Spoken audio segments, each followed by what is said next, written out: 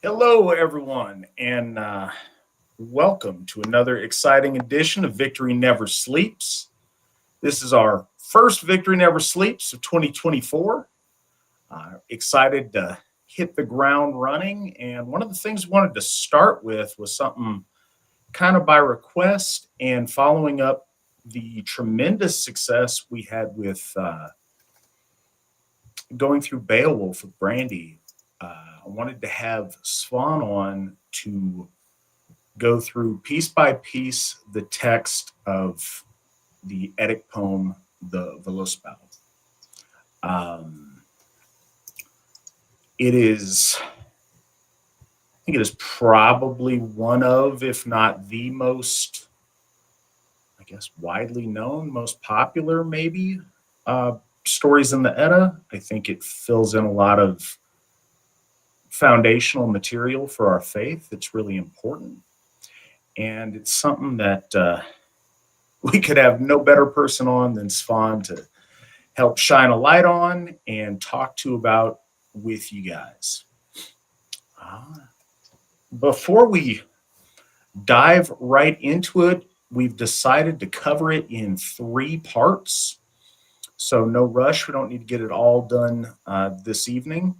We're going to have two more episodes, and Svan's agreed to join us, straight through for those episodes. So that's a special treat for us.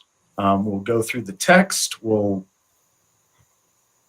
see how we want to do on questions that are directly pertaining to the text. And then we'll go ahead and, as always, we will answer all of your questions to the best of our ability. But during the text part itself, I think we're going to try to keep the questions we answer there to that portion of the text, but we'll see how it best works out. Also, we will interrupt and answer questions if you guys want to attach those questions to some donations, because we always appreciate that. So top of the show stuff, we are live on Entropy, YouTube, Twitch, Odyssey, Rumble, Twitter, and VK. We're going to be, we come out every Friday on Spotify if you want to listen to us that way. If you like what we're doing, you like what we're talking about, or whether you're Asatru or whether you just find it interesting, please like, share, subscribe, pass it around, recommend it to folks. The more of that we get, the better we show up in algorithms, and the more eyes and ears get our content.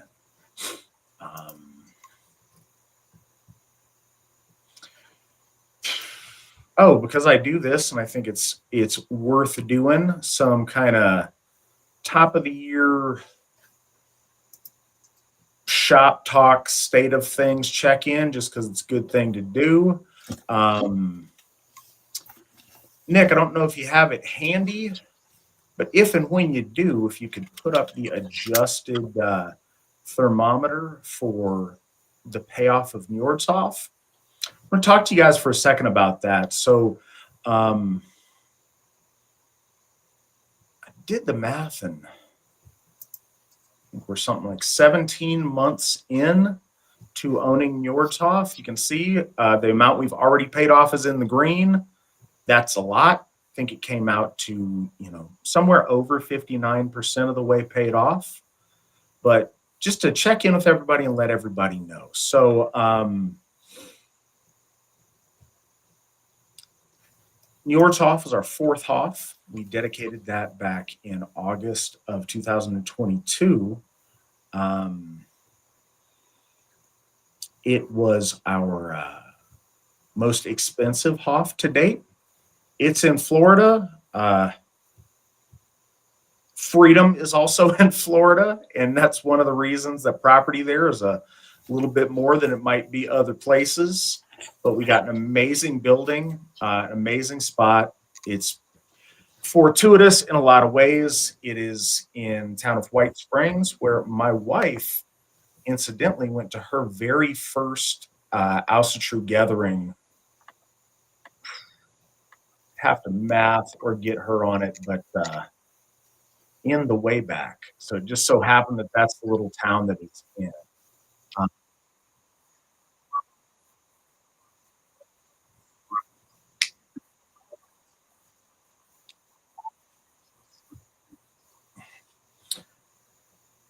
I see that. Disregard the erroneous numbers.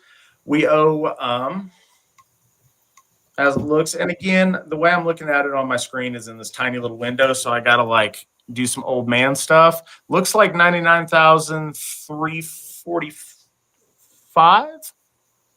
Hard to tell from here, but anyways, it's under that 100,000 number. We've been doing really well on it. We've made amazing progress in a short amount of time.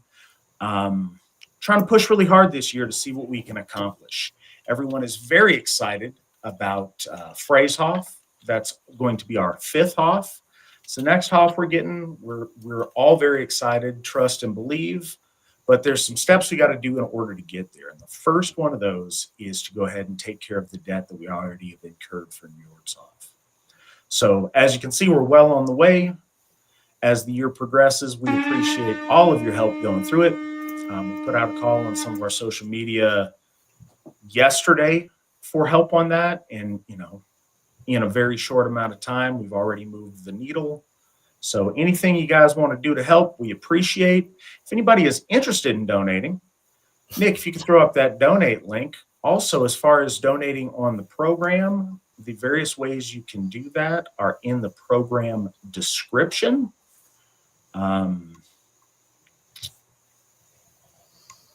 There you go. And as always, we really appreciate any help you guys can give on that. And we got one more thing, and then we can move into the meat and taters of what we're here to talk about this evening. Nick, if you could throw up the thermometer for Sigerheim as well.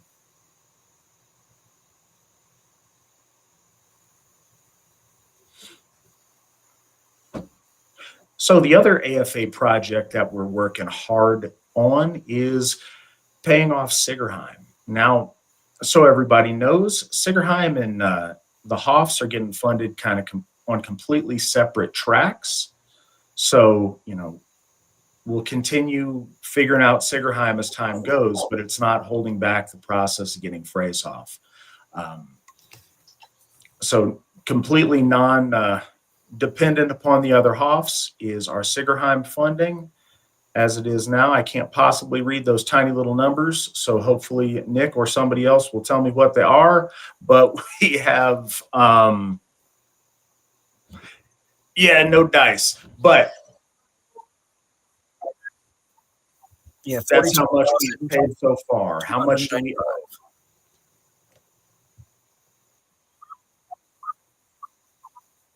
All right, so we were already making good progress on that. And keep in mind that's simultaneous to the other projects. So we're doing really well, and we appreciate you guys' donations. Just wanted to put that forward so you guys see where we're at, what we're doing, how we're going. And with that, a couple of things. Tonight, we will be, for the Völuspá, we'll be doing Bellows translation. So if you guys are trying to follow on the side, or read along and look at the same things that Svan and I are looking at, that's the translation we're doing. I am going to see really quick if I can send Nick a link here so that we're all on the same page, and anybody who wants to look online, if that's easier, this will get you there. And I'll send that over to Nick, and I'm sure Nick will have that up for us.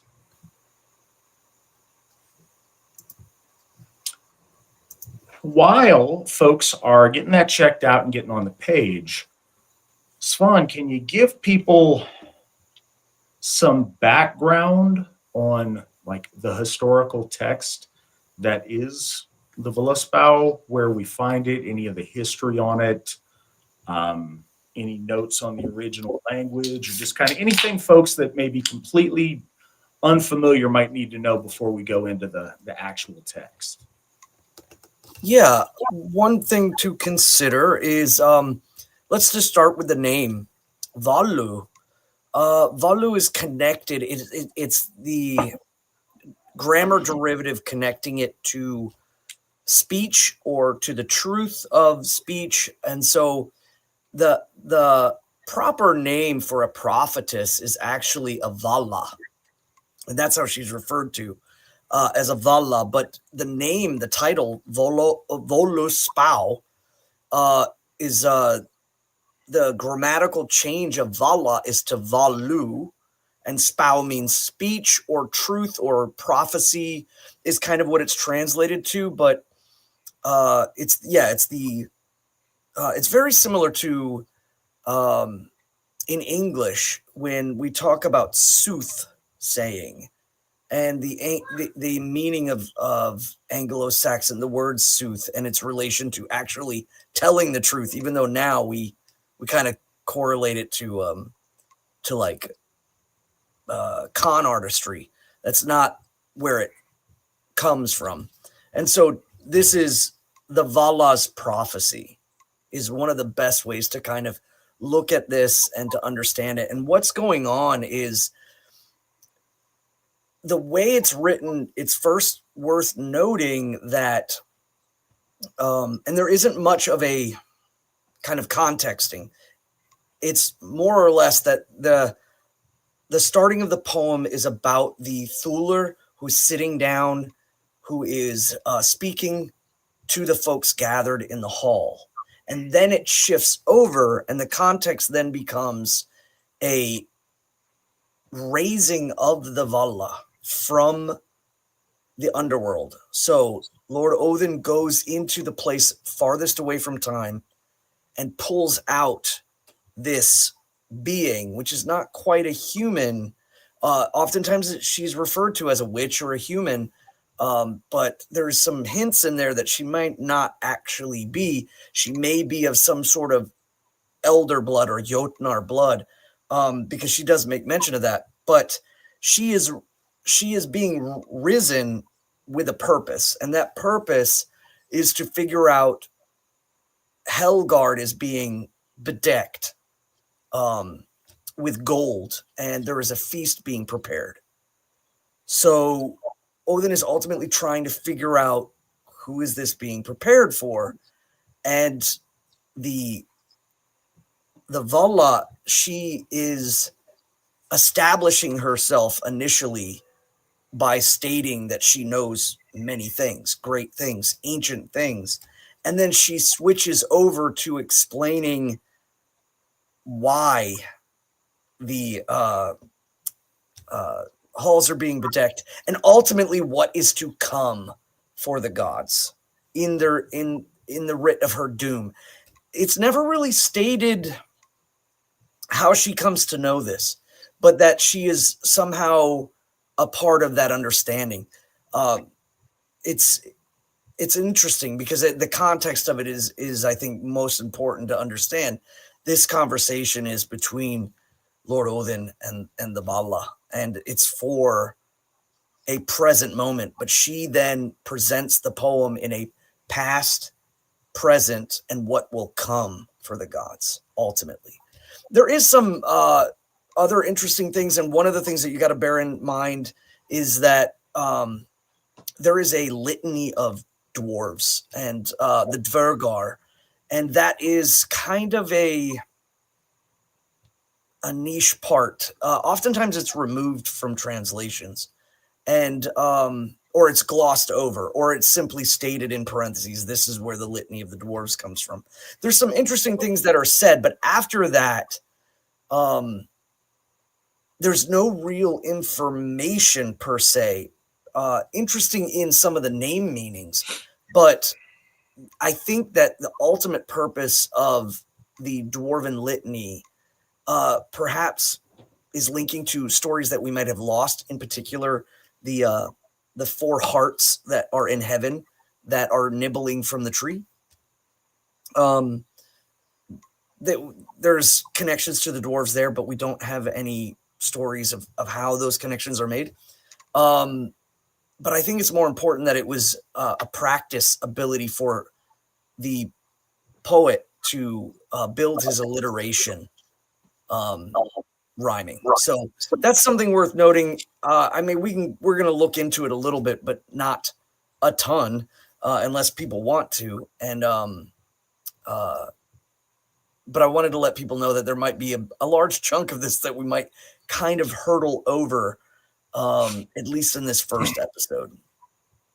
So, yes, Lord Odin is calling forth the Vala and trying to figure out what is going to happen now that Balder, the bold one, the greatest of the gods, has been slain by his brother, ultimately by the hand of his blood brother, which makes, of course, Loki a kinslayer. And now he has come down and he's raising her up to figure out what's going on. And she's establishing her prowess with history right out the gate. All right, to get us started on a auspicious note, Brandy just donated $20. Hail the AFA, hail victory. Thank you, Brandy. We appreciate it. Any donations we get here tonight are going to go to a good cause and get those things that we talked about earlier furthered. So we much appreciation for it. And Svan, with that, let's start with the first stanza. And tonight, the plan is to go to which stanza? 25. All right. So for those of you following along, go ahead and get yourself ready, and we will start with stanza 1. Yeah, so this part is more importantly to be seen as an intro by the poet, by the skald, by the speaker in the hall. And right away, it's kind of a calming of the hall to let everyone know. But there's some interesting things in here. So in the hearing I ask comes from the pause or to take note. Silence is some more of the proper translation is, I bid ye silence. All these holy beings. Now, in Bellows' translation, he uniquely says from the holy races. And again, that just brings up interesting questions. And a lot of that about translations is where we get some interesting points. And I wanted to kind of play that off of, and no reason for people to like scramble for this or what have you, but the Hollander translations, 1928, are very interesting too. But it's just, I wanted to make note of how translations can change things. Some of them can be extremely far off, and then sometimes they can hit the mark just right. So in Hollander's translations, it's hear me, all ye hallowed beings. Whereas in Bellows, it's silence I ask, all from the holy races. So I thought that was really interesting. The use of the word kinder for races. Kinder literally is kind of like it's not like, or it's kindir. It's not kinder like in German. It means beings or people of the hall. So silence I bid all the holy beings and the sons of Heimdall. And I think this is really worth noting that the creation of the proto, I guess what would be like the breath of Odin in the proto-Aryan or what would be the proto-folk. But it ultimately comes down to the most recent in the sense that in Rigstula, Heimdall comes down by generations or epochs, and those generations breed forth what they often refer to as the slave or slave structure. I've seen a bunch of very strange things. The economic status of Viking Age, but it's worth noting that the people that he visits are clearly associated with time. So this generational sense is important, but in this case, it may be seen as the strata of the Jarls to the thralls is kind of how this is being used. From Heimdall's children, both high and low, thou wilt, Valfather, that I will relate. So by your grace or by your power, I will relate these old tales of men long ago. And that first stanza is the announcement of the speaker and doesn't necessarily denote the shift. Now, some people have argued that this, the skald continues on, or that this is the Vala, but it seems far more flat than everything else that comes to follow. So I've always taken this to be the introduction from the skald telling everyone. So, silence and I bid, hearing I ask, from the holy races, from Heimdall's sons, both high and low, thou wilt, Valfather, that I relate the old tales I remember of men long ago. I remember yet the giants of yore. This is stanza 2. Who gave me bread in the days gone by. 9 worlds I knew, the 9 in the tree, with mighty roots beneath the mold. So mold is an interesting word because, again, mold is ground or soil. And I would, the references of using it in relation to soil. But this is where it gets kind of interesting. So most people are speculating on the idea that this is now the Vala speaking. Some people say it is not, or that the Vala was always speaking. But the 9 worlds, the 9 places, domains, the homes of things are kind of what's really being portrayed here. And that's, I think very important when we talk about cosmology and we talk about the way that Asatru formulates the worlds as like a circulatory system, with the roots being the drawback and all of time disseminating from heaven and kind of flowing from the top down. This is already kind of being used. So the concept of the 9 worlds is not something of like new Asatru or perhaps people trying to organize things. No, this is kind of known already. And that the tree being rooted beneath the ground.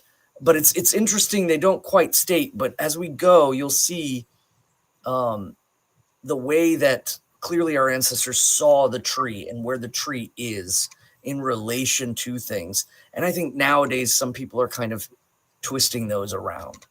A note before we continue.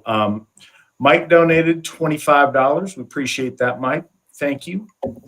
Yeah, one of the cool things about this poem that's very special is it's really a go-to in a lot of ways for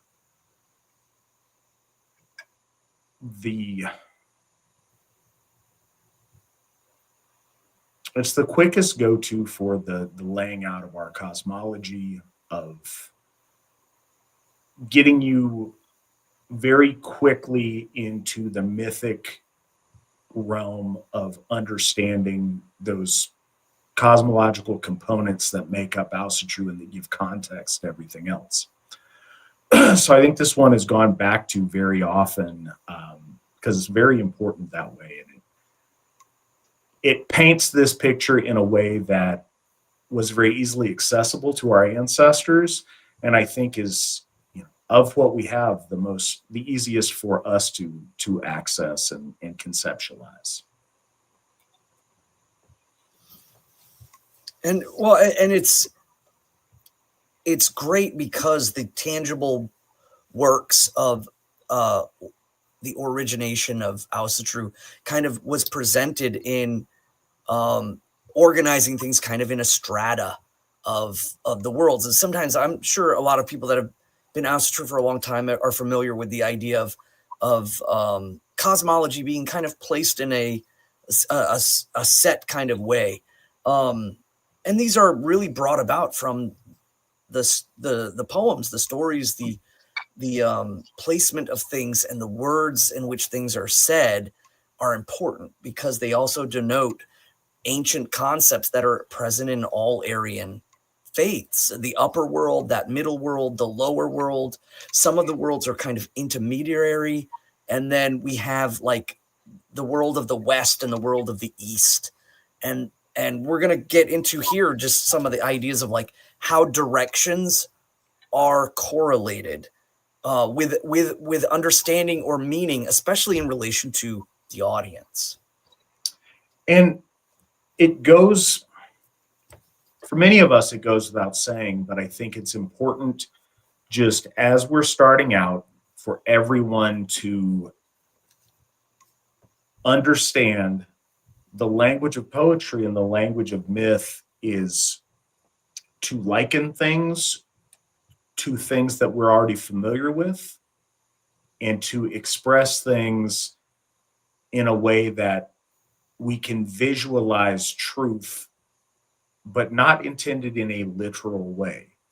In the same sense that, you can't go to the edge of each of these 9 worlds and grab the bark of a tree that you somehow, what kind of tree is it? Can you take a sapling from it?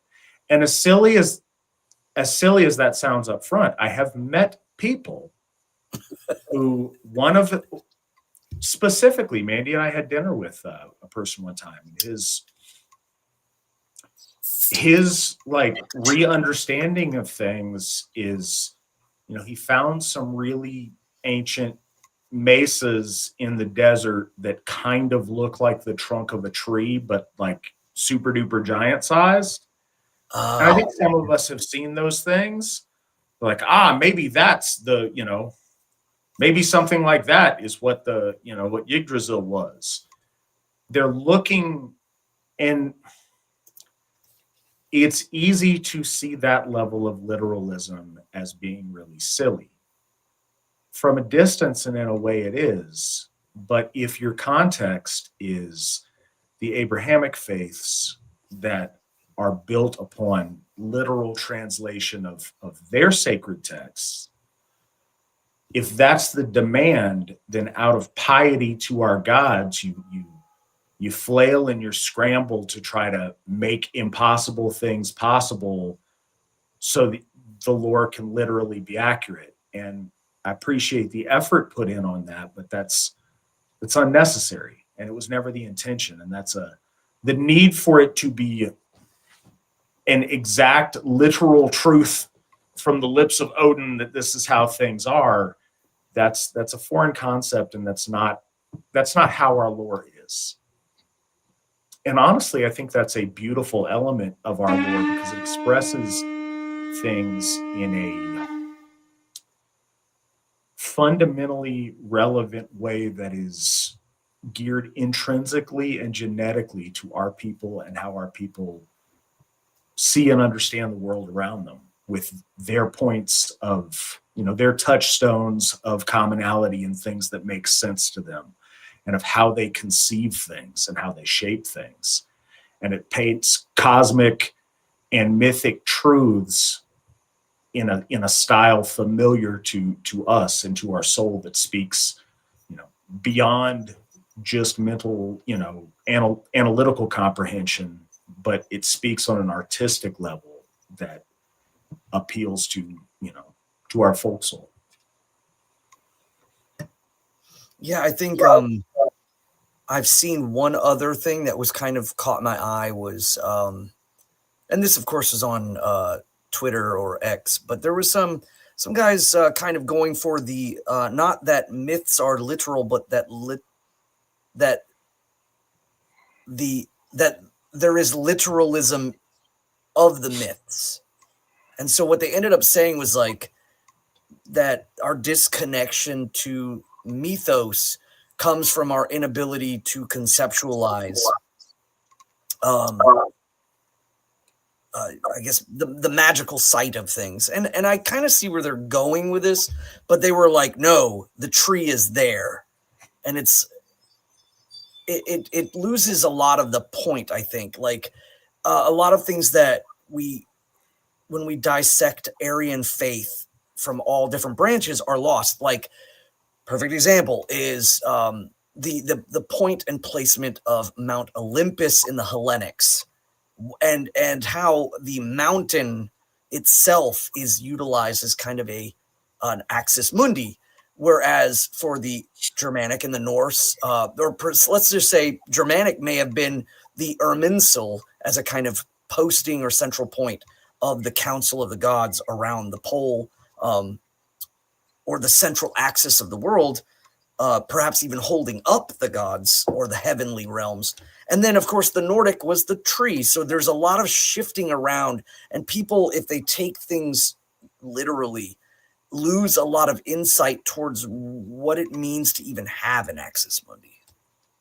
What does it mean that Aryan faiths have a central point?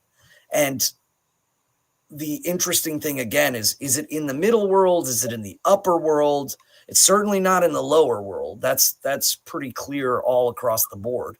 But it's just it makes an interesting point, and you lose that if you just simply say, the myths are not literal, but that we are literally to believe them to be literal. It was kind of an interesting thing.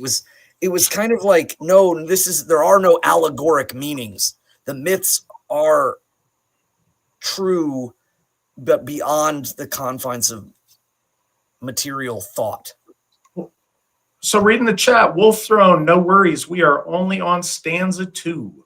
So we have just finished stanza 2. You don't have a whole lot to catch up on. A lot of it was just me doing some shop talk about fundraisers and stuff at the top of the year. So no worries. Also, I just want to acknowledge a $21 donation from Charlie. Thank you, Charlie. We appreciate you guys.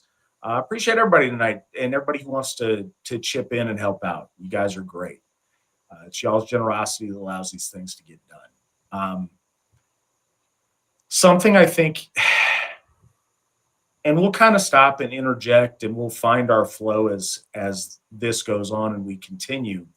But something else that I think is important to, inject early on when we're talking about the need or lack thereof to force literality or to force, to force things that aren't intended because of someone else's model. One of the things that many of us learn and that's most appealing to us about Asatru is you don't have to do the mental gymnastics.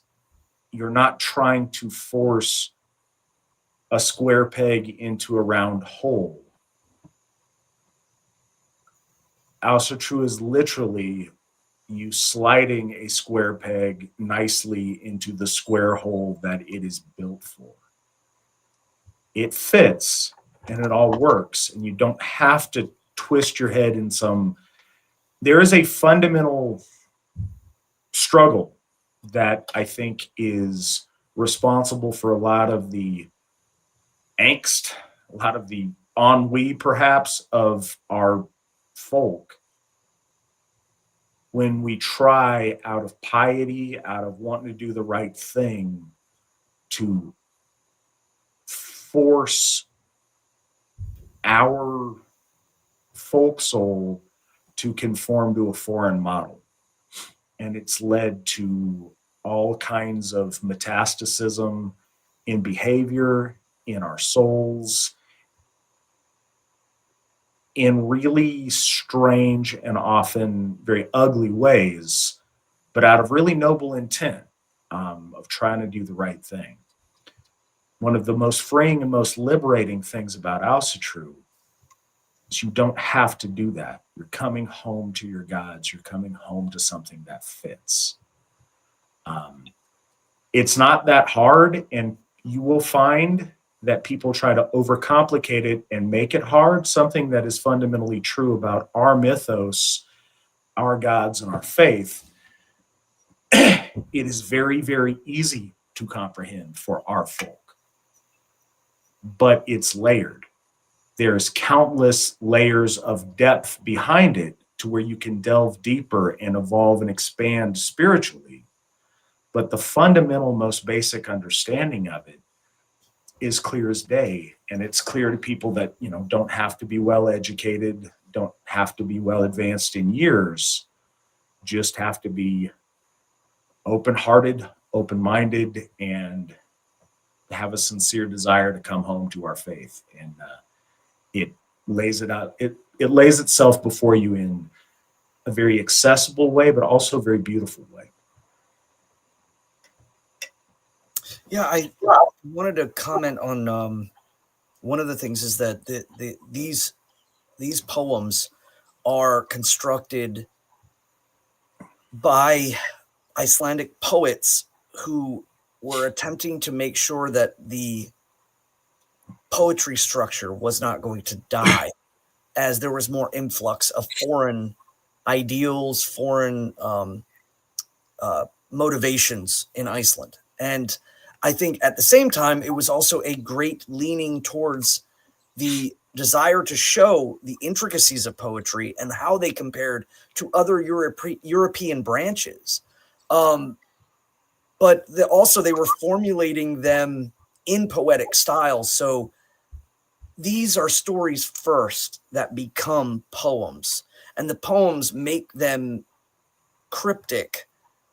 One of the things that's, the stories and how they formulated, I imagine too, is before they were strictly poetic, is that at some point the poetic formulation started to come about long before writing, and they were memorized in this way through a alliterative sense, but they were still adaptable. And I think that after this was an attempt to make things solid, and but there was other reasons. So this isn't a Bible. This isn't like you said, Lord Odin coming down and transcribing or speaking the word, this singular truth. It's not that way. These are kind of known as, when I'm reading this, it's that this is a kind of a culmination of many, many years of poetry, and before that, many, many years of storytelling. And that makes it interesting. So following over in the chat on the side, and again, I know we're spending a long time on the first two here, but we're laying some really important foundations, I think. Vromage 14 makes the point that the myths are symbolism, but the gods are real. Those two concepts aren't some kind of juxtaposition. They're not in opposition.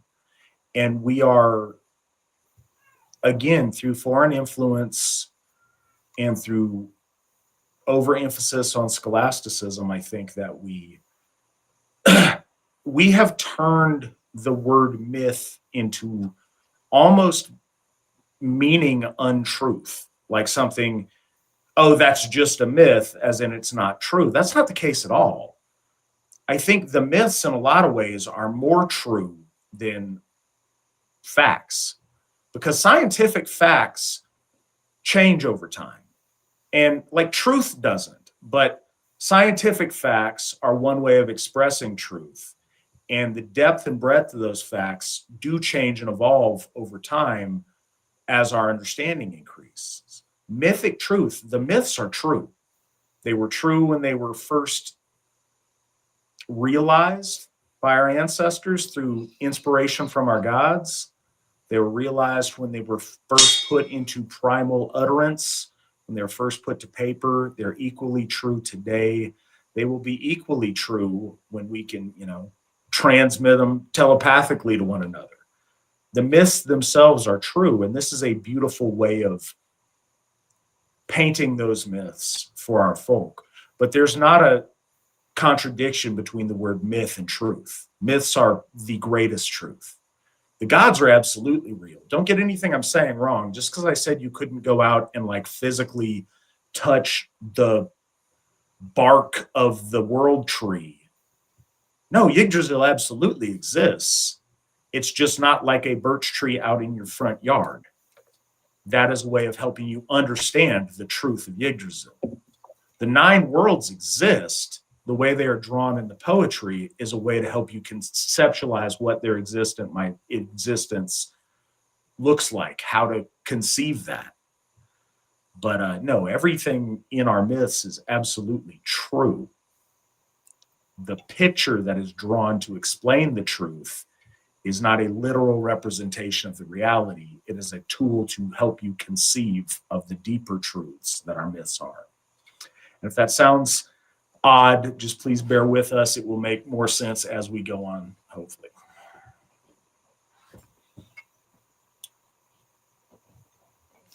So I want to go more into that, but I'll go more into it later, maybe in a couple stanzas. But there was something you said in there too that's I think is really interesting. But we can bring that up in just a second. So while we got it, Chris Lucat, $10. Thank you so much, Chris. We appreciate you. Svan, without further ado, can you read stanza 3 for us? Yeah, of the old age when Ymir lived, sea nor cool waves nor sand there were. Earth had not been nor heaven above, but a yawning gap and grass nowhere. Yeah, this is the starting of an understanding.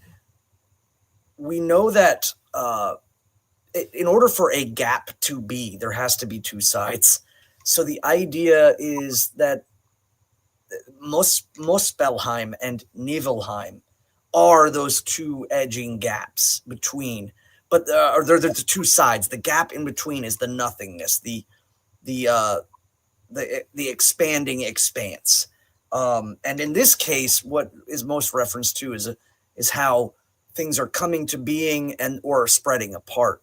And it's really just emphasizing again in the ages old, where Ymir dwelled in the gap. There was nothing. There was just the proto. It was Ymir. It was Yggdrasil. So oftentimes in the stories, when I tell my stories, I talk about Yggdrasil and Ymir in the mist of the middle, or the gap of the middle, as the mists from Niflheim, or the water and the torrents of ice and primordial is heated by the heat of cosmic creation or radiation, if we want going in that interesting perspective, is that's what creates the matter in the middle. And that matter in the middle formulates into Ymir and Yggdrasil and ultimately Audhumla. And there we have our first tripartite, which is something that I continually bang on there. But yeah, so of the old age when Ymir lived, sea nor cool waves nor sand there was. Earth had not been nor heaven above, but a yawning gap and grass nowhere. And then the Vala kind of cuts immediately to the raising of the land, the lifting of the soil of the earth, or the flesh of Ymir. She doesn't go into the slaying or of the specifics. She just kind of sets it immediately. Bur's sons. Then Bur's sons lifted the level land in Midgard, the mighty. They made the sun from the south. It warmed the stones of the earth. Green was the ground with growing leeks. And this again is establishment of all of the slaying of Ymir and all of that which comes to be, the torrents of the blood, the formulating the stones from teeth. These are covered like in the Gylfaginning, but in this poem, it's already known that the audience would be familiar with these concepts. So it's being quite matter-of-factly placed out there. And I wanted Sorry, to go say a word on Gnungagap for a second. There's some, I don't know, scholarly debate on a little bit of the etymology, but the prefix of Gin in Gnungagap is often used as a prefix that relates things to the gods or holiness or magical might. And so, yes, it's a yawning void, but it has the implication that it's potential. containing magical essence, containing the magical potentiality for things. And this concept will harken back to at different times, but the idea of the primal wellspring of existence and of creation being a source of creative magic, a source of creative holiness that goes into the animation of our universe with might, with magic, and with holiness. It's also worth noting, just going back to that part, the yawning or the great potential of it is separated in the translation. The gap that is of a yawning potential or a sense of something to come or that which is moving apart and that things are welling up within it. But there's also another part too that, and this was from a conversation a long time ago. Nor in heaven above, the word heaven, most people might think the translation shows some sense that heaven is like a Christian word. It is not. The Nordic word is himmin or himminya, but in old English, it's heoven. And so they have the same root. The word heaven is a Germanic word, just like the word God, just like the word hell, all of these things. So I remember someone saying, I kind of bristle every time you say heaven. Why are you saying heaven? And I was like, because it's our word. I'm not trying to say like, oh, we're taking it back. It's just that, like so many other things, when we get into the fact that the Bible is, was written and utilized with Middle English and at that time, we still have to understand that the poems, as they're being translated, they're using older English words. Sometimes they're doing that. Other times they're not, but they're utilizing that in relation. So you find the commonality in there. Just considering about when those times were, how they were speaking or what they were attempting to translate to, because there's ideals. These stories and translations are coming around the late 1800s, early 1900s, being formalized into English and into German. And again, Middle English is already an older form, but you can find better translations with certain things like thou and thus, even though they're not in common usage anymore. So I just wanted to bring that up. Him and Yah, heaven, the upward heaven.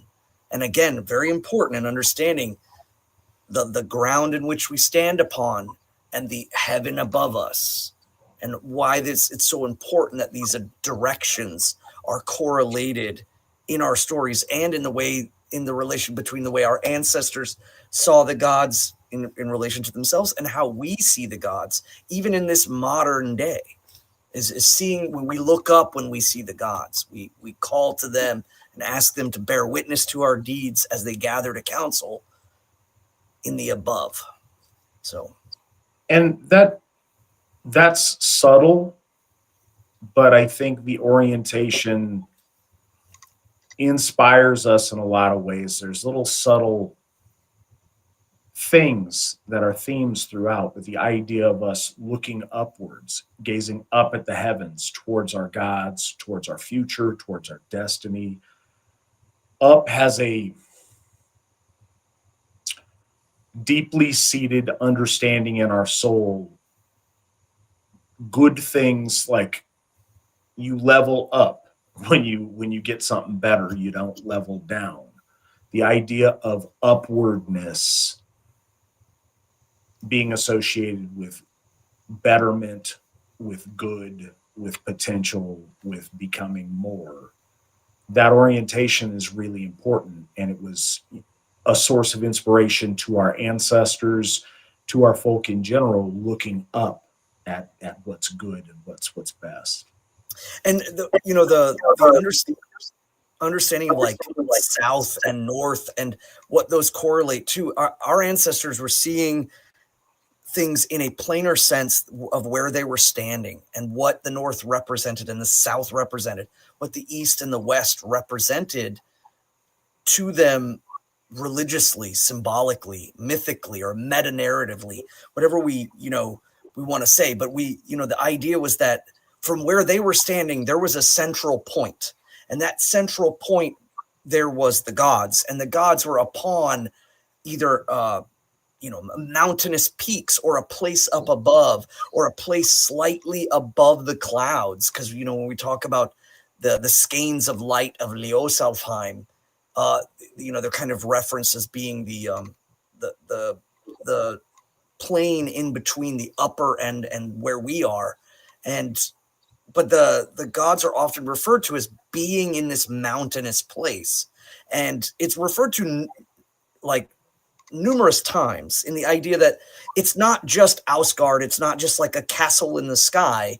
There is a land around it, a place, these mountains where Heimdall resides, where the tree is, where the well is, where Loki, pulls the stallion off distracting when he's making the walls of Asgard. There's a place outside. So the heavenly world was seen as kind of like an upper world, perhaps on a mountainous sense, that was surrounded by the tops of the mountains, that in the center there was this great land, or this great valleys, or numerous valleys. And in the center of that was the tree. And the tree's roots go down into that land of heavenly being. And then those roots go to where no one knows. It's not quite known by everyone where those roots go. And that's because they descend down into the realms unseen. And to note, they're not in the earth, they're not in the Yard, they're not in Midgard, but they are in the middle realm. They're just in Jotunheim, in the place of the primordial, and where things are kind of being pulled from. So I think that it's worth noting that like our ancestors saw that as like, when they thought about the gods, they thought about the gods in this upper place, this perhaps on the peaks of mountains. What mountains? It's not really specified. It's not like Mount Olympus or something like that. It's more or less seen as an undisclosed place in which again, the Rainbow Bridge, which is a shimmering path, is not seen as every rainbow, but that the shimmering path is likened to a rainbow that extends up into that upper world. And now we see that as these points are, again, symbolic or allegoric to understanding we've always seen the gods as in the place above. Yggdrasil is in the place above. The Norns are in the place above, witnessing through the well. So that's something we're going to be seeing and re-emphasizing over and over and over again. Or I will, at least. Also, I suppose before we hit stanza 5 here, we have a additional donation of $10 from Ryan O'Ryan. I'm working on winning the lotto for you. 10% of millions. I won $20 today. Here's some of it. Hail Freyr, Galder Fehu for more. We appreciate you, Ryan. Thank you very much for your donation. Also, while I was reading that, Nick sent me that Alcy Miller donated $15. Thank you for that. You guys are being extremely generous tonight. Thank you so much. We really appreciate it. Yeah, remember too, the bounty you receive and the bounty you give, like it's equal. If he mentioned Fehu, that's the point of Fehu is circulating that wealth. And when you do that within your faith community, I've talked about this before. I'll talk about it again. We talk about cycles, but even though things move cyclically, things spiral upwards when you do right action at the right time. So being generous, sharing with your folk, contributing to stuff like this, it spirals, and that money, the value becomes worth more than the sum of the dollar bills on it. And we've seen that. It sounds fanciful, but we've seen that time and time again.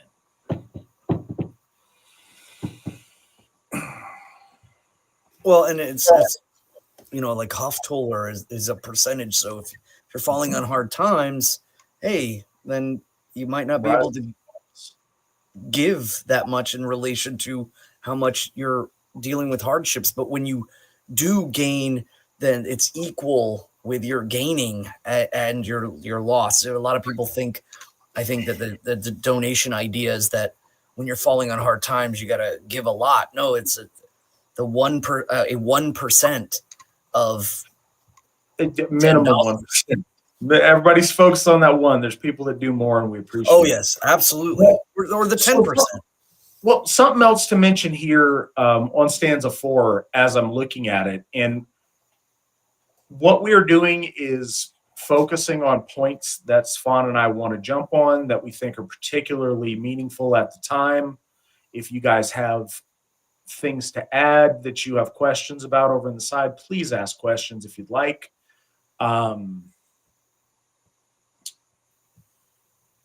And then I wanted to just kind of mention, so that is to say this, as I mentioned, there's layers. We could go over this forever, and there would still probably be little pieces here and there and points of connectivity to point out. One thing that just kind of stands out before we hit number 5, though, is the point about, and green was the ground with growing leeks. The idea of the leek. Herbally, to our ancestors, the leek was a special plant. There was a lot to it. It was associated with healing.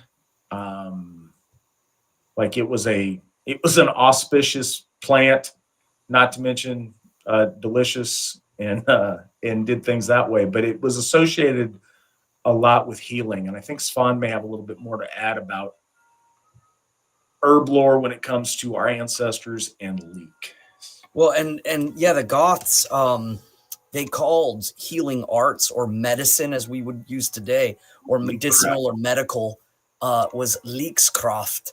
And it's kind of argued as to whether or not they're referring to leeches, but a lot of people speculate that the leeks part is not about the transference of blood or fluids, but medicinal sense, and that in correlation to healing salves, balms, and soups. The leek is the cornerstone of most of the medicinal practices of the Germanic people. But it's also worth noting too that the leek is a broad term for, like, garlic was oftentimes just referred to as the spear leek, which is why gar, which means spear, and lick is a leek. It's the spear leek. So just the sense of leeks in and of themselves, the sprouting green vitality. A lot of people think too that Lagus, the rune, the symbol of it is a leek, rising up and kind of wilting at the end as it sprouts from the ground. And there's heavy connections towards healing in relation to that rune. So it's one of the holy rivers in heaven is called the Leek River, or the sprouting river. Some people translate it as to the spear river, but it's more likely in reference to garlic or to the sacred plants of medicinal healing. And I think that goes in concert. It's not necessarily specifically garlic, as the word leek has a lot of tendencies towards health, healing, and vitality. So it was natural that they would, choose that as a reference. So next we move into another interesting point that I wanted to bring out, is that I think if you read Alvismal,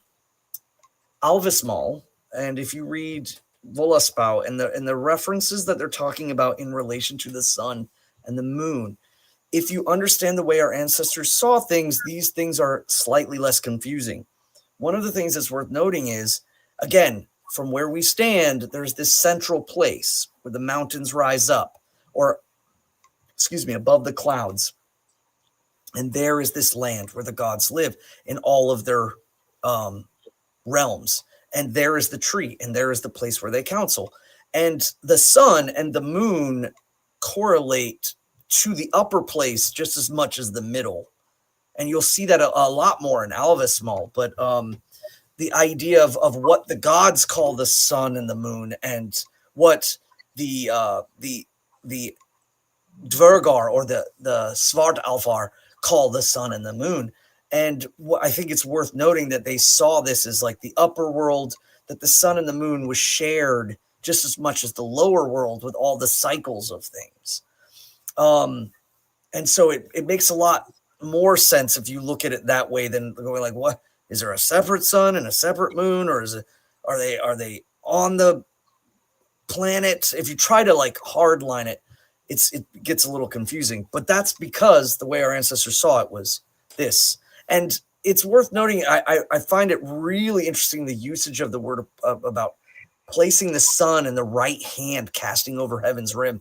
This is specifically correlated to northern climates. But so, yeah, stanza number 5, the sun, the sister of the moon, from the south, her right hand casts over heaven's rim. No knowledge she had where her home should be. The moon knew not the might was his. The stars knew not where their stations were.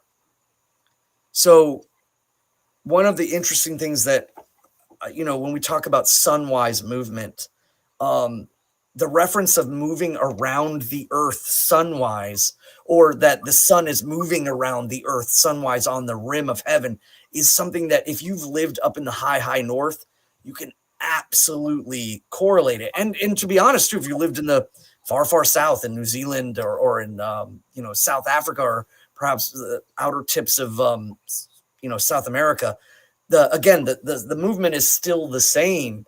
But from the correlation at the time, they were talking about the idea that the sun's rimming edge, especially during midsummer, when the sun never sets, just rotates around. I think that's a really hard concept for people who've never been up there to get, that there's a time in the year in which the sun never sets, and we are always kind of in a ring of that light going around as the earth rotates.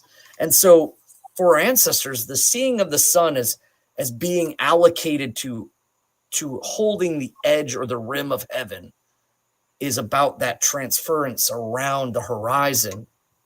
And what this stanza really is talking about is that, again, kind of glancing over some of the details, but the idea that the gods set into motion all of the things, which translates really to correlating Ymir, correlating the body, the middle guard is being correlated to all other things. But again, they saw it as the things were being correlated, perhaps even separately. The stars did not know, and then they were to know their stead. The moon did not know his stead, and so then he was given that knowledge. It glances over some things, the origins of Suna and Mauni as in relation to meta narrative. There's two kind of placements.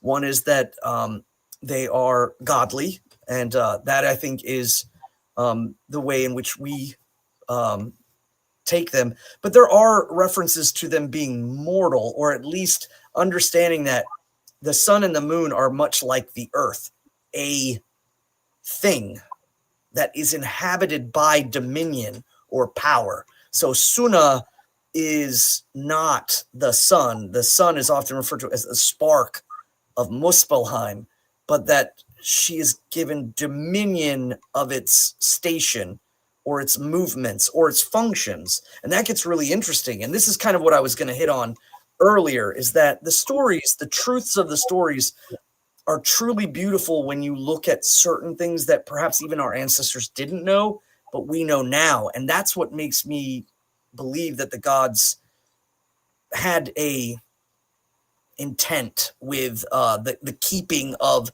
these stories and the knowledge, knowing that they were going to be kept in the state that they've been preserved, and that kind of correlating with the knowledge that we gain from other sources.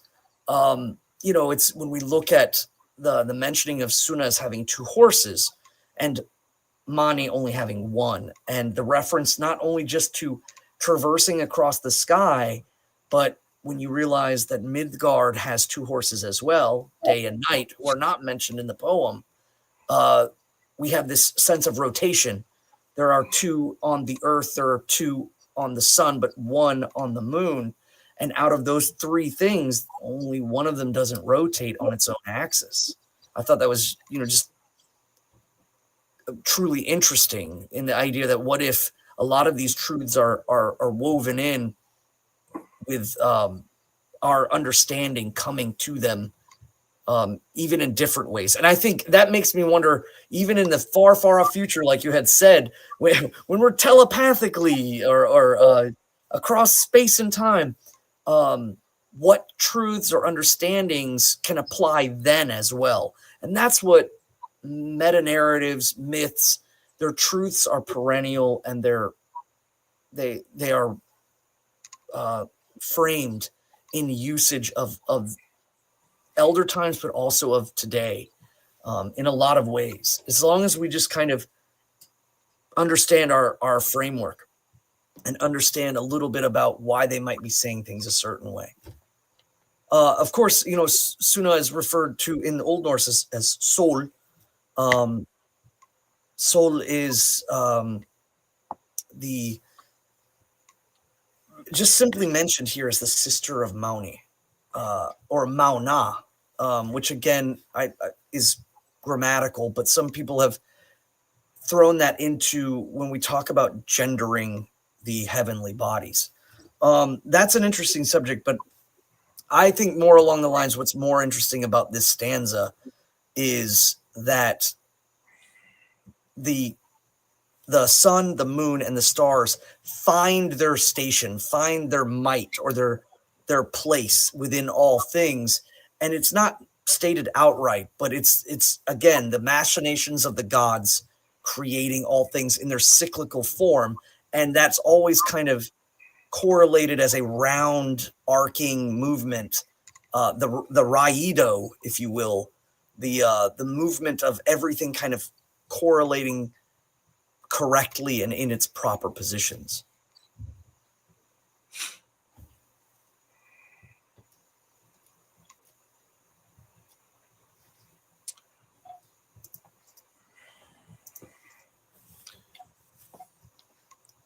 I don't know if you had any.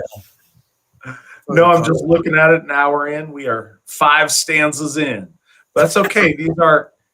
This is really important, and I'm glad we're doing that. And we came up with 3 parts today. We can call it and do it in as many parts as we need to. It's not we're not bound by time on it. I'd rather do it right than do it quickly.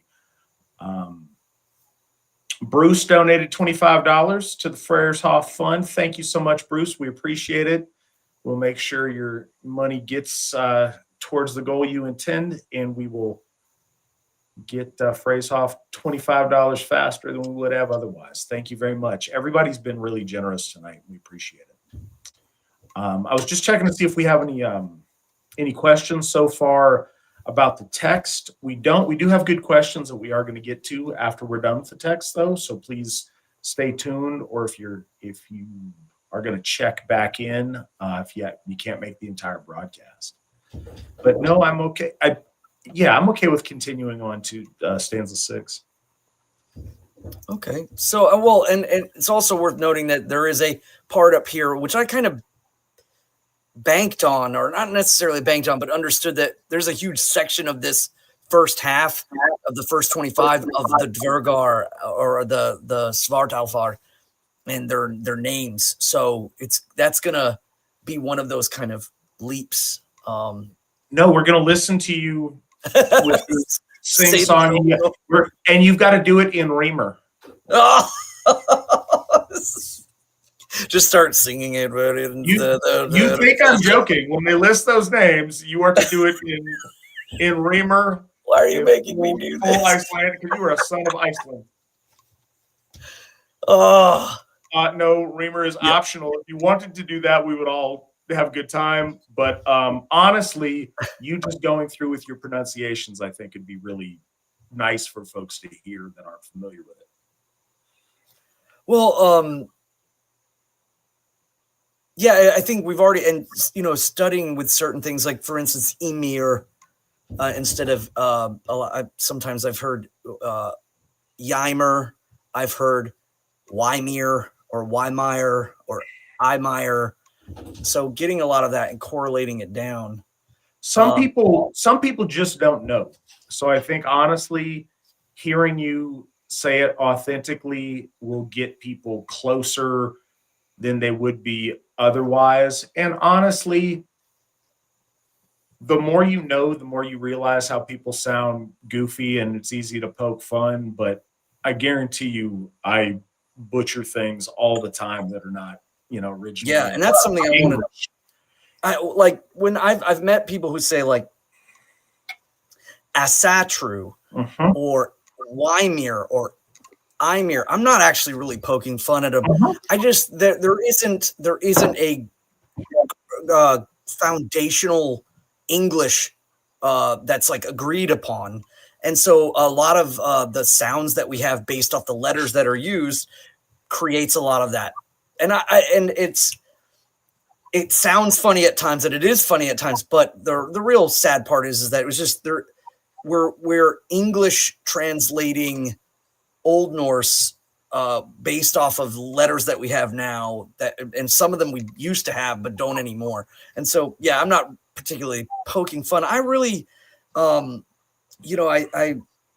if people were to say like, hey, the Y in the beginning of Ymir is always like a double E sound, then people would kind of be understood. Well, and there's a range of getting it kind of wrong, but American, and then just getting it yokel hillbilly like silly wrong.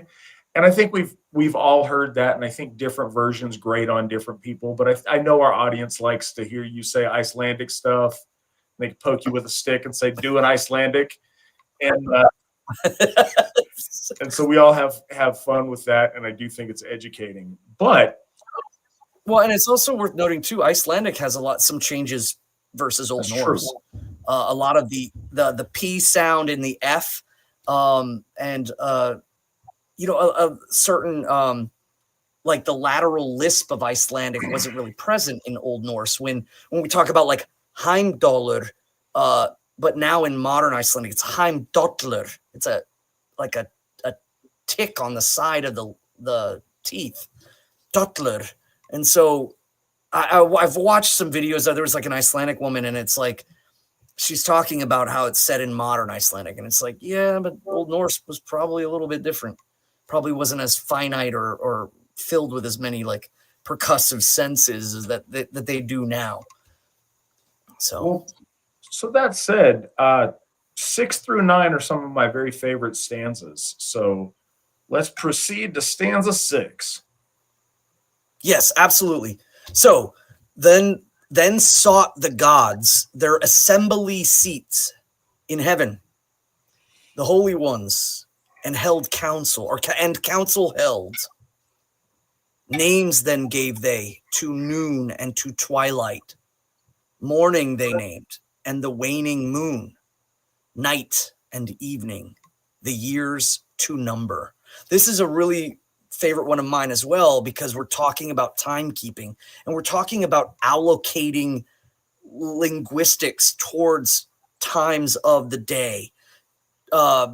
Again, I've mentioned it numerous times. Our ancestors counted and marked the day at sunset because of its functionality. And currently, in our, and I would say even in a better sense, we see it as midnight now because we have the ability to count hourage to precise increments. And again, the sun rising and the sun setting are so important to our ancestors in the way they marked days.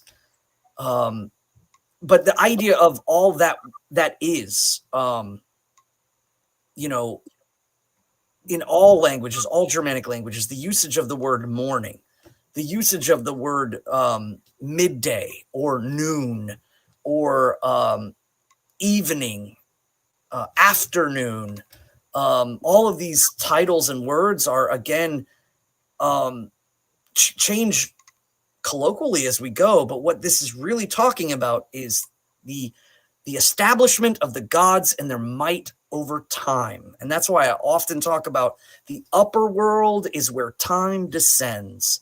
And it's not necessarily like a pouring. I'm saying that from the pinnacle or the zenith or the top of the ordering of time and structure, along with weird, which is in essence inseparable, descend and begin here with the gods and the way that they order these things from their council seat.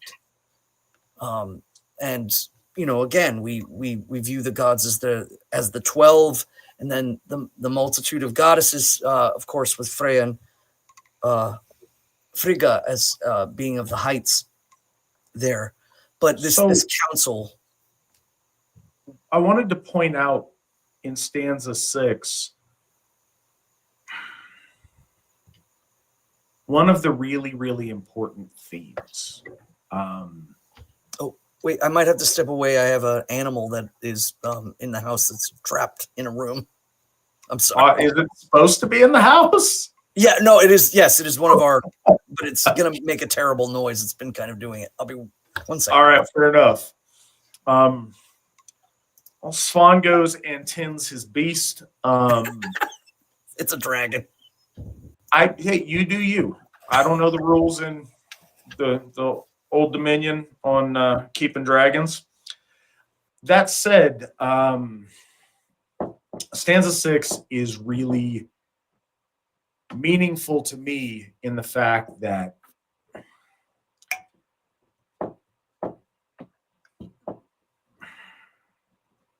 for a long time and I've spoken on this many times, people embraced Asatru as the anti-Christianity or the anti-organized religion. We don't like organized religion. We like mud hut, chaos, animism stuff. And one of the things that they rejected was this idea of good and evil, and tried to contextualize everything. But duality is important, and it always has been to our ancestors. It may not always get phrased as good and evil per se, but what it does get very often illustrated as is order versus chaos.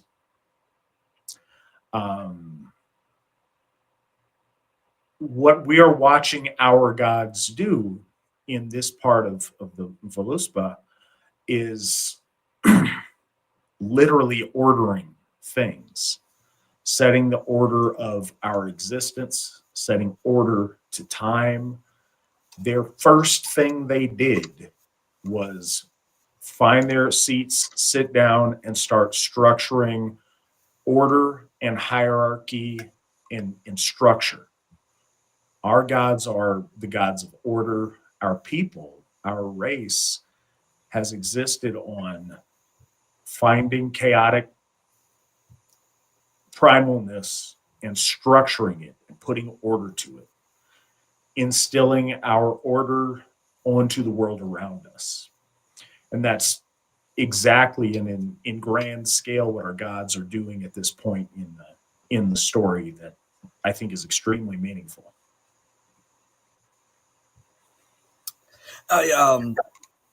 I just noticed for people who might be listening and not seeing, there's apparently a Disney version of me out there now on the step away screen.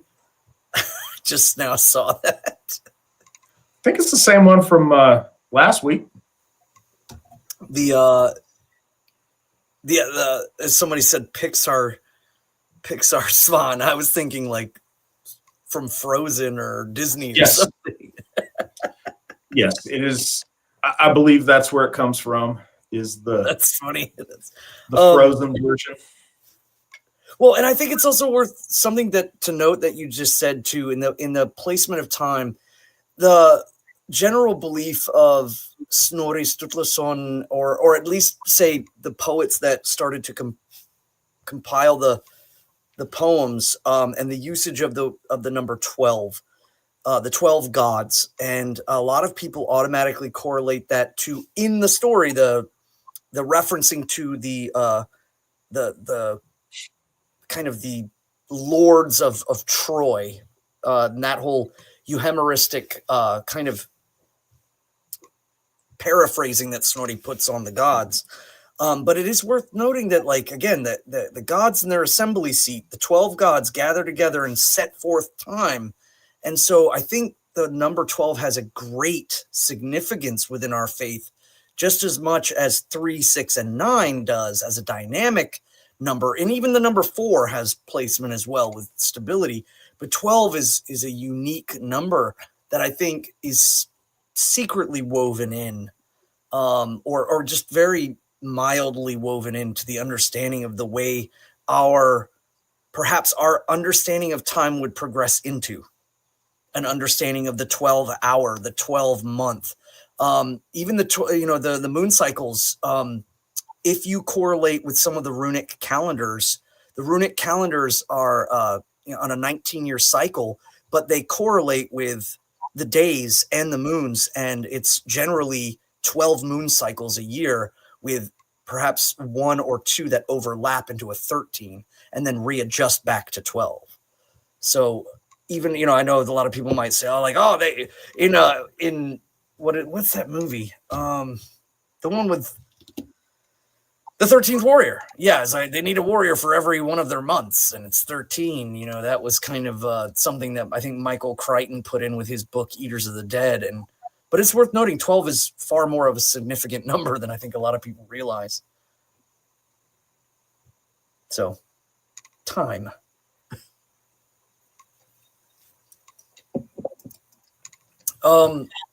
Stanza 7. At Eithavoll met the mighty gods. Shrines and temples they timbered high. Forges they set, and they smithied ore. Tongs they wrought, and tools they fashioned. When we talk first out the gate, Eithavoll, Ida means work.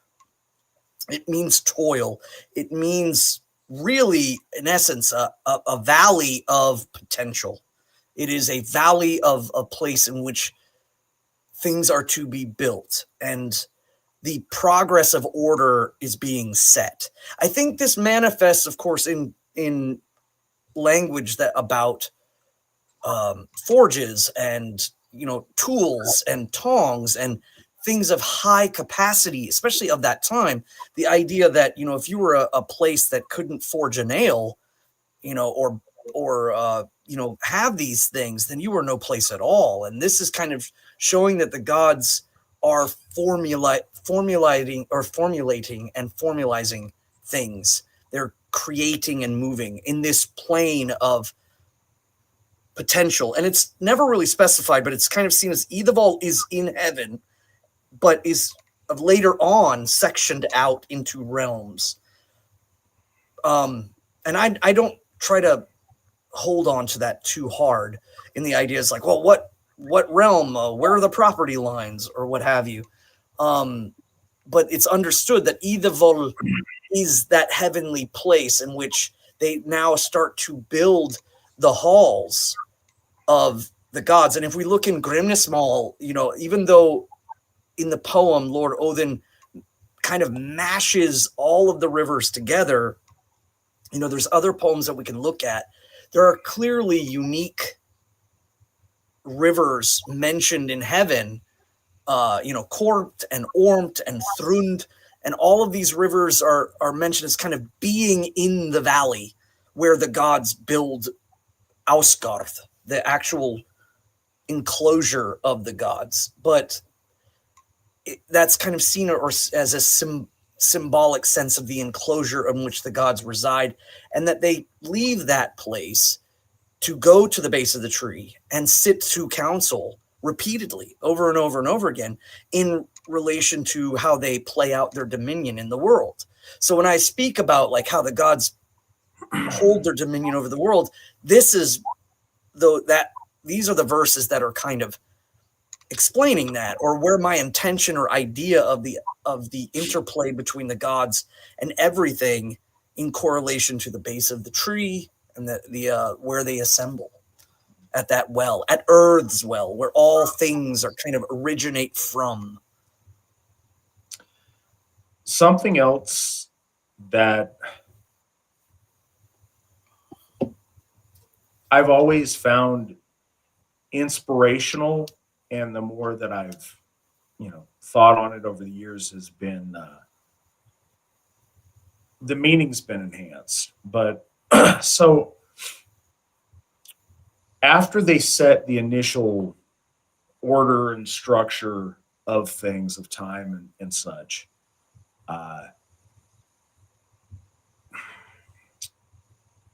so they set these kind of abstract framework things, and then they met on the plane of action where things occur. And what they did there first was set up shrines and temples, and they timbered them high. They set up forges, they smithed ore, they made tools. First, just this idea of what do you do when you come to power? You build things. You build special things for holy purposes, but you build stuff. The impetus to build instead of to tear down, or to, mete out punishment or destruction on something. When the gods come to power, the first thing they do in their new realm that they've created is to build beautiful things. And I've always been inspired by that, just in ways I would like to see Asatru do things as we come into our own in the modern world. What do we do?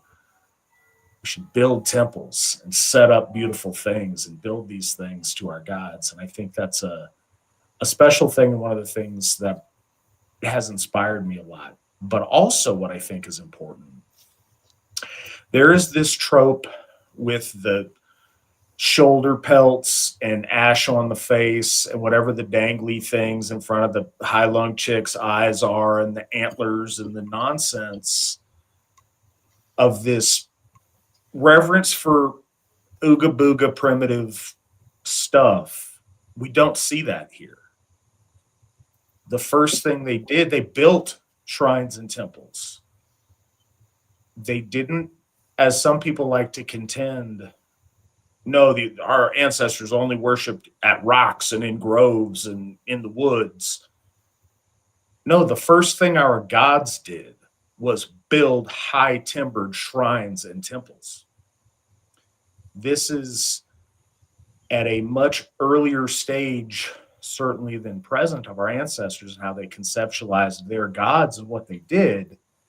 Everything we've seen in this poem thus far is the gods taking primitive and raw nature and breaking it down and shaping it to their will with technology, with stuff. They made tools.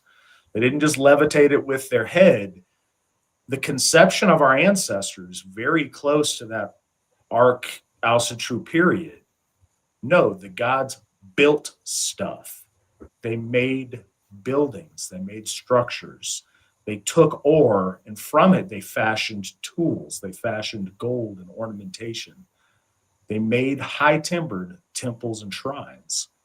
We look back in history, and a lot of people will take a reflection of the very end of the Asatru era of the Germanic tribes in a very primitive state, and comment as if our ancestors didn't build holy buildings, because what the Germanic tribesmen had in comparison with, the Via Sacra in Rome was obviously of a very different magnitude and a very different quality of architecture.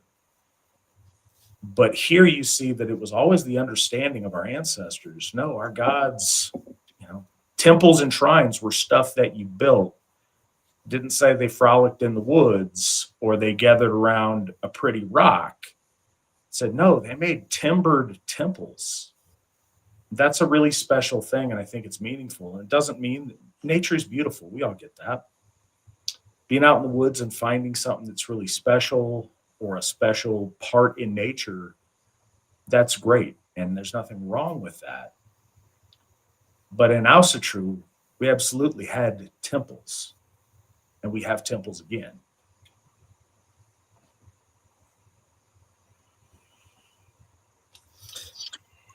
It's something that is going over here in the chat with Vril Mage. Who did the gods worship in their halls? Or is it talking about our earliest ancestors? Well, I think that one of the things worth noting is, and I've said this often, is that what happens in the halls of the gods happens too in the hearts of men. And this applies to a lot of things, including the binding of Fenris and so on and so forth. I think that it's worth noting that it's a correlation by the poets to correlate the gods towards achievements in mankind showed their advancement, especially when these things were not easily attainable. So the idea of the gods building shrines and temples, building tools, and making ore are specific towards the idea that they're correlating the gods to those who are listening to the poem and knowing ore is hard to get. These are advancements. These are things going on. The gods are advanced. The gods are doing things, and they're doing things before everyone else. So I think that the point of it is correlation, not necessarily to say, oh, the gods are worshiping something in the shrines. The gods are worshiping something in the temples. No, in essence, the gods are acting like advanced humans, or that the audience is picking up that the gods are advanced like they see advancement on a scale. And that scale is, again, if you have temples, if you have shrines, if you have the ability to make tongs from ored iron and things of that nature, are continuously emphasized in order to kind of lay out to the audience that the gods are hyper, up to date, or even, they're civilized, they're organized.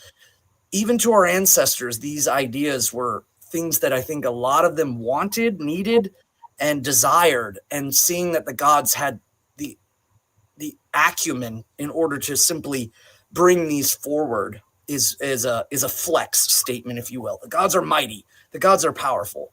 But how do you state that without kind of, again, correlation to the time?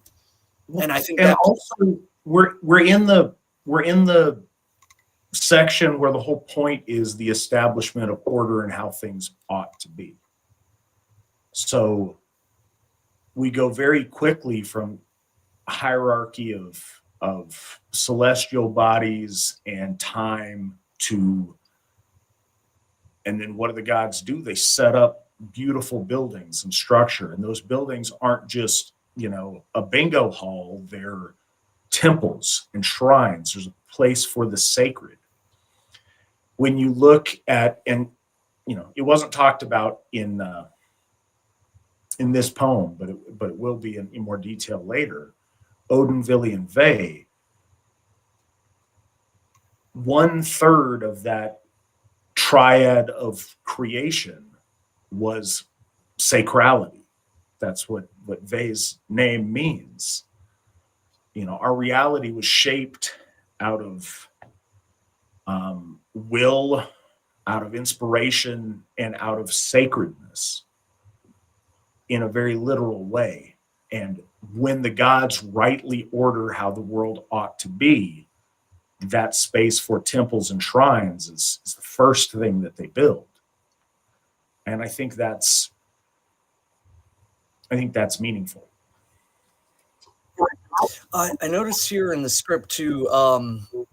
Let's see, Uncle Krampus. Migrating people tend not to build structures of permanence, and I think that that's interesting because one of the reasons why we know about some of the early Aryan migrations, or not earliest, but Iron Age, cusp of bronze and iron, moving in is because of the Kurgan burial mound, and so I think that it's kind of a broad stroke brush if you say they're not building for permanence. I think sometimes it's worth noting that for occasions of death and occasions of honoring the gods, they built structures. It's also worth noting that they oftentimes reutilized megalith, areas, but were often had those places seen as perhaps elder places or places that they would build their own. And again, there's other things that we might not even know. They may have built shrines and temples out of things that just don't stand the test of time. Kurgan stand the test of time, and of course the megalith circles and stones stand the test of time. But maybe they were doing things based off of what was available to them. Icelanders ended up building a lot out of stone simply because there wasn't a lot of wood. Well, and a couple other things to consider on that. The Germanic tribesmen that the Romans encountered first at that period and in that place were wandering, nomadic. They had been pushed and by the environment and by neighboring tribes. They weren't settled. It wasn't the height of some great Aryan kingdom that was the ideal. No, it was wandering refugee tribesmen that were fighting amongst themselves in a, non-ideal state. But just because that's the stage they found them doesn't mean that was the folk ideal. They remembered and talked about those kind of things, those structures, palaces, great things. And when you look back in the history of Aryan peoples, they have those at different times. When you see, even at that time, when you see the culture clash between Rome and the Germanics, they're both branches of Aryan people that harken back to these most primal truths of creation. Clearly, other branches of our folk were prolific in building magnificent structures. But they did it in a way that did stay over time. One of the things that we very often see is the wood used in Germany and in Scandinavia to construct structures would rot over time. It's one of the advancements when you look into the building of the stavkirke. The staves originally were embedded into the ground, and that worked really good for a while, but eventually it rotted the wood. One of the later innovations pretty close to or right at the Christianizing period in the North was to start putting those buildings on stone foundation so that the rotting didn't happen. But it's one of the ways that they identify hofs and temple structures archaeologically is finding post holes in the remnants of where posts would go, but wood doesn't stand the test of time the same way that marble does. Well, and he's talking about in reference to Tacitus or Tacitus. I think it's worth noting that the migrational period causes adaptation. And I mean, we kind of see two ends of it when we talk about Tacitus's observations of the Germanic people. And he talks about how they don't put their gods into human form, versus Snorri and his euhemerizing of the gods as kings of Norway or kings of Sweden. We see this kind of two sides of the table. I think it is also worth noting too that Tacitus was probably taking a jab at the Romans themselves, because the faith of Rome and of Greece and just of the Hellenics was changing in and of itself. There was a lot more of a artistic representation of the gods, and not everyone was keen on that. And ultimately what it led to was the gods by the philosophers kind of turning into soap operas and dramas and plays and things. And so he's kind of at the front end of the slippery slope argument. And that's an interesting thing too, just in Germanic studies in general. That's the purpose of a lot of Tacitus's writing, and admittedly so, and well known at the time and since. What he did, not that it was, dishonest, but he wanted to point out, I guess, what would become the ideal of the noble savage. He wanted to point out the decadence and decay that Rome had become by his time, with an earlier stage of our folk where, they were more in touch with, the more primal element of our faith. And he was pointing out primal virtues of a more virtuous stage in the development, hearkening back to Rome's own earlier period when those virtues were more valuable. And as they got more rooted, more civilized, and more decadent, those disappeared. He even makes those comments in, annals quite often about how far Rome had come from its glory days of when,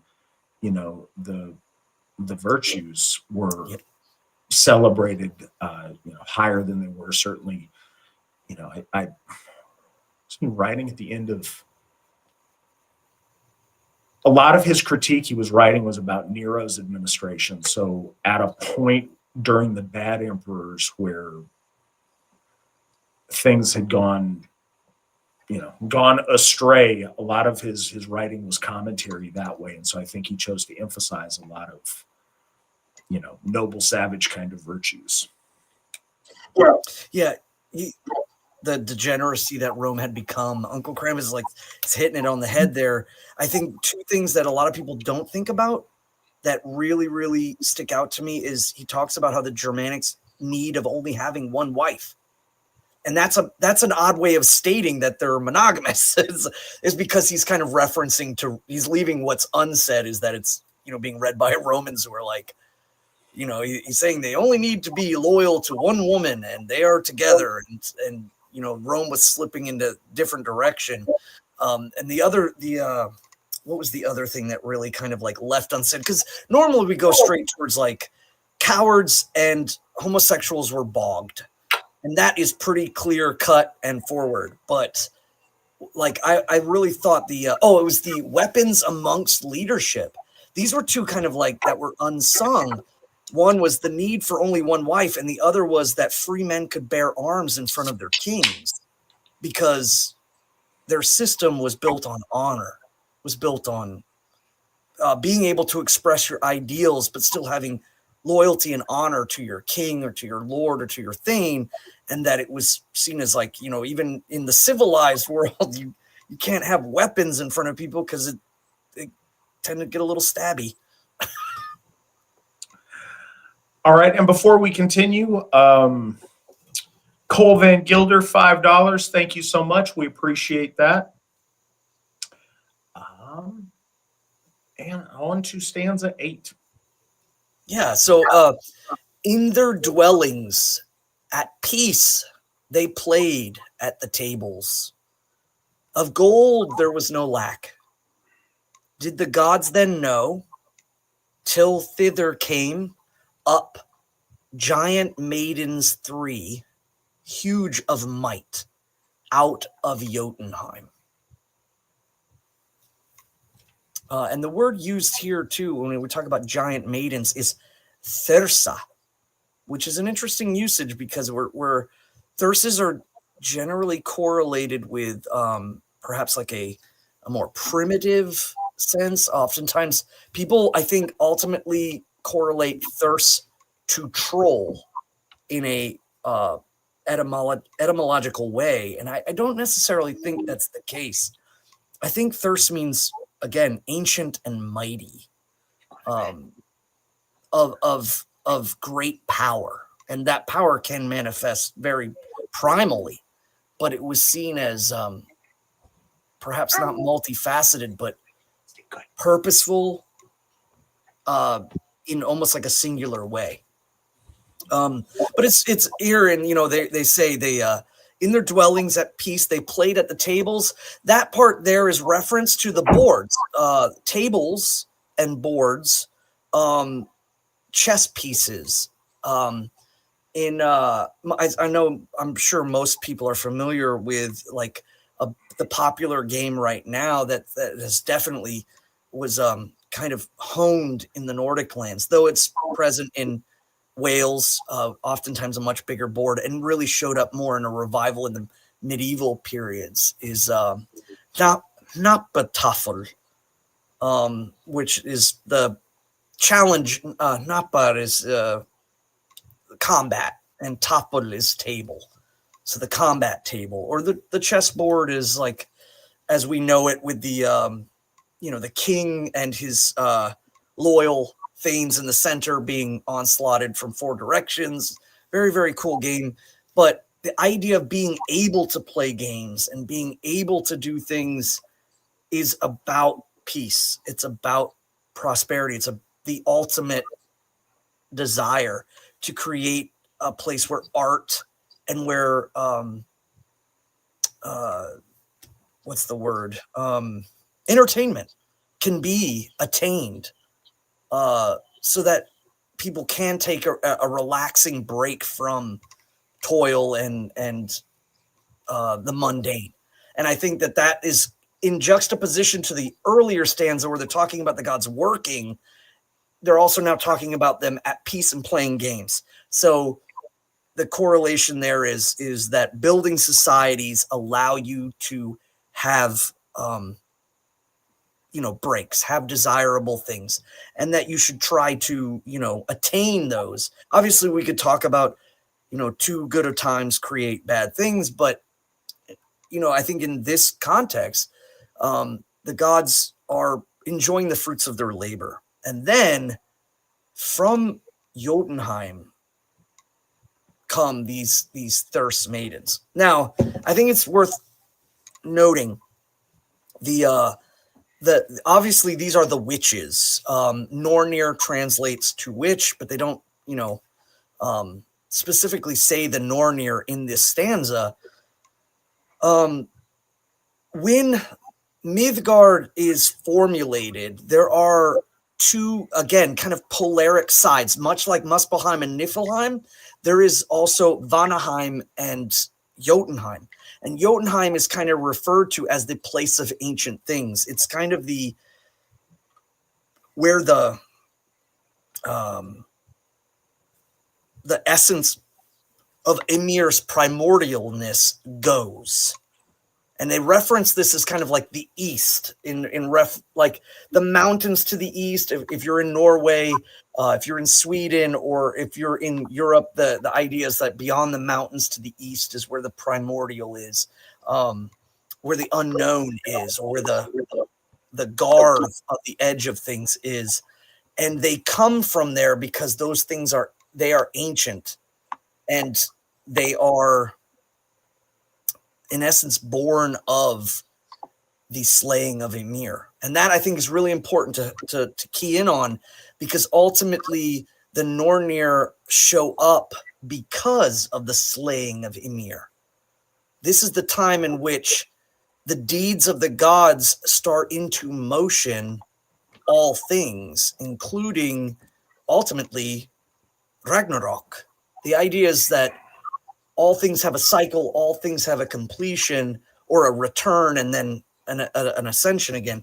And that is where the Nornir come from. And all of the Jotnar in the stories, especially the Jotnar in relation to Ymir, are consistently viewed as coming from the east, as in some sort of remembrance of the slaying of Ymir and the willful changing. So when people try to organize things and create things, there's kind of this this memory, or perhaps this like just covetous desire to kind of change or dissipate.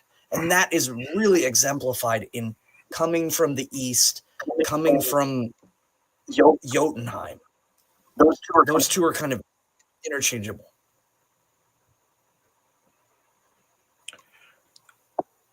I think as things develop, this becomes a little bit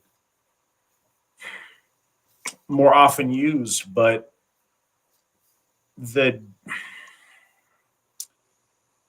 differences between types of giants is a lot, and it can be very confusing because there's overlap in names and things. There are seemingly unconscious forces of primal existence that are there, that are a form of Jotnar. There are malevolent trolls and things that are malicious against order, against mankind, against the gods that are Jotnar. There are amazing and wise, like wizard giants that are Jotnar. And then there are also progenitors of the gods, sometimes spouses of the gods, forces from an ancient and a primal time that have an ancient wisdom, or a primal from the roots of creation wisdom to impart at later stages. And so I think that becomes confusing because some are very hostile and malevolent, others are existing on their own without particular allegiance, and others, are helpful at times. So I think it all depends on context. It's not one size fits all when we talk about giants.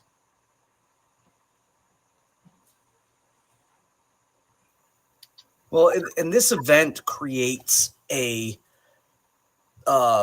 situation in which the gods have to gather. And it says that then sought the gods their assembly seats, the holy ones, and council held. So this is, I think, there's in reference to the Nornir coming from the east, but also I think this might lend itself towards some stories that we don't have that might not have survived, but translation wise that it gets confusing and it doesn't get any easier. But it's just, I think the first two lines of stanza 9 are in direct reference to the fact that the Nornir have arrived and they have to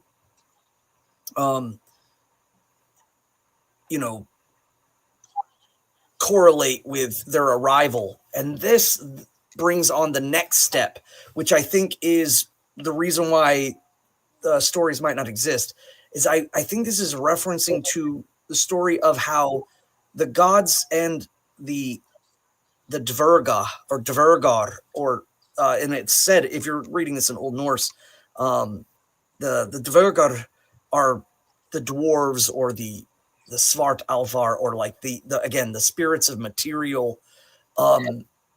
They seek to gather, and do they seek to gather in order to find specific dwarves? It's never quite mentioned, but we do know that the 4 hearts that are in heaven, described in the Skald's reference, or in the Gylfaginning, they have dwarven names. But alas, there's a huge gap there.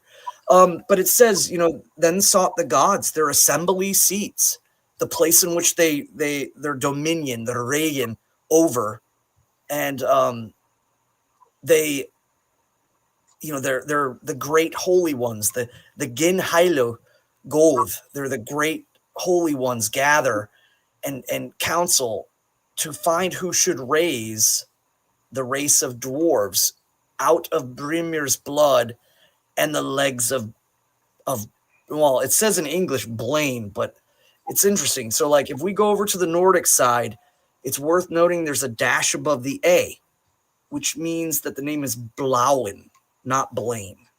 It's pronounced Blauen.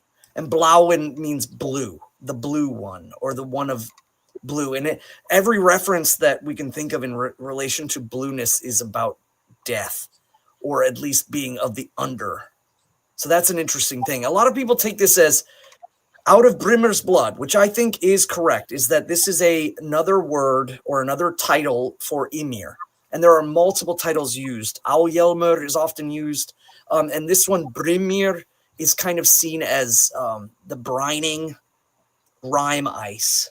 But in reference to here, it may be, again, blood. Brimmir's blood is this kind of like froth and gore of Ymir's movings. And then the legs of Blauwen. To my knowledge, there's no reference of Ymir ever being referred to as Blauwen. And we do know that both of these names are used for Dvergar's names. And so I'm wondering if there is perhaps a progenitor of the Dvergar. But most people take this as that from the blood and from his legs of Ymir is generally how it's translated. But again, that's not 100% agreed upon. Brimir makes more sense, but Blauwen doesn't, because out of the blood and the legs, that and is kind of, I don't know if it's connective or if there's a story that we're missing. But from this, some people have surmised, and I think it has merit, is that after the flood, after the flood of Ymir, it's said that the Jotnar are reduced to only 2. And again, this is about, generationally, like Ask and Embla are not physically a 1 and 1, but the proto-generation of things. So the proto-generation of the gods is in Bur-Jelmer and his unnamed wife. And they flow to the east, where would become Jotunheim. But it's out of Brimir's blood and the legs of Blaine. Some people talk about the lower half of Ymir being mentioned as the legs. And I think that has merit in relation to where the Dvergar live.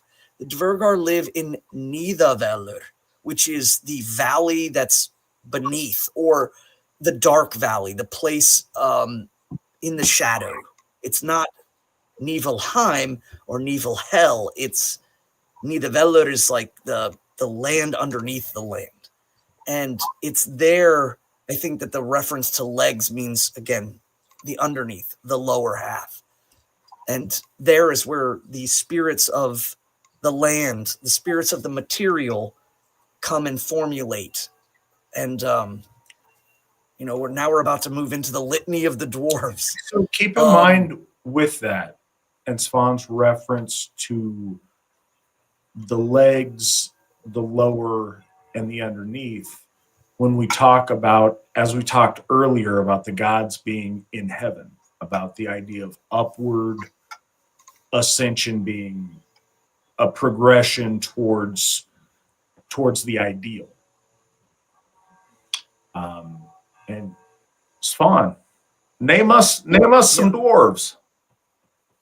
Well, okay, so first, if you're looking at the Nordic to English translations, some of you might have them side by side. I'm not 100% sure where everyone's at, but in the English version, it says there was Mot Sognir, and that doesn't fit because it should actually be a th, but the Nordic is Moth Sognir. The G is kind of rounded. And what Moth means, if anybody's familiar, obviously with Magni and Mothi, or with Mothguth, as she resides on the bridge between the living and the dead. Moth means might. Moth means strength. And Sognir is referencing to drinking, or the drink, like might drinker. But it might have an interesting context in the idea of like gravity and the correlation of the mass of Earth, and the idea that the drinking or drawing in of might. I'm not saying that that's what this is alluding to, but it makes for an interesting point when you think of might drinker and the idea of the pulling in power. And that I think is, really interesting. But it says there was Sognir, Moth Sognir, the mightiest maid of all the dwarves, and Durin next. Many a likeness of men they made, the dwarves in the earth, as Durin said. That again, I think, is the reason why it makes a reference to perhaps another story. That's why I specifically, as Durin said, is sounding of the idea that it's linking to another poem that might have been lost. But the litany of the dwarves comes in there, and I think that it's worth noting that the Dvergar are deeply connected to the material, both in energy and in physicality. The idea of the earth, the pulling of the earth, the interplay of elements and chemicals, I think is really denoted towards the Dvergar. And I think that that's worth noting because it always mentions it with, like, in relation to fashioning weapons and things of that, is that this is the highest quality or the highest power of all things that can be kind of interplayed through fire and rock, creating this ore, and all of the knowledge that they have given to a smith means that this is going to be, an exceptionally strong metal or object. Let me see here. So I'm still trying to make sure I'm following correctly. Yeah. All right. So now we have Neithy, Nordri, and Sudri, Ostri, and Vestri. Now, for anybody that needs to know that, again, the Dvergar are specifically kind of correlated to land and the land underneath the feet of our ancestors. And Nordri, of course, is north. Sudri is south. Ostri and Vestri. So north, south, east, and west are really, really, again, important. You have Alðjorf or Alþjófur, Dvalin, Naur, og Náin, Nippingur, Dáin, Beaver, Bavur, Bambur, Nori, Án, og Ánar, Óin, Mjóðvitnir, Meadwolf. That's kind of an interesting name too, right there. Mjóð being mead, and Vitnir is a poetic name for a wolf. So Meadwolf is kind of an interesting name. Getting kind of an idea of like the dripping. Bomber means the loud or the cacophonous. And I think that these names are, again, for the poet to practice their alliterative rhyming, but also correlations to kind of functions and things of the earth, the knocking, the cracking, the rolling, the earth moving, if you will. Again, but Mjóðvitnir has always been one that I've kind of wondered about.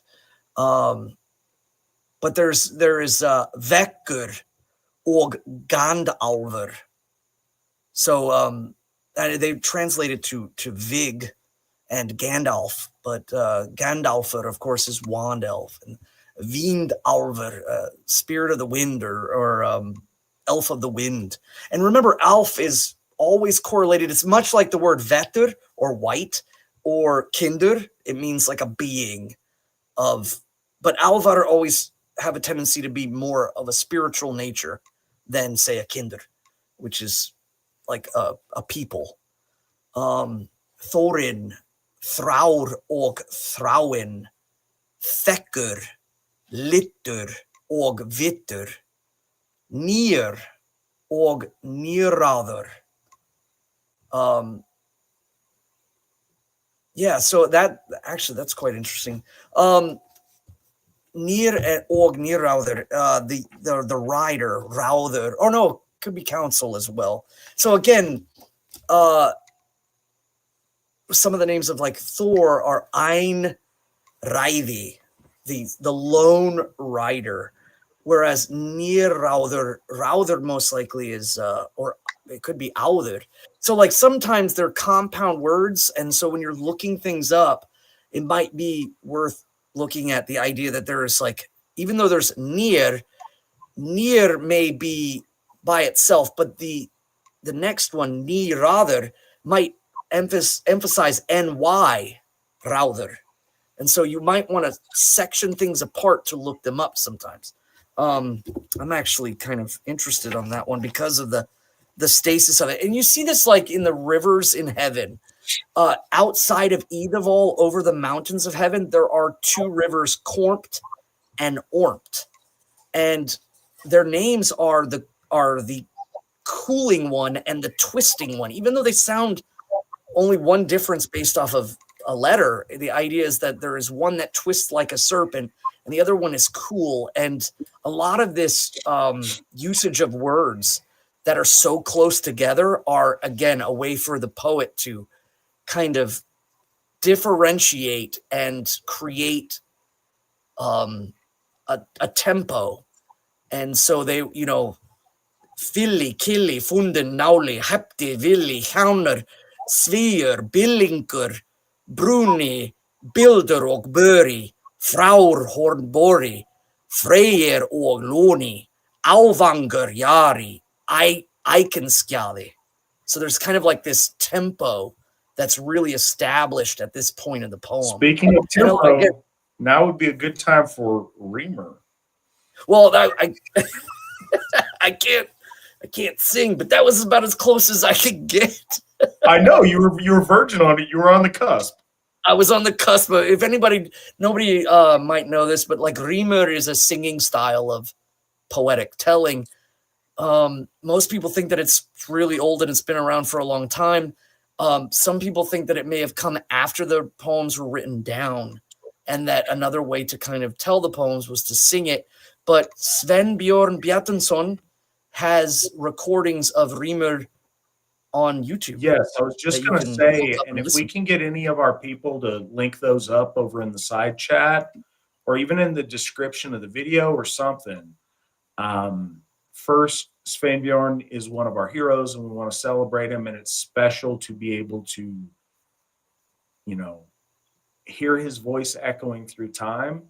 It's also just kind of a neat thing to listen to him do some skaldic verse in Reamer. It's really kind of cool, and it's partially because it's not our native tongue. It becomes meditative with its pacing. And if any of you guys haven't checked that out, you absolutely should.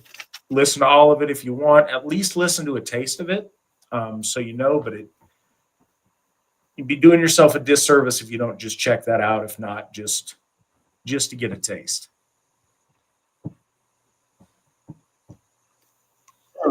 Side note, I don't understand why the frozen version of me looks villainous, but I'll take it. I enjoy it.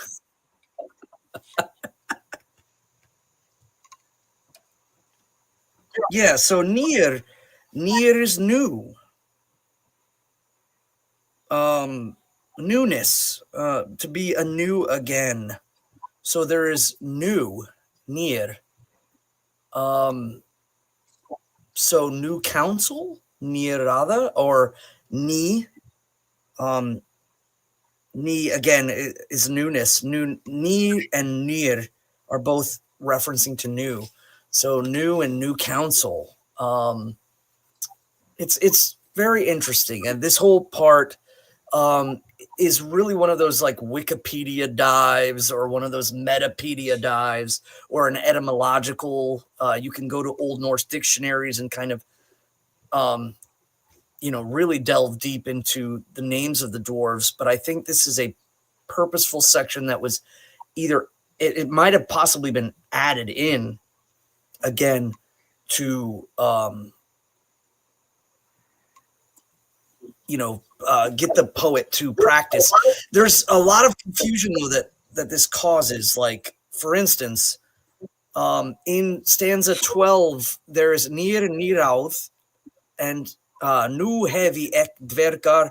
Now I tell you of the dwarves Reyen og Ráðsvíður, which is Swift Council. But Reyen is interesting because somebody mentioned, I saw it in the side chat about when I was like, oh, I got a dragon, and his name is Fafnir. If anybody's familiar, of course, with that, then you know the idea is that, is this the same Reyen or Reyen of that story? Are they correlating the two? It's not entirely known. And then again, these names seem to be repeating even items or even the elder gods. Like there is Builder, or Bilter og Buri. Again, Buri is mentioned, but Buri is of course something that comes out of the ground or something that is out of the substrate. And then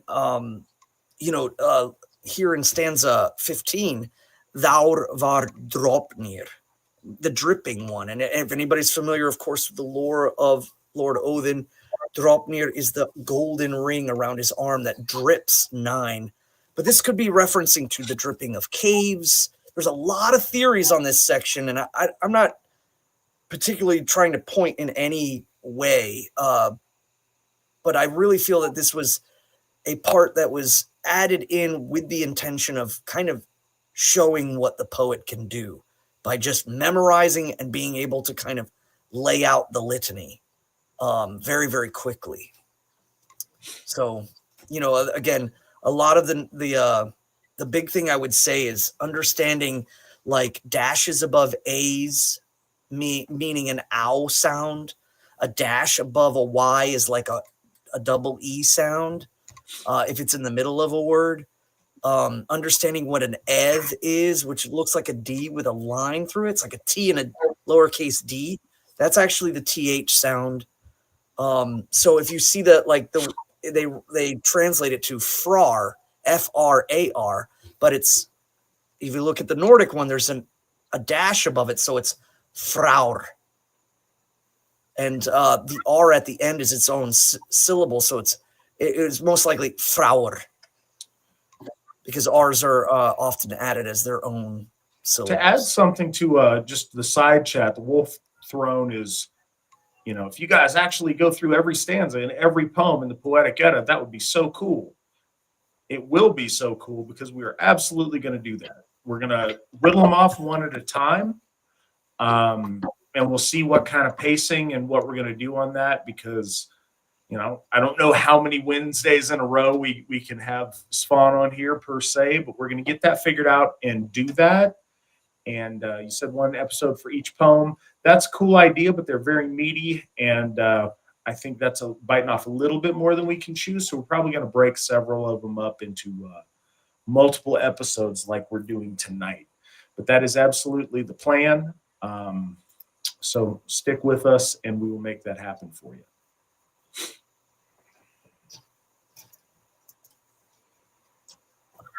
Let's see now. I'm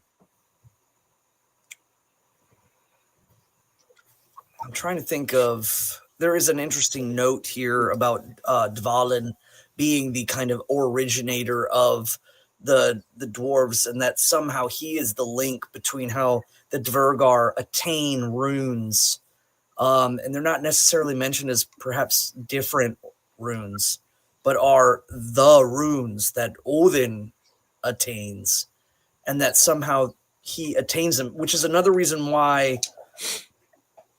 I wonder if there are stories, again, that are lost, especially in referencing to the Dvergar. Because if you were to give whole stanzas, I think that their empowerment in stories has been lost just because of the evidence. It seems so indicative of a lot of the poetics. And of course, we don't really see any of that until Tolkien and his usage of the dwarves' names. And that most likely, I think, just really comes from his love of etymology and the idea that, of Bomber being the kind of the boisterous one. And I know some people kind of turn their nose towards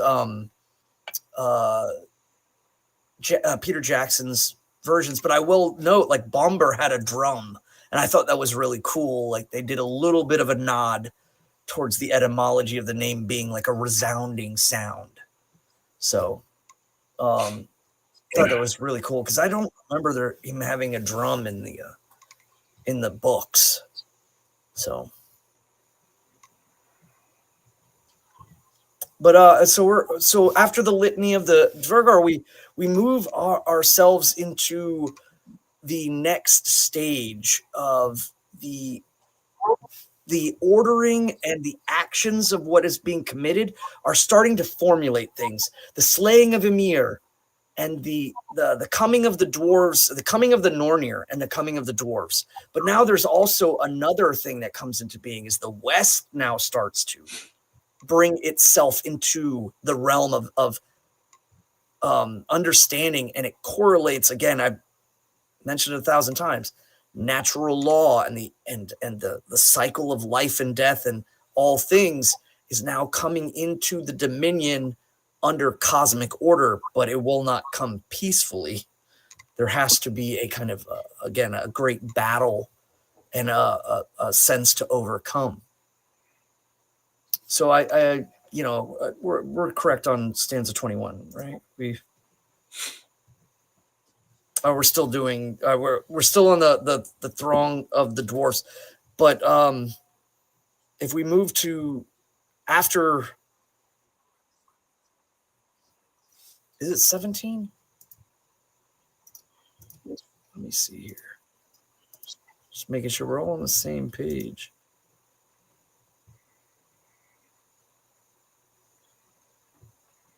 Oh yes, sorry, I skipped ahead.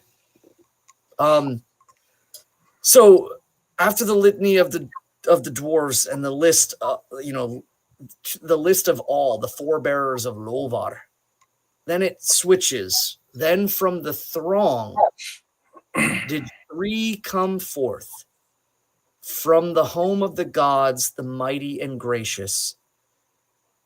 2 without fate on land they found, Ask and Embla empty of might. So they're speaking about the tripartite of Lord Odin. And at this point, it's worth noting, then from the throng, then from the great group of the gods, 3 of them came. So in the stories, I kind of talk about the gods as being young at this moment, because I'm making reference to the time, but that I also, conceptualizing Lord Odin in different times. But it's worth noting, it out of the group of them come 3 from the home of the gods, from heaven, the mighty and gracious. They find on the land 2 that are unfated, with no might, with no destiny. Ask and Embla, empty of Orlog. That's an interesting point. In the translations, it's empty of might, but Ask or Emblu Orlog Lausa, without, lost of Orlog. They don't have it. They're not fated. Some other translations say, unfated yet. And I think that's truly an interesting point, is that the idea of Orlog being passed down to us from birth, in an essence, it kind of starts with the formulation of the proto folk, the Ask and Umbla. And so that breath and all of that starts the Orlog cycle. And the naming, which is synonymous. Taking, and this is fundamental, and we see it in our naming rite that we do to children. But you can do this with an item. I did this with Relentless, the AFA sword at Sigerblot. Affixing a name to something imbues it with a with an Orlog, with a Haminya, with luck, with a sense of it being a separate being, it not being a thing, but a named quantity, instead of a thing, a someone. And when you deal with objects, obviously they're not people. Nobody thinks that it's exactly the same. It's not. But the idea of affixing a name to it makes it a separated thing from the world. It's not a sword, it's not this sword, it's not that sword. This is relentless. Like, these are not just logs that came up on the seashore. They're this, they're that, the other. Okay, from this point on, this is Ask, this is Imbla, and these are the gifts that we've given them at the time of their naming. And they bestowed gifts upon them at the point of their naming. And that's something that we try to do in a way as well in our baby naming ritual.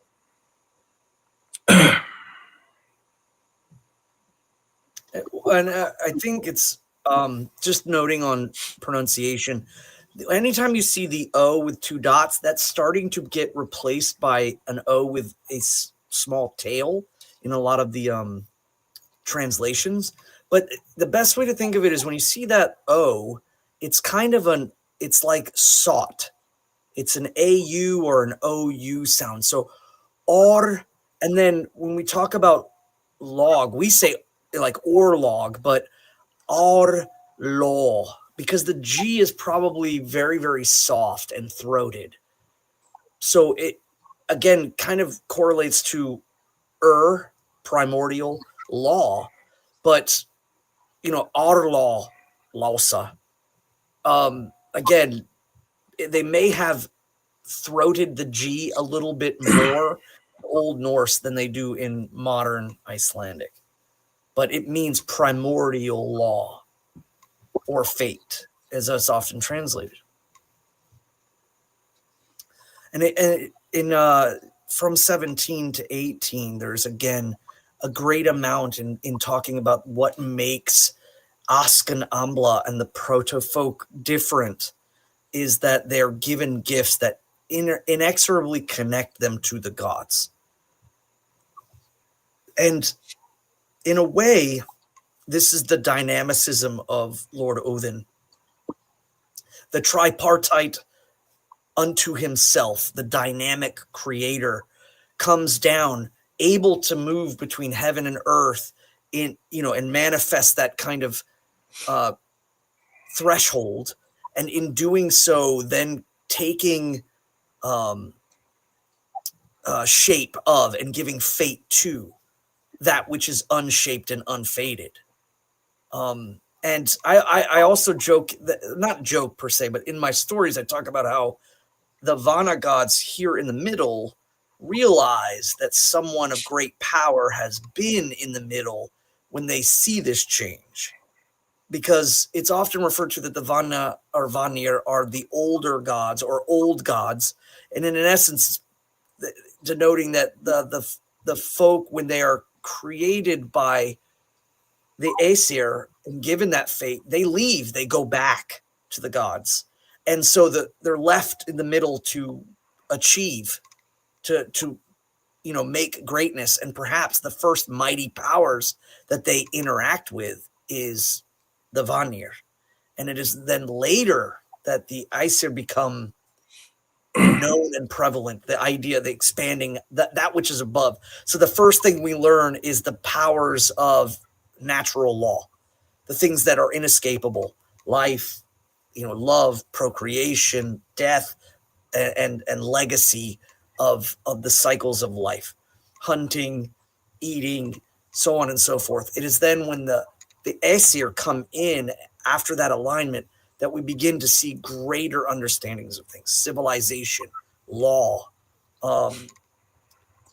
things that we attempt to create out of, or possibly that are intangible, but yet, we desire to make eternal. So, they had not, or soul they had not, sense they had not, And again, soul is interesting in the usage because it's breath, the divine breath or the inspiration of breath. Obviously, if they direct translation, they would have used the word soul, but here they say owned.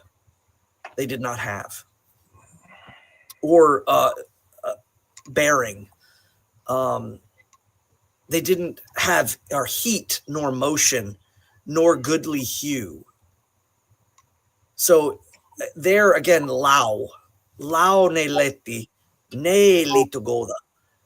So they are given the kind of correlation between will and physical movement are seen in this, is that they have the ability to move in accordance to their will. And I think that's one key part that I've always focused on, is one of the things that truly makes us part of the gods is our ability to transcribe, describe, or just even see ourselves in a place or future outside of our fate that we can conceptualize. Because for most of the part, our understanding of animals is that they, in essence, are built off of the reactions of other things. They learn from their past, and that they don't conceptualize themselves. Obviously, communication is a factor there. But the idea is that most animals, in studying, learn from mistakes. And that's an evolutionary thing in which it's like, oh, I went down here and I got attacked. I made it. So now every time I go down here, I'm going to be very, very cautious. Whereas for us, we can actually conceptualize ourselves with thought. And so that's why in the Germanic language, you have the past, ran, you have the present, run, and then you have the future, will run. And it's such a uniquely Germanic concept. The idea is that I'm conceptualizing my will into an unknown fate. And I think that's where things get really spicy, and it's on purpose that the gods are talking about fate, but that humans are unique in their ability to kind of become nexuses of fate turning, or perhaps vessels of dominion of the gods, and that the gods can enact certain things through our being. And so I think that plays out with asking the gods to witness us, to guide us, to give us wisdom, and all of these things, as opposed to animals, which kind of, again, learn from the past and go forth in the present moment. And that's a very kind of interesting part of that stanza 18. And they say heat. And I think that's interesting. So they talk about breath. Ond gav Odin. So breath gives Odin. Odd gav Hjörnir. Odd is like inspiration, fury, and the buildup of things. And Lao is like light or color, is oftentimes it's referred to as the coloring, the lightness of the eyes or the body, or just the color and the shape. Is another way you could look at that in relation to. But I just found it interesting that Bellows used the word heat.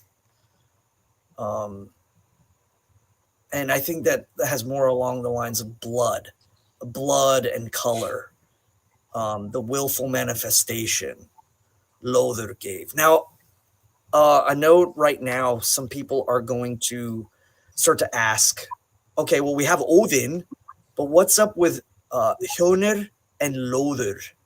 And the truth of this is I think that the audiences of our ancestors knew Hjörnir and Lother as derivatives of Vili and Ve, but that they might have poetic meanings in correlation to what they're doing right now. Because remember, we would talk about sense. Hjonur is, again, the idea of the formulation of sense. Lothar has to do with, again, heat or formulation of shaping.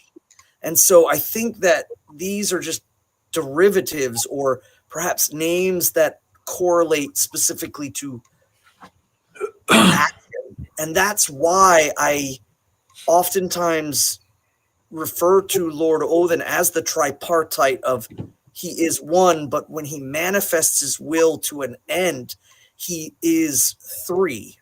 Again, that dynamic number. And so he is the three, but the three are him. And they're enacting themselves on different levels, and it's like the upper, middle, and kind of lower level. It's the cosmic breath of life. It is the shaping or formulation, and then it too is like the color and the material, the substance of. And so it creates this strata once again, which is hugely important, especially to most, Aryan stories.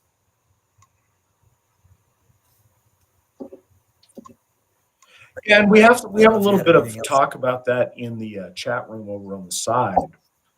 Vromage says, goodly hue, ? Or divine color. Litugotha is more our ethnic appearance, I'd say. Lao heat or blue veins like a blue stream. Lao like Laogus, fate effectors. Color that makes sense, still ethnic related, blue-blooded Aryans. I don't see the connection with blue so much.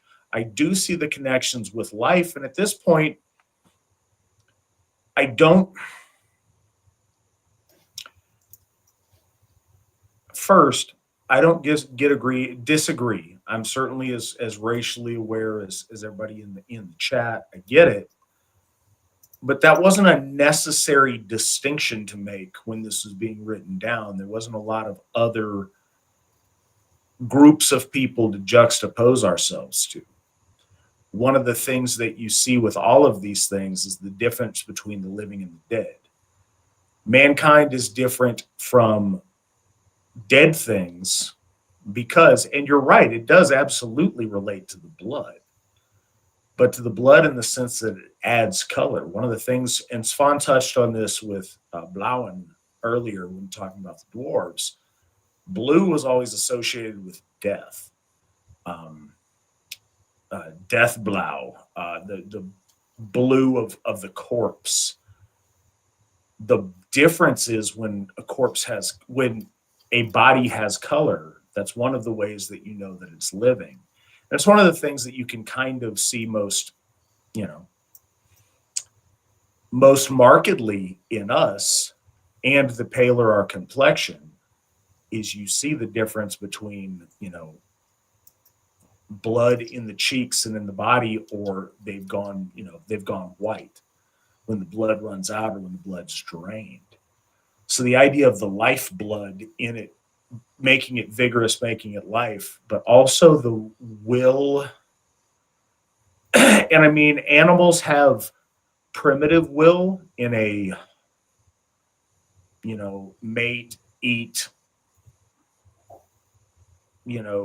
friend or foe kind of thing. But then the real thing,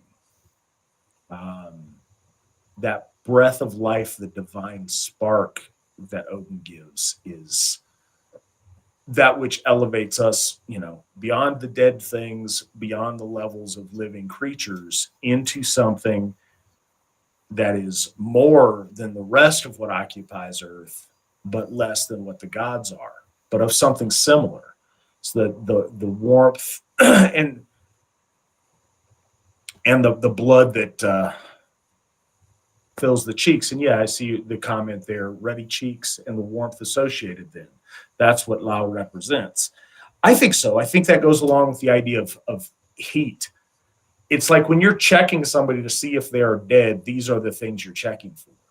In the color, Svan mentions, the light in your eyes. There's a spark in the eyes of something living that's not present in something that's dead. One of the things that's kind of colloquially remarked when you look at a corpse, the spark of life and the twinkle in the eye isn't there. When you look at a living person, there's something in the eye that we pick up on in a very primal way. And I think this is, again, really beautiful imagery that this puts out on what animating these, Ask and Imbla, these driftwood pieces, the transforming them from dead to living to being full of life and divine spark, I think, is a really special thing.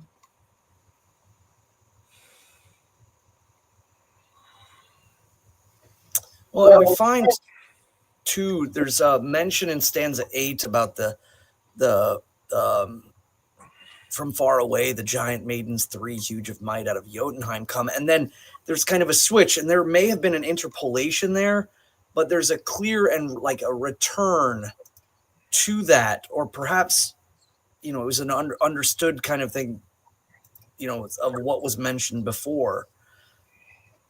Let me see here. They double checking something.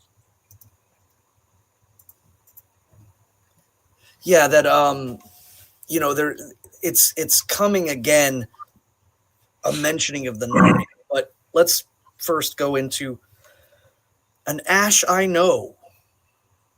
So again, the Oscan Ambler are given life and kind of set out.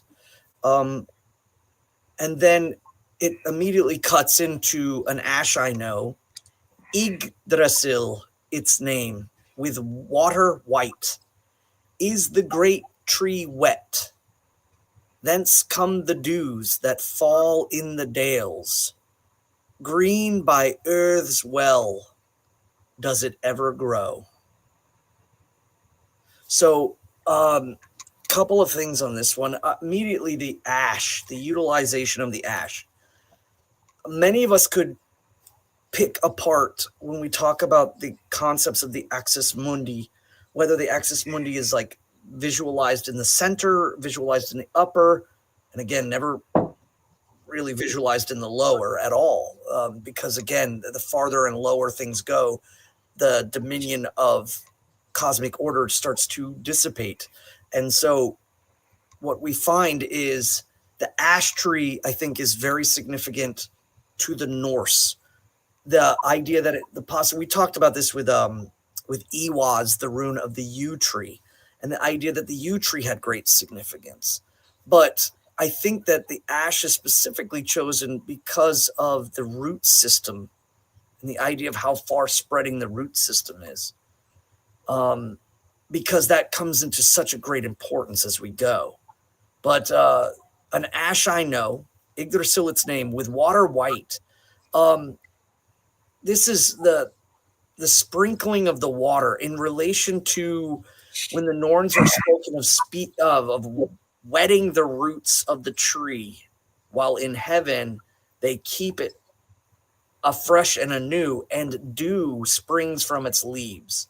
And we talk about this, and I kind of correlate that when we talk about ascension and the soul returning, that root in the lower world, in Verjelmer, that drawing up from the realm of where the folk soul is that the Yggdrasil is kind of like an ordering system, a way of stratifying life and dominion in the realm of the gods, and they too can control that happening. The Nornir control it, the gods control it, and they oftentimes employ that moment of when the dew falls from the tree, as I talk of in relation to the idea of the returning of that soul might from ascension. And so, thence comes the dews that fall in the dales. And this is also referring to just the moisture of actual dew. And it's mentioned that it's the spittle of Mani's horse, who is unnamed. A lot of people get it confused with Hrimfaxi, which is poetically connected to Not, the heavenly warden of night. But she, so in this part, they're kind of again making reference to the moisture and the life and the things that grow and the things that manifest without being seen. It's very kind of akin to the power of things being unseen and then becoming tangible. And there it is kept evergreen at Öðursbrunni, Erd's well. And it's mentioned again in the Gylfaginning is where that is in heaven. So thus the base of the tree in the center it's the center of the center. It's the middle of heaven. And that is entirely connected to everything that goes around it, including the middle and the lower. And this is where we get into having to extend things too far. At some point, because it is not a literal tree, at some point you can freak out about literalities of things because it does serve as a connection between all the different worlds. But the idea that it's tended, it's watered, and it's rooted in the divine is very important. That it's rooted in the upper, and that goes to these other worlds is meaningful in and of itself. But the more you try to force it into being a literal tree and you start wondering why some pieces are in different places, I think you end up doing a disservice if you're not. The things that they specifically mention their locations, they're specifically making that point for a reason. And that's the things to focus on, I believe. And yeah, that divineness of being the upper and the things that disseminate to the middle and to the lower for reasons and the movements. And we see that a lot in other Aryan stories and mythoses. Again, the striker in manifestation never steps into the underworld unless it's bad or the end of things, but is fighting things coming out of the earth, the chthonic serpent, if you will. So I think a lot of the desperation towards making the roots in the lower, all of the roots in the lower, loses the entire point of understanding that Yggdrasil is in the upper and manifests much of its power in the whole dynamic of the Nornir and the gods and the counseling seats and the the watering of the roots, is that all of that descends down from the upper world. And I think that is very Aryan if we're talking about the gods of Olympus or high upon the crags, and their fate is kind of disseminated out, or that they gather to witness these things. And I think you could make an argument that perhaps Snorri is pulling from Hellenistic ideas. I mean, he clearly does numerous times throughout most of the poems, but it's not super clear. And yet at the same time, because they are branched families of the Europeans, there's clear parallelisms that are throughout because of the way things are structured. So you can't really, I think, split hairs, but I think it's, again, more important to understand where things are and why things are there, as opposed to trying to conceptualize that it's standing on 4 pillars or there's a table or. Well, something else that I think is important and meaningful is you can't.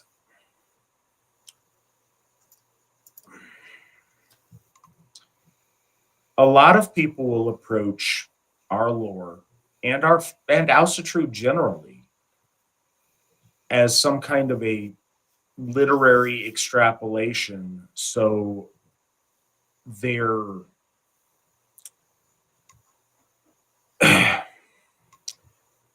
treating these things as elements in a story as opposed to an expression of divine truth.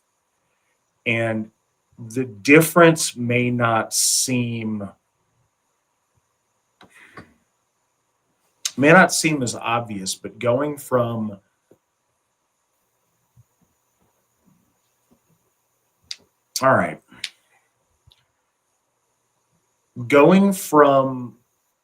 the mundane and the debased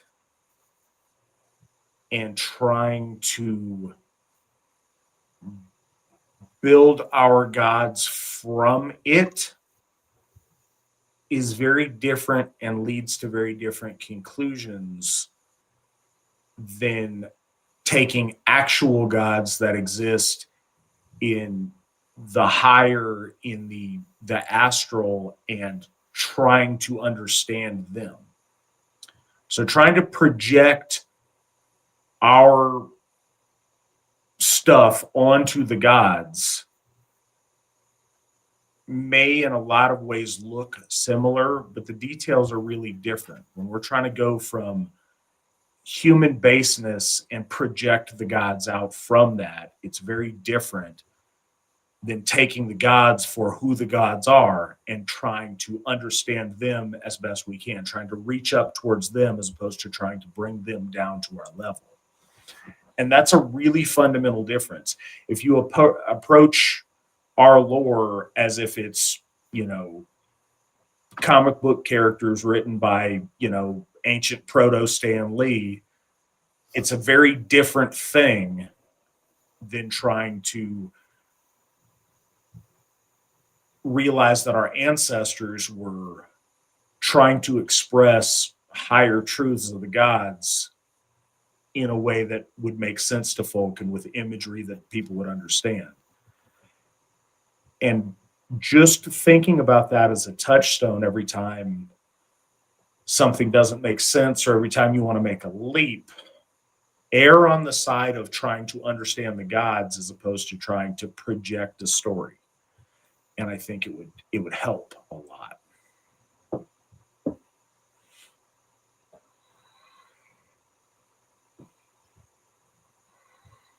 Well, and to go into the etymology a little bit, I saw on the side here, Yggdrasil, the horse of Odin.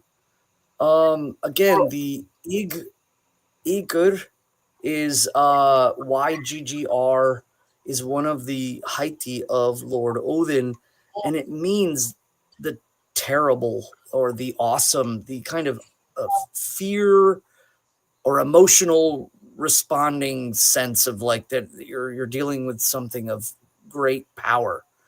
And Drasil is kind of a combination of thrumming or repetition or hoof beats, if you will, and the idea that it's Yggdrasil is being referred to as Odin's horse, and that is clearly in correlation to Odin upon Yggdrasil in heaven, attaining the runes and traveling beyond the reaches of even the gods and finding out things of great importance beyond even some of their capabilities. And so it's like his riding of the horse. I think that's really important as to another reason why Yggdrasil is this place, this center point of heaven, becomes a focal point for the gods to commit their acts of regency over things in the middle, but also what they're doing in the upper. Some of the stuff that they're doing there involves, again, learning and growing and encapsulating ideas. Yeah. But they brought up a point, said, is Yggdrasil the folk or the soul of the folk? I think that, we can start to look at the analogous of, is Baldur the folk soul? Is Yggdrasil the folk soul? I think one of the key things about Yggdrasil is that it's deeply rooted in the primordial and the unknown, even to the point where the death of a Asa on the tree allows him to infuse his soul into the reaches of where it goes, is kind of what is being played out there, is the idea that Odin and Yggdrasil become one, and the roots so deep and the roots so far and the mysteries of it so unknown that that he sees the orchestrated beginning of all elements coming together. Well, I'd like to just kind of touch on something on the side too that I think is really relevant. And we're laying down a lot of foundational things in this episode, and I think that's appropriate. I know it's taken us a while to get through a relatively small amount of text, but it's not text, it's text explaining, the fundamentals of existence. So I think it's really important.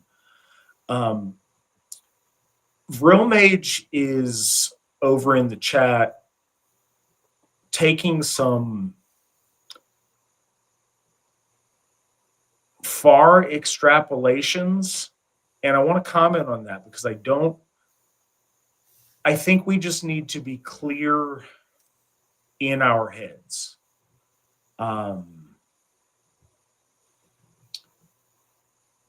Recognizing commonality in things that you've experienced, in things in your life, in things in history, with pieces of our lore is completely and totally legitimate, appropriate, and we all should do that. There is a difference between that and supposing that that was the intent of the writer of the poetry, if that makes sense. So, for example, Vromage made a point about shoot, now it's lost back in the thing. I got to scroll back, but basically about Yggdrasil and how that's an ash, and ask also means ash. So maybe Yggdrasil is ask from the earlier stanza, as in the folk soul of our people, that Odin can work through and do stuff. That doesn't have to have been the intent of the poet to be a meaningful revelation. That certainly it's referred to that Odin rides through the souls of men. He rides through our souls, through our dreams. He animates our souls. We see that reinforced in our lore time and time again. And if that's a poetic way that's meaningful to you to illustrate that or personify that, that's completely appropriate. I don't think we see that as a textural thing there, but we certainly see that when we talk about Odin literally breathing inspiration and the breath of life into our ancestor. What kind of tree people are made out of versus the same kind of tree as Yggdrasil becomes a redundancy at that point. So any of these things, if they're inspiring meaningful thoughts to you, cool. Just like the thing I said about the blueness of, Aryan nobility having blue blood and this and that. No, I don't think that's what the text was saying because there was no context for it. There is context for it now, and there is context for it in your life. Certainly, the whole point is the creation of us. And because we're a folk faith, not the creation of other groups of people, other races of people, but ours. So if you associate distinctively, Aryan qualities to that after the fact, that's also completely legitimate. And I don't mean to take away from that at all. So please don't get that from anything that I'm saying in response to your questions. And that kind of comes back to what you were saying about the perennial truth. And kind of also what I was saying is that the intention of the audience at the time and the speaker of the time also has layers that are relevant to even us today in relation to the way that we perceive them. Again, the ash of Usk and Embla, and then the ash of Yggdrasil, and then too Odin being the bearer, the giver of the soul, and also bearing upon it odor or inspiration. That has a lot of power. It's legitimate connecting again. And I think that's some of the stuff that is really good about our lore, is that our lore isn't completely, it's everyone's arguing over the translations in Christianity because it's supposed to be infallible and beyond reproach. But yet you have all of these kind of translations, whereas ours comes off as it is a perennial truth story that has its merit in many different ways for many different reasons. And that's, I think, an honest approach to meta narratives that some other religions don't take on. So there's one more question that's relating to this stanza. So I want to hit that before we move on. Also from Vromage, horse and drums, ? Germanic shamanism, ? What our word was for that, whatever our word was for that. Do you have anything to add on that? I really, from where I'm sitting, don't, other than I know that the horse is a common drum motif that I've seen, and I don't know how modern or ancient that is. Well, and that's kind of, I'm kind of doing something in relation to that.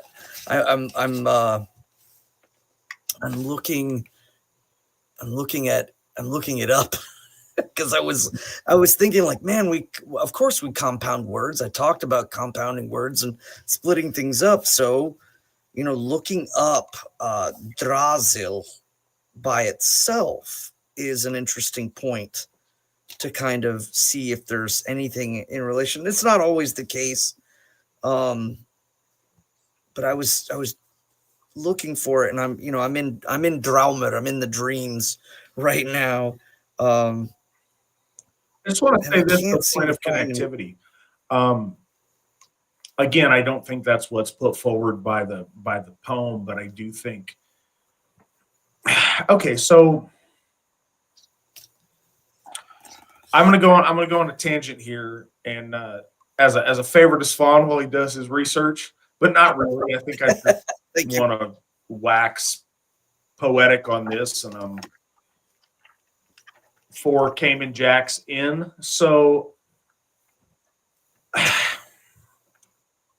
one of the things to think about is how divine truth was given to our ancestors. It's a process, and we don't have the story in our lore, nor do we claim to, that, Odin visited Olaf in a cave and magically inspired him to write down something. Sven didn't go up on a mountain somewhere and Odin write stuff himself on some tablets and give it to him. We don't have that moment in our lore, and it's because that's not how it's worked for our folk. Realistically, and that's the thing, is tracing it back in your head. Well, when did that happen? Where did this originally come from? Very likely, these stories evolved over time as truths were unveiled to ancient Gothar over periods of time, through inspiration, through dreams, through visions, through moments of divine clarity. Because it's not, there's probably some really fancy seminary terms for this that I don't have. There's a difference between something that a god wrote versus something that a god dictated exactly versus something that was inspired from the gods.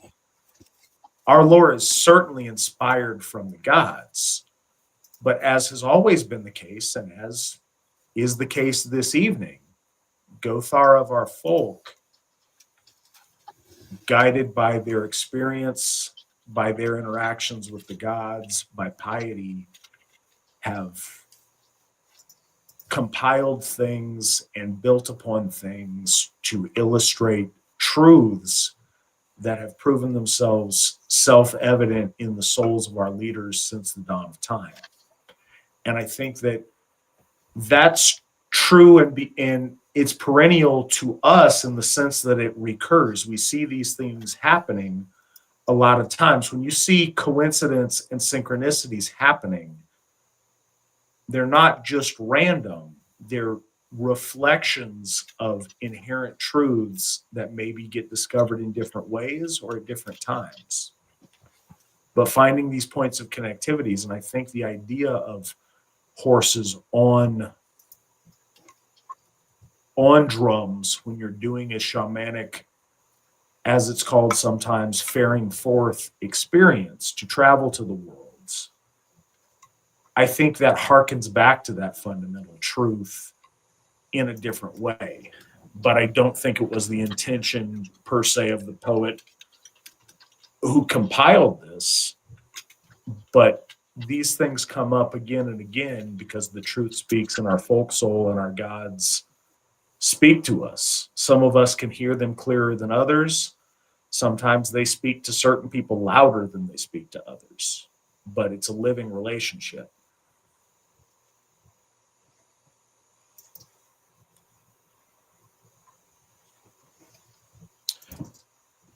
Yeah, I'm still. I went through the Old Norse dictionary, and I went through another old book that I have here on Old Icelandic, and I'm not finding it. So that's interesting. I really want to see that etymology and make sure, because in reference to the horse when you go online, but sometimes looking in and double checking multiple sources could be again analogous of something else.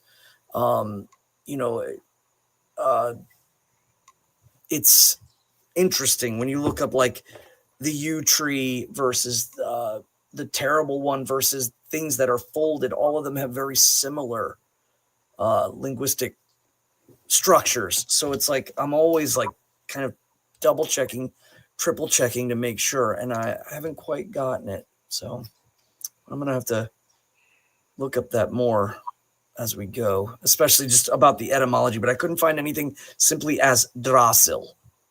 So, but let's see, we are on stanza 20.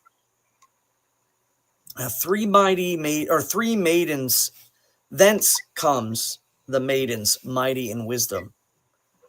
Three from the dwelling down underneath the tree.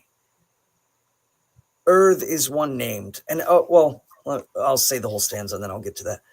Earth is one named, Verdandi the next. On the wood they scored, and Skald the third.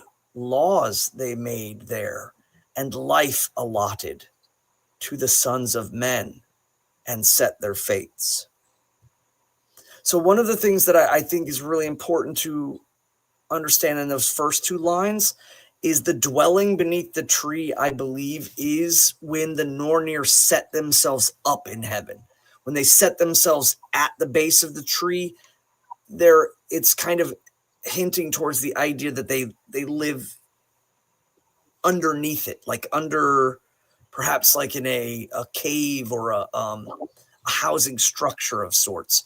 Underneath the splitting roots, they have set themselves up there because they're already mentioned before in verse 8, but now we're starting to see that they have established themselves there. And who exactly they are is what we're going into now.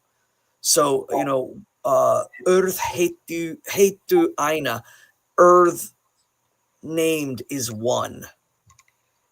So Earth is, of course, Earth's Brunner. It's the primordial start, the old of things. And I think that really correlates again to fate and time and how weird Orlog and the marking of time is really just chronologically measuring fate or destiny or that which is coming into being. Time, in a way, is very much the verdandi of all that has happened in the past. And those two create the debt.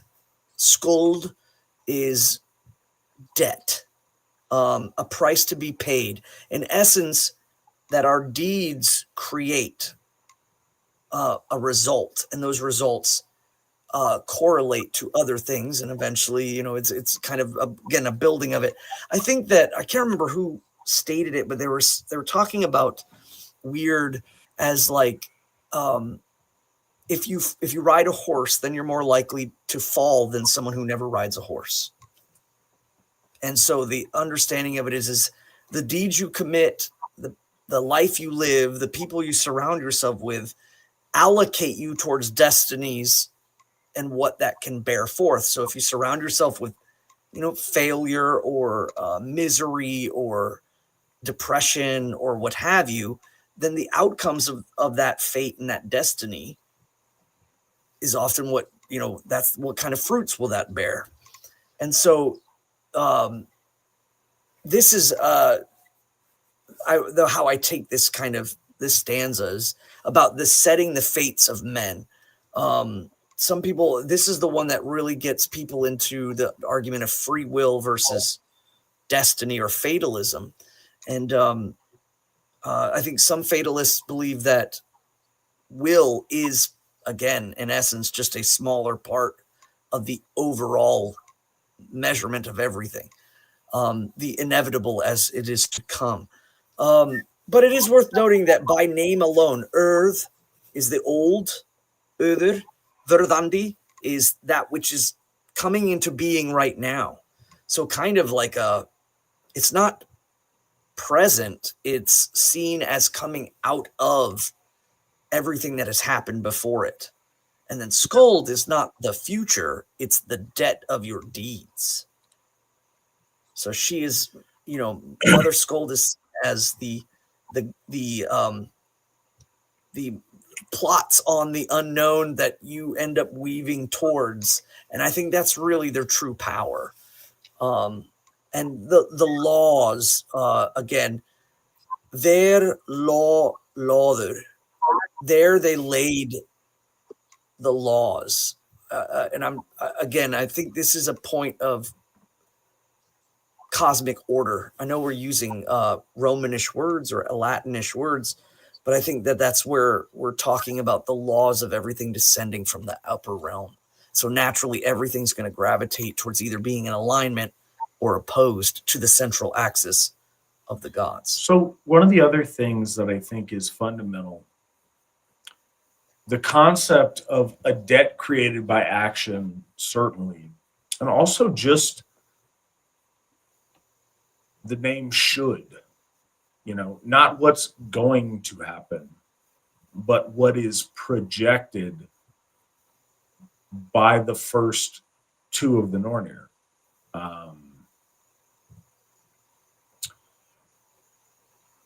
What came before, what is currently happening as a result, and where that's headed.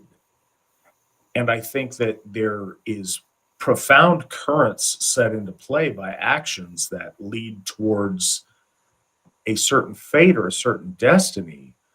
But again, and this goes back to a similar thing, and I'm not expressing it as cleanly as I'd like. Oh, fate. Well, what that means is I don't have free will and you don't have choice and everything's just predestined. Therefore, our ancestors must have believed that. Doesn't make any sense, but they must do because that's what the word means.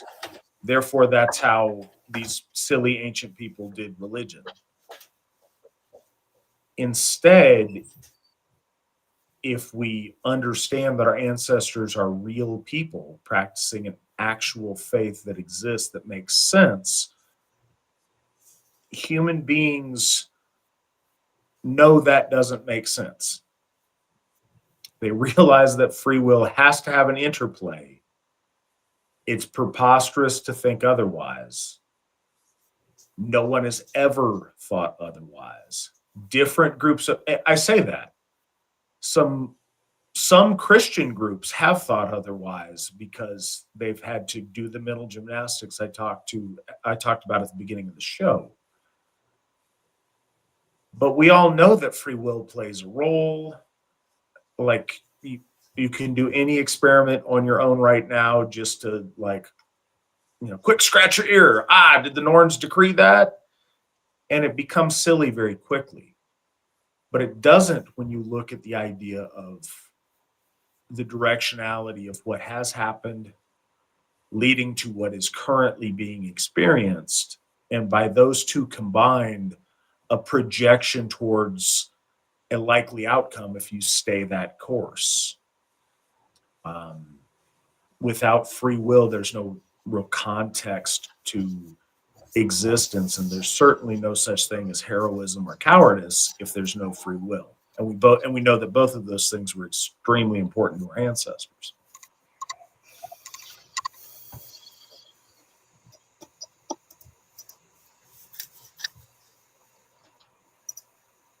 That the subject of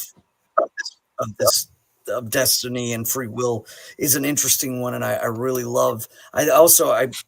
Completely slipping my mind was the should scold that which is that correlation between it's Verdandi is that the choke point between all of the deeds that you're heading towards and all of the deeds that have passed you. And again, that I think the component of that singular threshold that everything's passing through is your will, which was given to us by the gods. So, well, and one of the things that's worth considering, and I've talked about this a lot before when we've talked about weird and Orlog as concepts. There are people who are dealt a really crappy hand. Their ancestors have laid down terrible things in the well. Various other things have happened to where they, are crippled either in mind or in body, or born into a terrible family or an impoverished, horrible situation. They are directed towards failure and inglorious nothingness and worthlessness. If they are able to overcome that current through heroic action and through will to power to make themselves something better, that is heroic and worthy of saga, and that leaves a better Orlog for their descendants. That presents itself due to that situation. We typically think of destiny as something great that you're destined towards, and I wish that for all of our folk, but often that's not the case. There's some, and we've seen this. This is one of the biggest things that rankles me.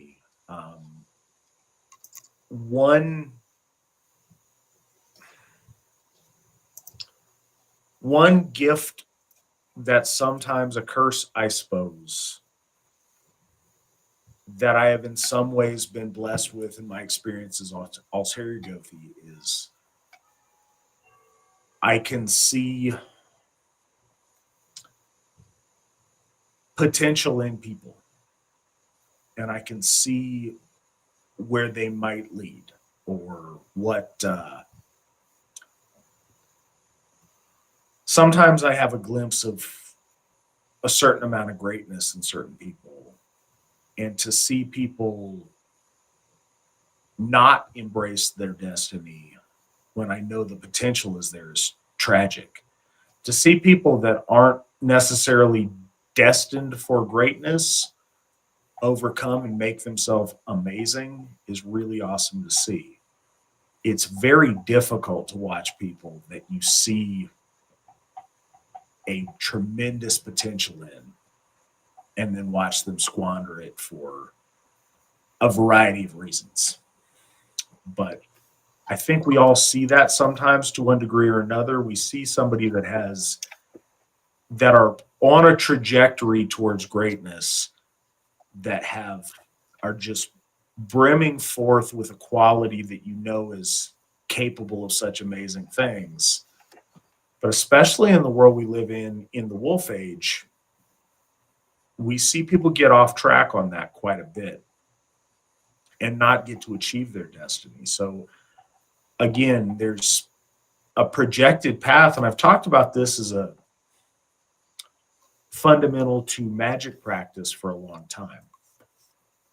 To attract synchronicities to you through consistent right action aligns you with weird and aligns you with opportunities towards destiny. And if your destiny's crap, then you want to look for opportunities to nudge that the right direction and nudge that to something better. If your destiny is amazing, then you want to see when those opportunities present themselves and capitalize with them. And that sight, the ability to see those moments and to seize them, is a fundamental in somebody's magical efficacy or their might.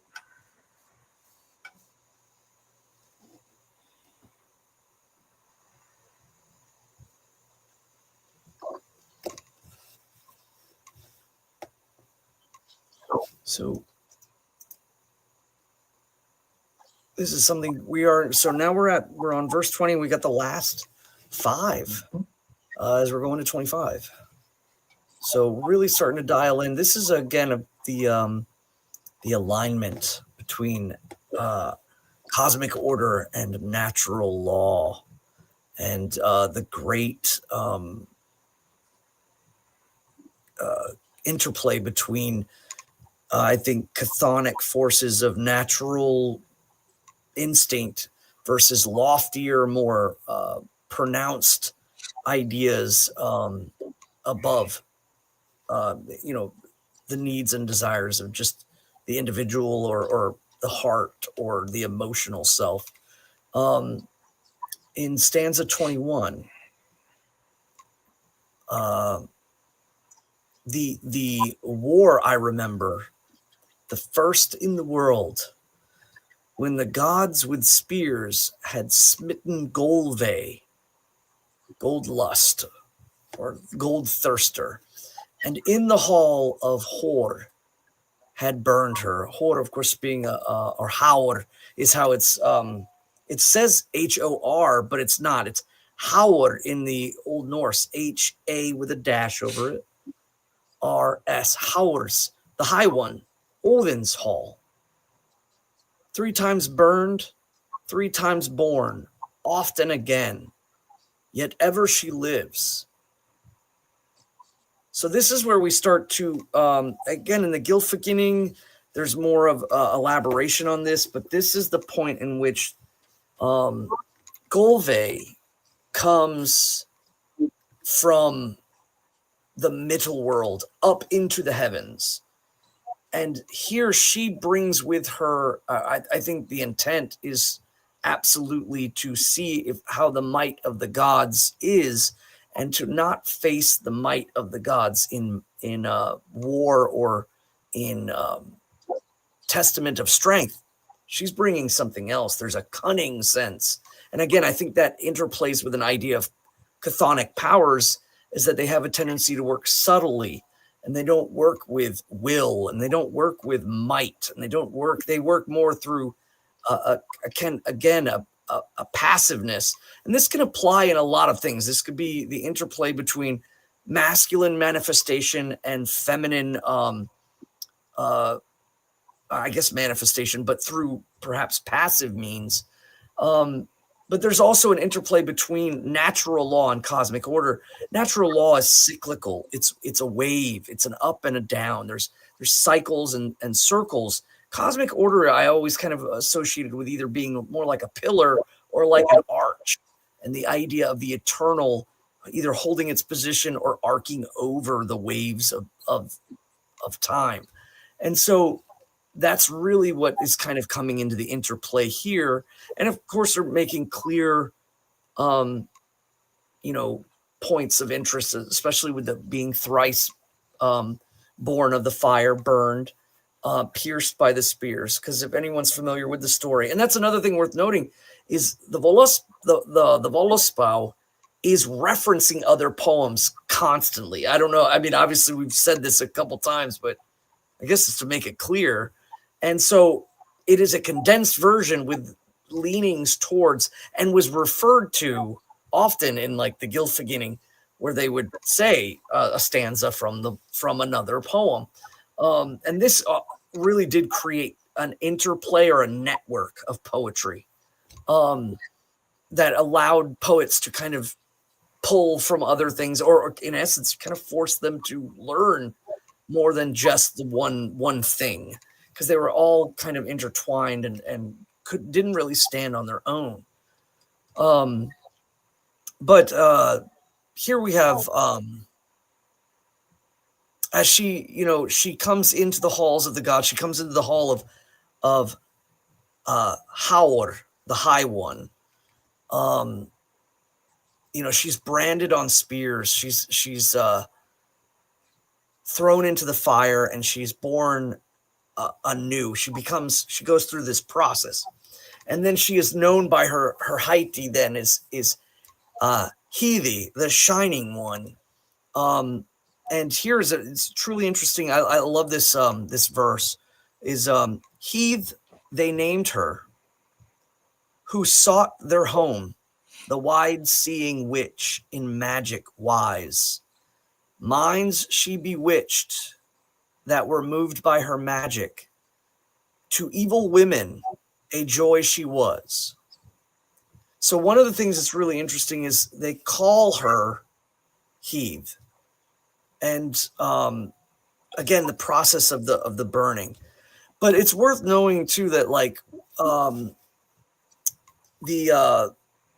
Volu, or she's a vulva, she's well versed and wide seeing of many things. She's wise, or Vitihon Ganda.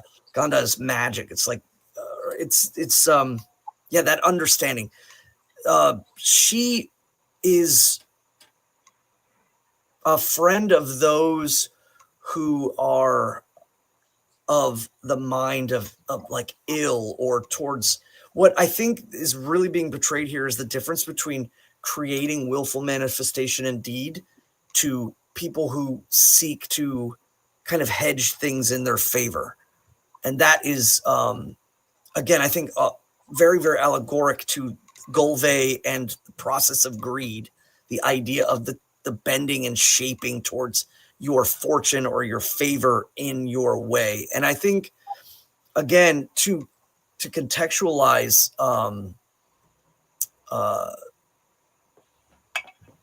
like her to evil women,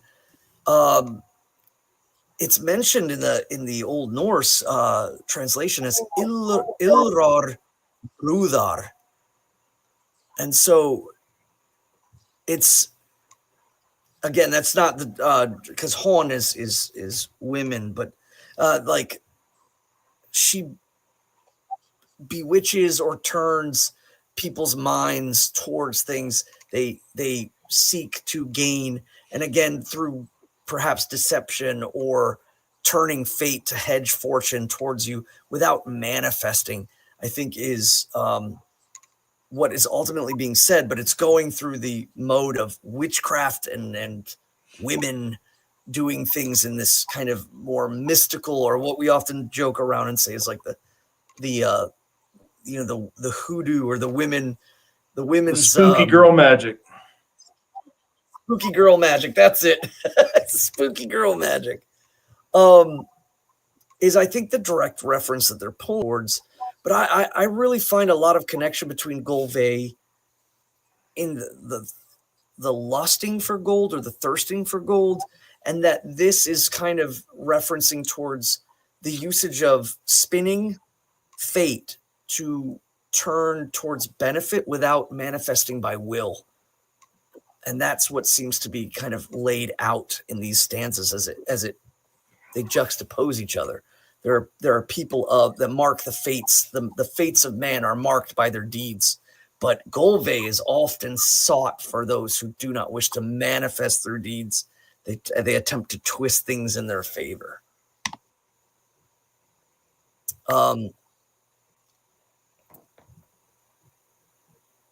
Yeah, and then so this next part is interesting because we speak of in verse 23, on the host his spear did Odin hurl. So I think this one is really interesting in that he, as the Lord Odin, throwing his spear over the army. They're referencing now the battle that becomes of this. In the other stories and in the Gylfaginning, we understand that with Gulve being slain 3 times and then she flees the hall, it's then that the gods of above realize that this act is not going to be met kindly by the Vanir. And this, I think, really does start to show some of the kind of political machinations that our ancestors at the time would really understand. Is, you know, this person comes in, they cause a lot of trouble, and you deal with that person, and then you have to deal with the repercussions again because they don't know the reasons why you did it, or perhaps they do know. You at this point, it's like, well, we've committed to this. Now is the time for war, and I think this is ultimately that alignment of cosmic order and natural law is inevitable actions that bear forth what is to come. So, you know, over the host, Odin throws his spear, and I think this is again to a reference to the idea of throwing a spear at your enemies and saying that, you know, the victory, the gods of victory, the god of victory, and your souls are, you know, they're owned by him. And I think that was a practice that was probably known well, especially by the upper crust of society who fought the wars. The nobility were expected to, you know, show up on the battlefields. And I think that in a lot of ways, these poems are directed greatly towards them. And this was clearly a sign that a war was about to begin. And so Odin hurls his spear over the Vanir as they come, and the wall that is, you know, girdles the god's home is broken. So, you know, then in the world did the first war come. The wall that girdled the gods was broken, and the field by the warlike wains was trodden. Now, it's worth noting to the Vanir, the wains, they use the word wain, which is really, really cool. It's an Old English word, and it means, again, denoting towards natural law, cycles, the rise and ultimately the fall, this cyclical nature of growing big and receding, or going forward and falling back, or going up and going down. The Vanir, the name of the Vanir is the waning ones, or the ones that wane. They go up, they come down, they go out, they come in. Everything is cyclical in their relation.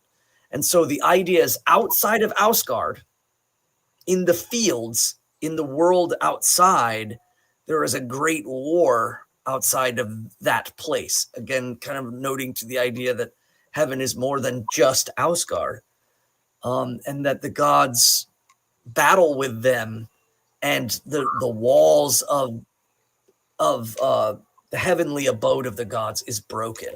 And of course, this again leads towards another story of the rebuilding of the walls. But it's interesting. So in verse 24, then sought the gods their assembly seats, the holy ones, and council held whether the gods should tribute give, or to all alike should worship belong.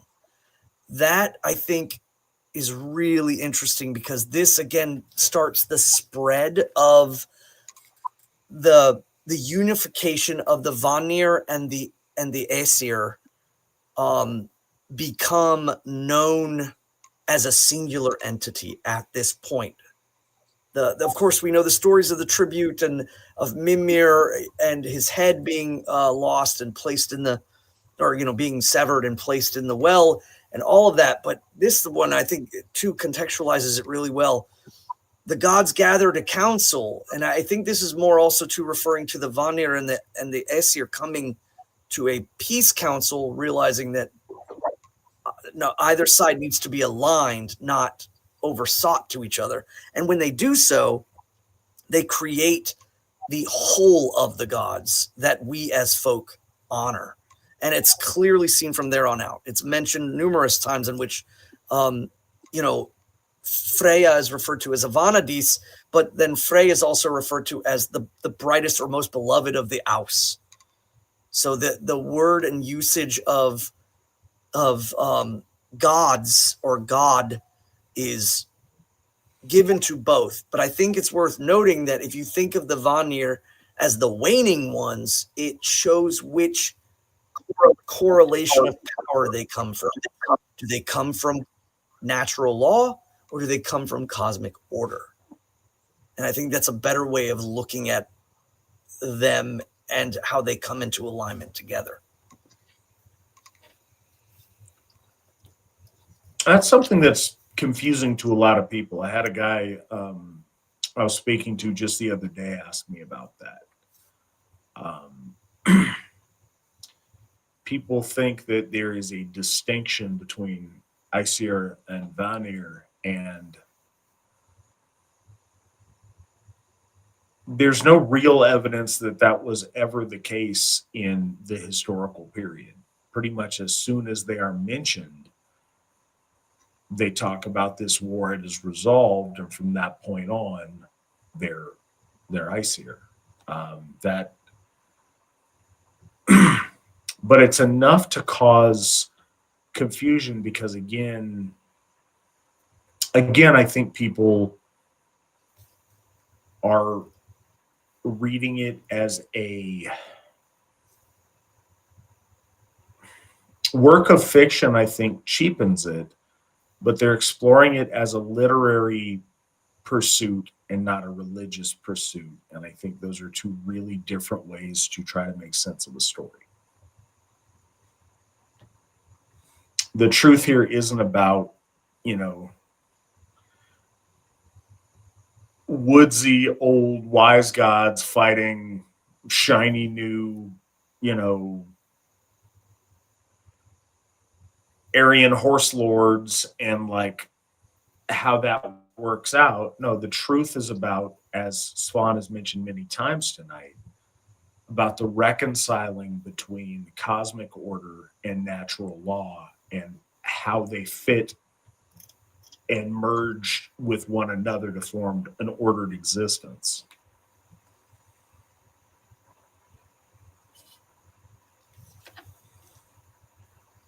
Now, there is something that we see again that happens a lot in the Völuspá is that the beginning verses of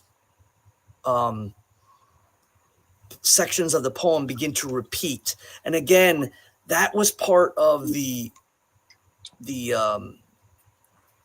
tempo, if you will, the music of the poem.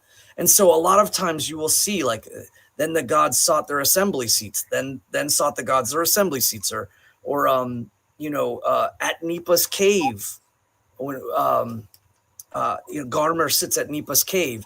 There's this repetitive sense, and again, I think that it's worth for the readers to know that it's greatly about setting a tone. It doesn't always translate out in the Old Norse, but the idea of it repeating itself in order to gain that semblance of tempo is important.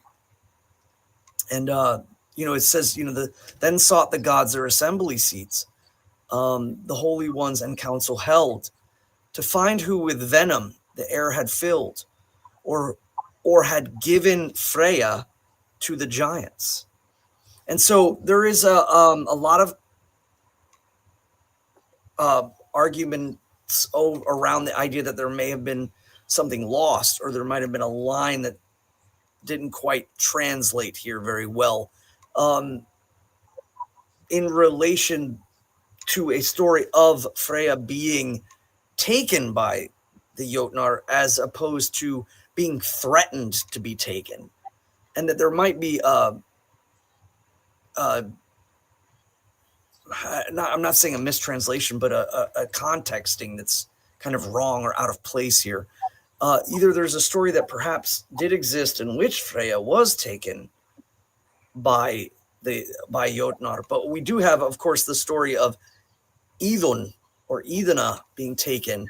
But in this case, Oath's bride is very specific towards the relation of Freya, and we know in the Gylfaginning that one of the key components of the unification of the gods is that Njörður and his children, the Lord and the Lady, come with him to the gods.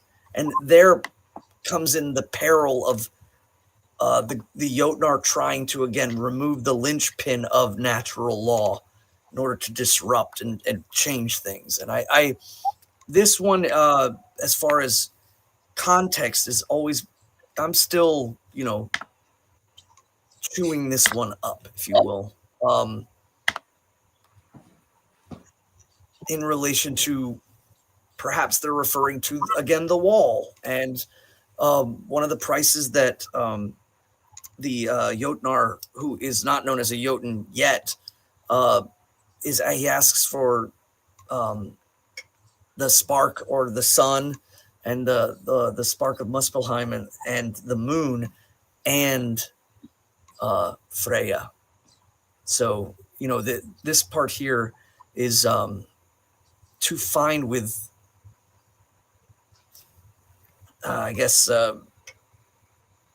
don't know, it's intent or malice, if you will, I guess would be another good version of this. To find with malice the one that stole Freya, but to what story that might be alluding to is still kind of up to debate. And I hate to end it on that one being, again,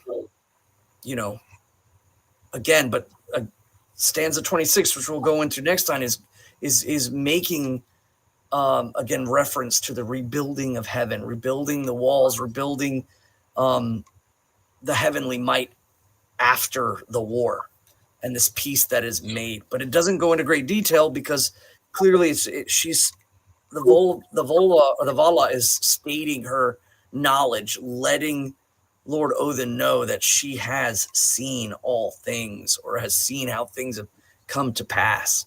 So she's still in the state of establishing her power and lore. And ultimately what this is allowing the poet to go through and quickly kind of reference other parts of the stories as they go. All right. Well, that is what it is. And I think that, being honest is better than not being. It's odd, and it's mentioned as being odd in most, even early notes on the text. And some things don't get to us in, it's amazing that we have what we have from 900 years ago. So the fact that some of it comes down in a less than perfect form, I don't think should be shocking in any way. But with that, we're going to be excited to get back to that next week. And until we do, we have a couple of questions that we didn't hit tonight. We tried to hit the ones that were directly related to the text as they came up. A couple of them came in a little bit after we'd moved on. Like this one. This was a question very early on from Vromage. Leeks represent something important. Fertility, yes? Are you aware of a correlation between leeks and fertility? We talked a little bit about their healing connotations. Yes, the sprouting of the leek, the breaking forth, the shoots coming out of the ground absolutely have kind of a correlation to vitality and strength, and just, again, you can find clear connotations to the idea of that which is sprouting up and sprouting to life, green and viciously seeking life and vitality. The next one, which was also very early on, I'm trying to see if I see him in the chat. I don't right now. I'm not sure if the Wolf Throne is still with us tonight, but he asked, Witan Svan was hoping you could clear something up for me. I keep seeing these Proto-Indo-European historians claim that the word Aryan refers to Indo-Iranians and not white people. Tom Rousel specifically says the only evidence for white people who actually referred to themselves as Aryans is the steppe people who invaded India. My knowledge of this is small, and I wanted to know if there is any more historical evidence of white people referring to themselves as Aryans in ancient times, whether that evidence is archaeological, linguistic, etc. Thanks. So I'm kind of surprised that Rousel would say that, because it's one of those things. It's very hard to do research on topics that have been canceled. And it's one of the, this may seem like an odd aside, but it's relevant to this. My wife and I were looking into childhood vaccinations when we had Aubrey a few years ago. And I'd never really noticed just how bad that Google like censors information until then. We didn't really have a dog in the fight. We were genuinely new parents who were very concerned and curious and didn't know what to do, and were looking into it. Try Googling any kind of anti-vax information, because we found it was absolutely impossible. Every time you tried to look at the other side of the story, you were immediately redirected to how vaccination's awesome. You need max vaccination. Here's the CDC's website. It was impossible to even see the argument of the other team, because it was something so incongruent with the powers that be wanted us to find out. And that's a similar thing to this. If you Google and try to find stuff about the word Aryan, you immediately get all these disclaimers that it's a disproven, absurd, racist theory from earlier times that's been completely debunked. No, it hasn't. Not at all. Up until it became politically incorrect to think so, one of the ancient uses of white people referring to themselves as Aryan is Ireland. And you can kind of Google that to backtrace it on like what the root of ire is in Irish. And you can find that it etymologically goes back to Arios and goes back to Herios or whatever in Proto-Indo-European. You can backtrace that and try to extrapolate. But that was an interesting point in earlier text, because it illustrated in ancient times the furthest expanses of Aryan peoples. And it was interesting. It was under a book. I think the first time I came in contact with the idea was a book I read called Deep Ancestors. And it talked about something called the zealotry of the fringe, and how when people migrate, traditionally the people at the farthest ends of the migration hold on the most tightly to the ancient traditions because they're removed from their ancestral lands. So that's what they have to take with them. And it was a really interesting linguistic point that Iran and Ireland, both in the language of those countries, means land of the Aryans. Now, if you try to look that up straight out, it will tell you something completely different, or it will tell you that this is a debunked theory that people had back when everybody was racist before they were woke. But if you look and you look at the roots of it, you see that a lot. You see Aryan at the root of the word aristocracy, an aristocrat, and that was a word that Greeks would certainly self-identify with quite often. Yes, you see that it refers to Indo-Iranian people, because if you trace that back, yes, it refers to the white people that conquered India and Iran in very ancient times, and were still represented and are to some degree to this day and age in their highest classes or their noble classes, because it's a reflection of that ancient migratory conquerors that dominated that part of Asia.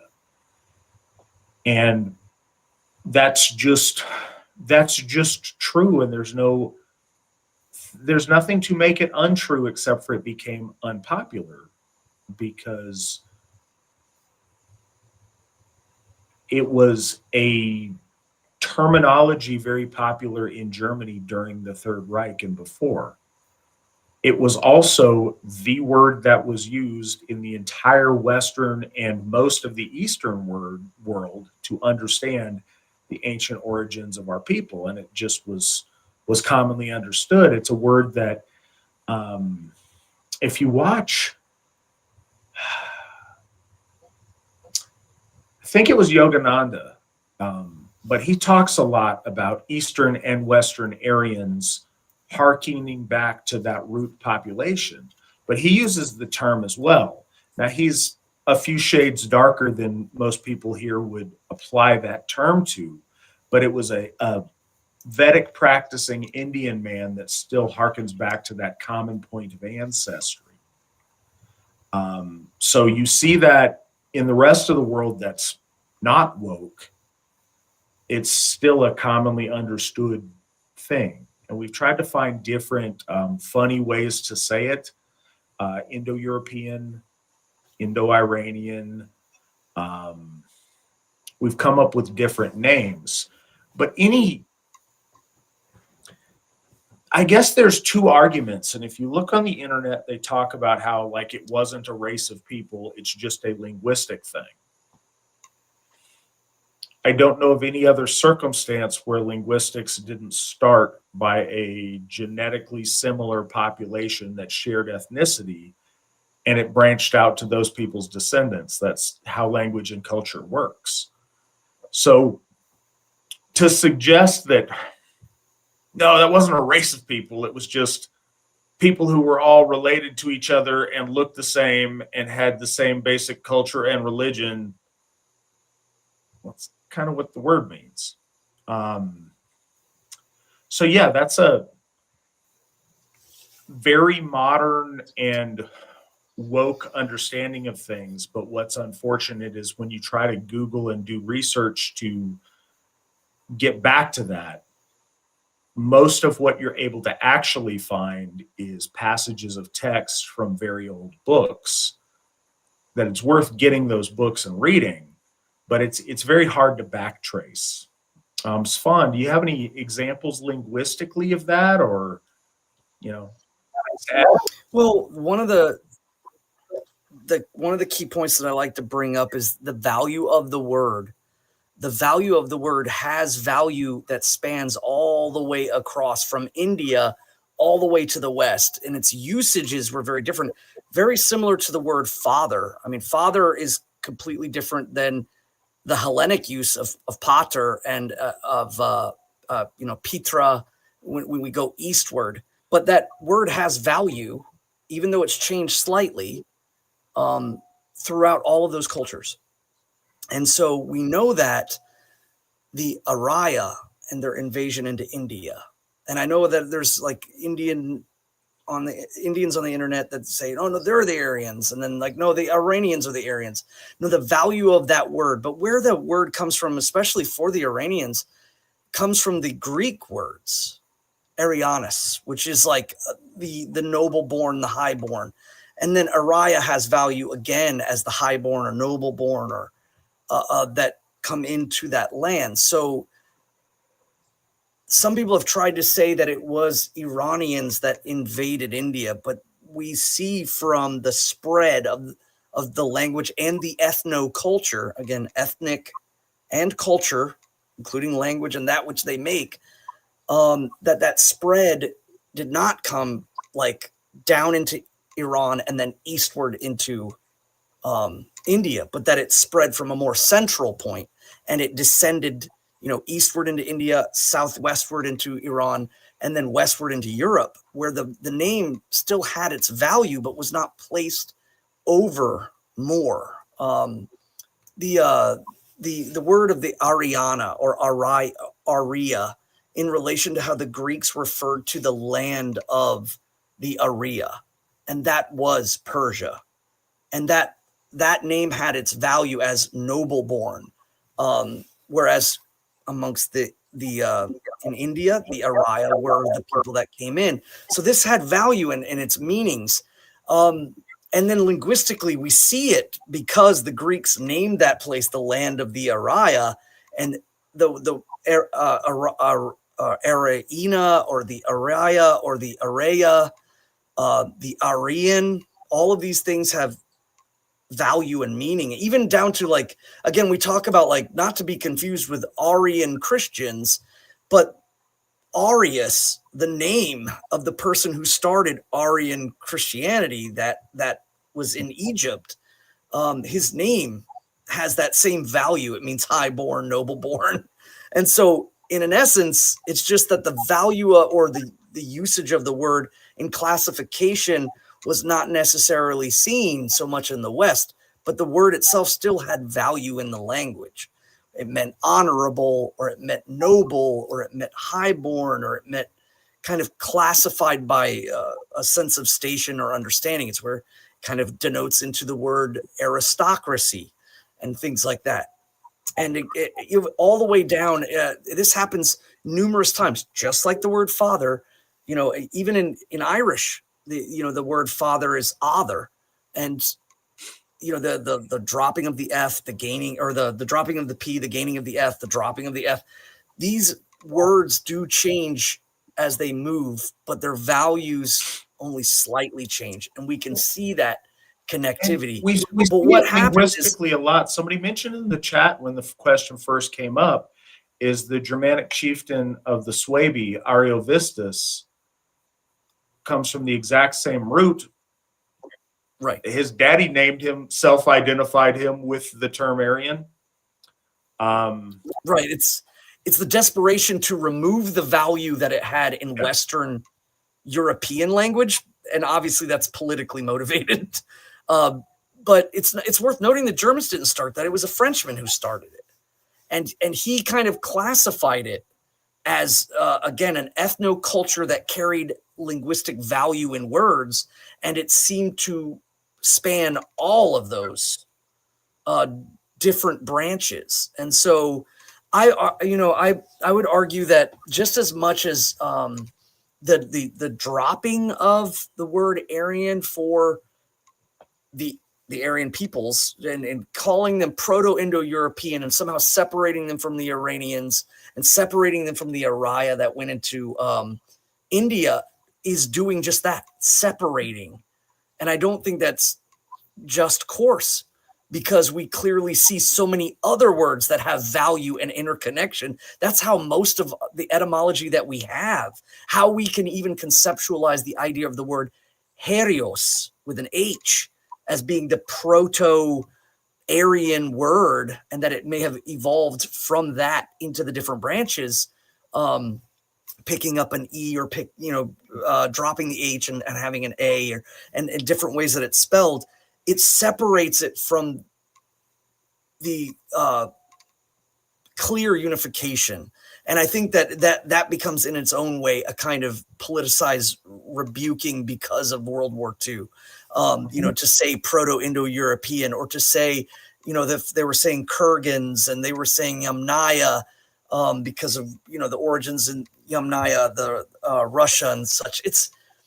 I think it causes a lot more confusion with the intent of kind of separating. There are clear things that do separate these branches, hence the reason why they're branches. But we're talking about a word that has value that goes across all of those and has meaning. It's just not like Europe isn't called, the land of the Aryans. That was Iran. I mean, Europe in and of itself is actually a Semitic word. It comes from the Canaanites. There was a bride of one of the she went to the Minoans, I believe, an island in the Mediterranean. Her name was Europa. But the land that our people called it before it was called Europe had value. It had a point. Whether they used the word theod for nation or people, and so on and so forth, there was always kind of still a connection towards, okay, yeah, we're Soebi, but Ari or Era or Aristos, these are the people of the highborn bloodlines, even separating themselves from, in the structure of the very culture that the word is being used in. I think that you see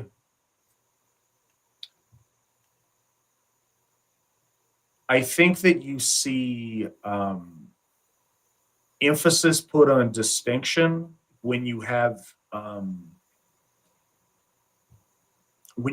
diversity present. If you're in Europe amongst all the other white people, you don't need a name for your race of people, because your people are just people, because that's people, and the people are everywhere. If you have invaded a territory to where your people are clearly different than the inhabitants of the area that you are in, then you need to be able to say us and them. It's like the Greeks were able to say, Greek and barbarian, because they picked a point of distinction. Racial stock, when they went into Asia and discovered Dravidian people who were very different than them. We're this people, these are those people. And the reason of using that term Aryan is a self-identifier of we are the noble people. And that's why it's important, and I continue to use it. It's just like the term Asatru.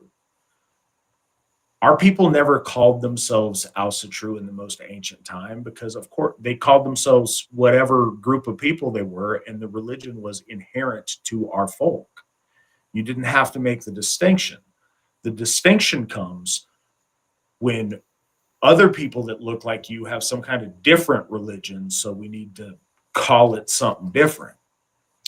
And at that point, there's the choice of what other people called us, pagan or heathen, and what we call ourselves, Asatru, loyal to the Aesir. Well, there's those people, what do they call us? We're going to call ourselves Aryan. We are the noble people. And that there wasn't the need for that in most of Europe when there was no diversity to compare it to. So the names became, smaller nation groups, which are understood to be divisions of that bigger racial classification there. And that was just understood. It wasn't insulting or racist or offensive or anything else until that became a political necessity in the 1940s. But that, science doesn't change from 1937 to 1945, but words that are okay to use certainly do.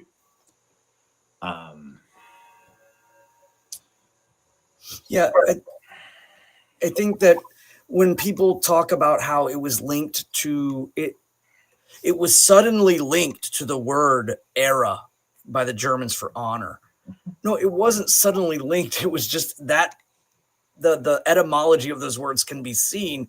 It's just their usages were different. And like what you said, the Arya of ancient Persia in relation to the people that they lived near, and the Araya in relation to the people that they lived near, made heavier weight distinctions than in Europe, where it was more or less a kind of layering of this westward expansion, and these people were kind of the same. And you see that politically playing out even now. They try to paint the Yamnaya or the Kurgans as these evil, patriarchal, wagon driving evil people that just dominated and genocided these,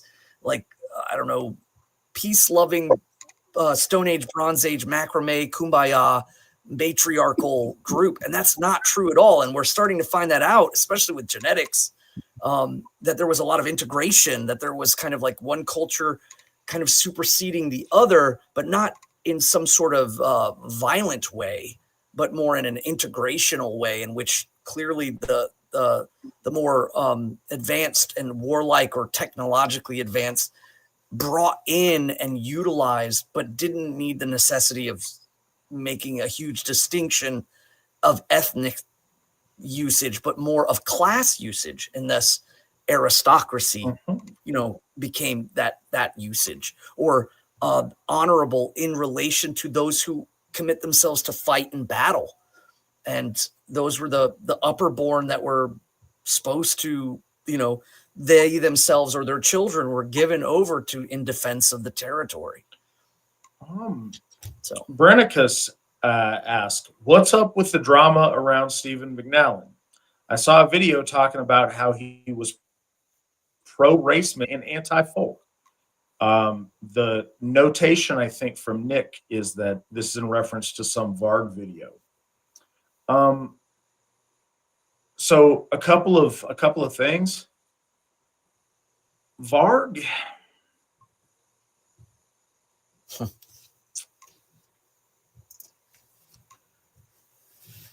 Yeah, truth is one of our core values. Varg is a lunatic, and he's got a lot of really dumb ideas, and he's made an identity out of like extreme spurging on stuff.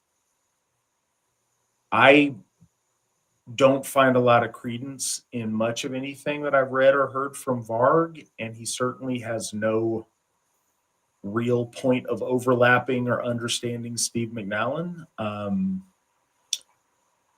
Yeah, Steve is a personal friend of mine, and like, I'm not going to lie to you guys. Maybe if this was truth or something, maybe it's just the time to shut up and move to a different question. But because I know for a fact the answer, like, no, Steve's absolutely opposed to race mixing, and he's super pro-folk. Steve being pro-folk is why we are all here having this conversation tonight for the last, 4 hours now. The idea that he's not is just really, really silly.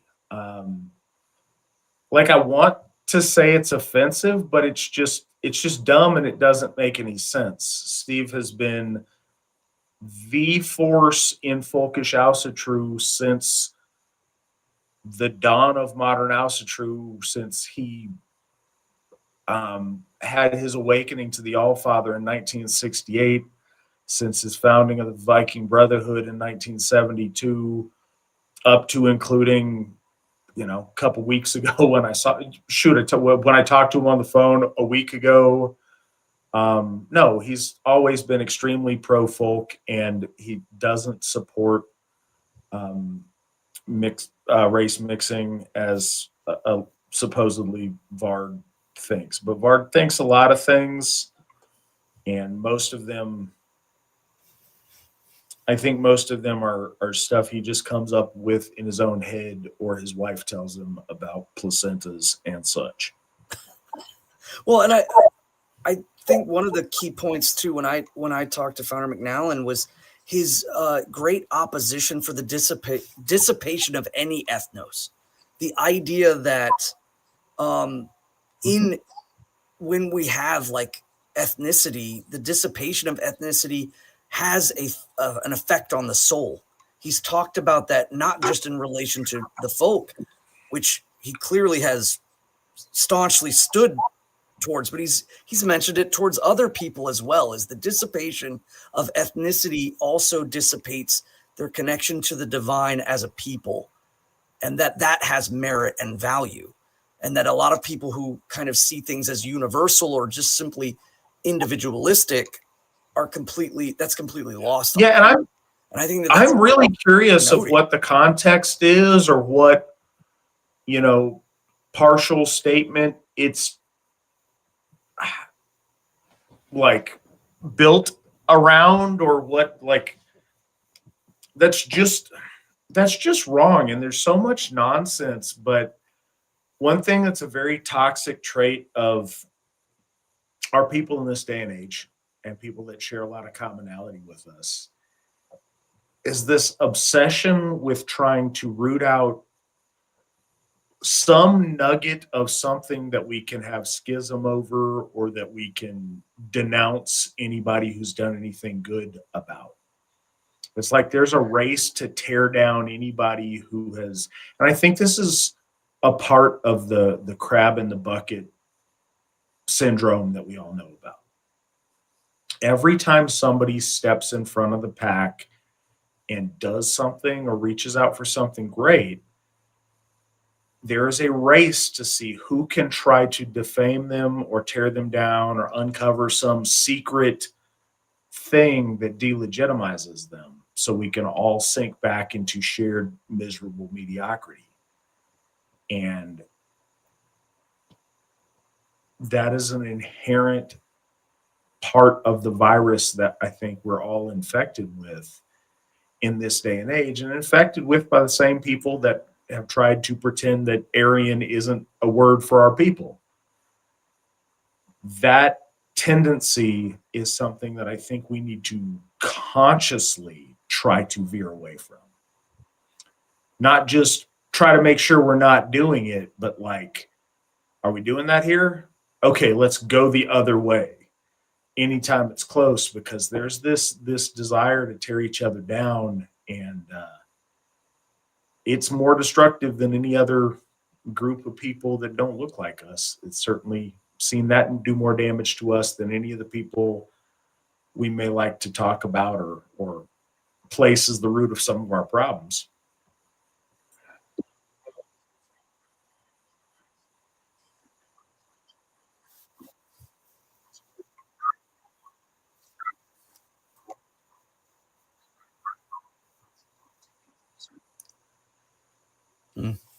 Varg's silly, and I don't think Varg's in touch with reality very well. Yeah. Yeah, I think Founder, I think Nowlan's interesting introspection.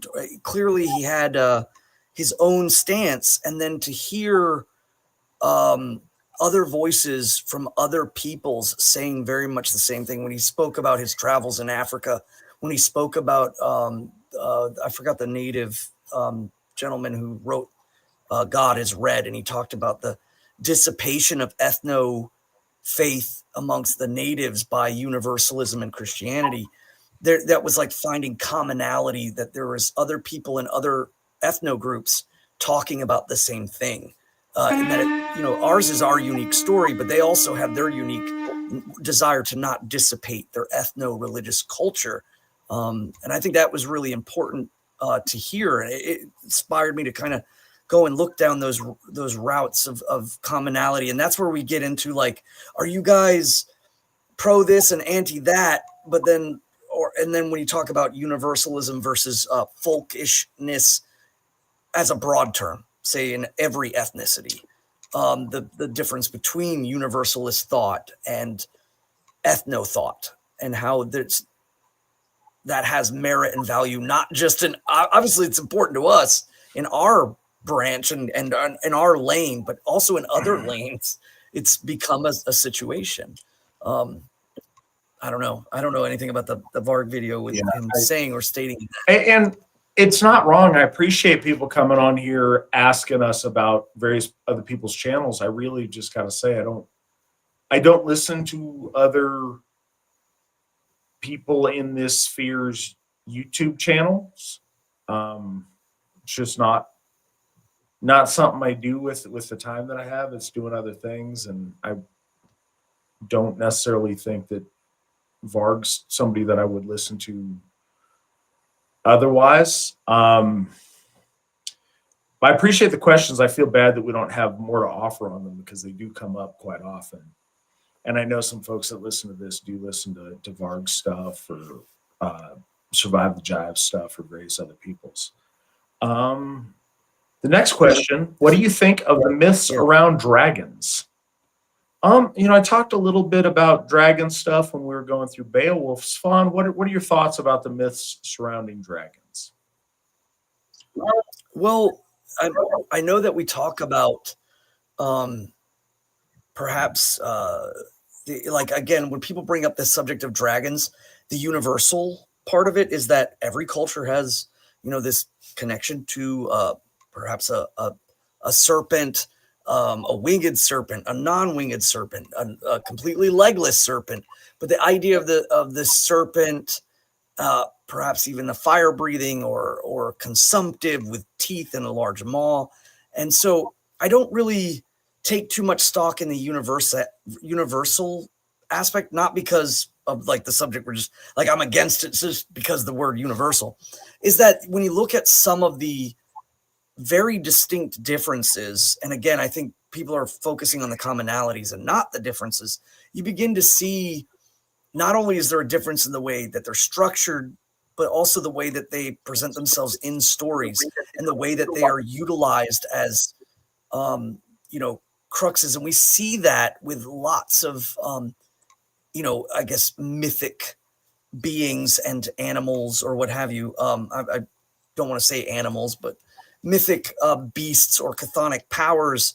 Some people view them as lucky. Some people view them as, avatars of their gods. Others view them as hoarders of knowledge and keepers of treasures, and are clearly hurdles to be destroyed, like breaking out of the chthonic and the greed or the desperation or all the things that a dragon might represent in like Aryan culture versus say Asiatic culture or Native American and Mesoamerica in specifics that I'm talking about, is they all have very distinct differences about the way they view the dragon and what that exactly even means. The commonality of it, though, is interesting and intriguing, but then there's so many differences that I wonder if it's the same as a bird, the understanding of a winged bird and its value, the value of birds in European culture versus the value of birds in Mesoamerica versus the value of birds in Asian or Eastern Asian cultures also have distinct differences. Even though they all have wings, they all have feathers, they all have talons or beaks. So that's kind of one thing that keeps me grounded in the idea that the distinctions are far more weighted than the commonalities. I've talked about this before. I'm not going to talk too much on it tonight, because I'm hungry and sleepy. But I'm going to put this out there. I do think that Svan's onto something. I think that there's something inherent in folks on Earth that the dragon is a thing in lots of different cultures. But just like anything that has become symbolic, it has a different meaning due to different, racial and cultural lenses. I will say this: dragons in our faith, in our ancestry, are almost always forces of constriction, of greed, and of holding things back, of keeping treasure and not spending any and hoarding it up, and are something to be overcome. There's something that perhaps someone metastasizes into through becoming obsessed and becoming greedy and becoming a monstrous version of themselves. And it's something monstrous that needs to be very often overcome. I think that when you get into Celtic tradition, it becomes a little bit different. When you see dragons in England and in Wales, I think there's a little bit different relation to dragons there. But generally, they're forces of greed that need to be overcome, and the constriction needs to be broken so that good things can be released from it. Next question. Midgard itself was built from Ymir. I've heard that Ymir means yell or scream. Could this be a reference to reshaping sounds into matter? Just curious. Svan, do you have thoughts on that? Yeah, I talked about that a bit in other VNSs, and I know there's a lot and there's hours of stuff, but yeah, Ymir, the roarer, the again, the point of sound, even down to what I would say each of the tripartite in creation in the gap are all in kind of correlation to sound. And Audumla and the proto-ur and the Yggdrasil, the stasis of sound or the stratification of sound. And a lot of people might be like, well, how does Yggdrasil even correlate to sound? I'll get to that in 1 second. But Audumla is, again, the dynamicism of sound, the creation. Ymir is the catalytic form of sound, the breaking, the severing and reshaping. And I think that Yggdrasil is the stasis, and that really comes into when Odin hangs from Yggdrasil, he goes in a part of it all, and what he sees is the foundational structure of everything, which is, again, sound. And I think that sound really came about when all things were aligned, when all that was left was Yggdrasil. Ymir was changed, Audumla was changed, and what's left is the runes, if you will, the proto sounds, or the sounds of creation, or the sounds of all things made. So even Yggdrasil is in correlation to sound through the runes and Odin's travel. And I think that needed to be prevalent after the destruction of Ymir and the shaping of sound. His part in catalysm, Audumla in dynamicism, and Yggdrasil in stasis. And I bring that up a lot about how the triplicate or tripartite is always kind of functioned in those three ways.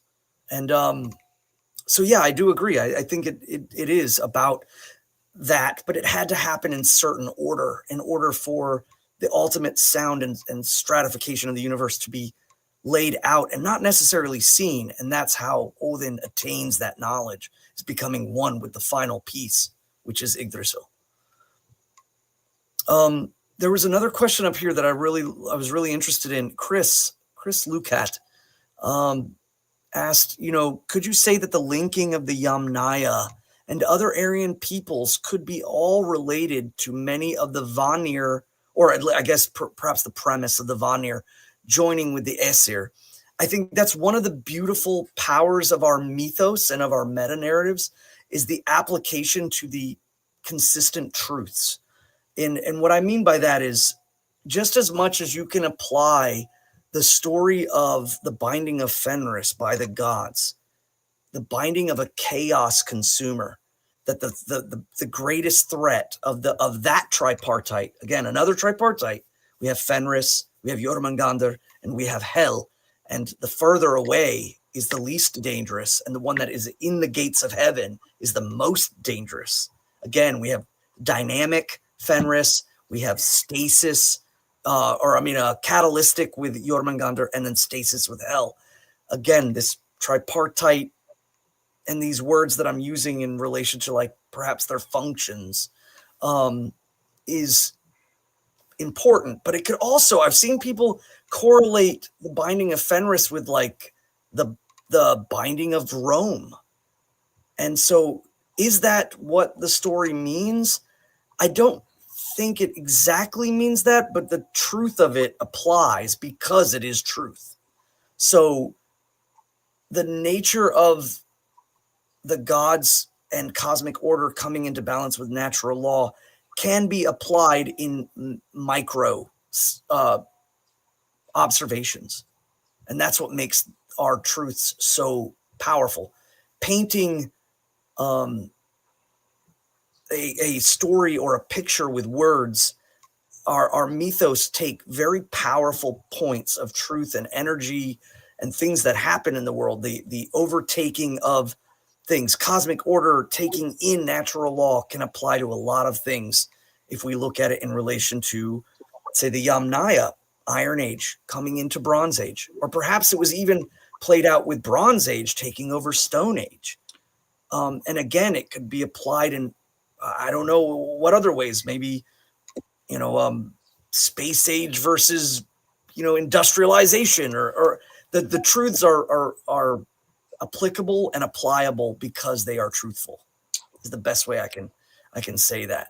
So when somebody asked me, like, is the binding of Fenris an allegory for appeasing Rome? It's like, Yes, I could see that easily, but it's a matter of, I guess, like, truth cannot be chronologically placed somewhere, but chronological events can be placed towards truth. Well, and here's the thing: there's principles that are true, and there's like divine understanding of our gods. The existence of our gods, both Aesir and Vanir, and their interaction with one another clearly predates Rome, or predates right now, if you want to talk about, if there's some space galactic empire that tries to encircle us that gets stopped. But finding those truths, seeing points of commonality and rallying behind it is a worthwhile thing to do. Being aware not to project your modern stuff onto our ancestors is also very important. Getting back to the fundamental truths is essential. I appreciate you covering on that. I had to go tend to my cats. They were all three trying to like see who could be the one to get the spot in the bathroom cabinet, making noise and causing chaos and trying to keep my daughter up. So I had to go regulate. Phelps family, $20. Thank you guys so much. Hail founder Stephen McNallen. Indeed. Next up, we've got Wise words. History rhymes. Wise words. Yes, it does. Okay, so back, and I didn't mention this. I don't. Ymir relating to the idea of sound reshaping matter. As far as a science or a construction technique or something that way, don't have strong opinions on, but the idea of sound bringing into existence and having magical efficacy, absolutely. We've talked about it on here endless amounts of time. The idea of Galder, of incantation, of chanting things into existence is a very real thing. When you connect it specifically with matter, I think that's questionable, but vibration certainly affects matter in some way. We've seen that. That's demonstrable. But certainly speaking and sound takes something from non-existence and moves it into existence. And that's, the importance of that can't be overstated. Next up, question about, is the spread of the Aryans why the swastika was so popular in ancient times in different cultures? Yes and no. Certainly, that was a powerful symbol of our folk that was around at the time of the Aryan migrations, and that explains why it's in a lot of places. It's also in a bunch of other places that those migrations didn't come anywhere near or touch. It's fun to speculate about that commonality spreading out at an earlier point in prehistoric times. I think that's fascinating. Like, you see it come up in the Americas, you see it in Japan, you see it in lots of different places in different versions. It also is worth considering that it's a pretty simple connection of lines that I think a lot of people would come to. So we can't discount that it just works well geometrically, and I think that people would stumble upon that often.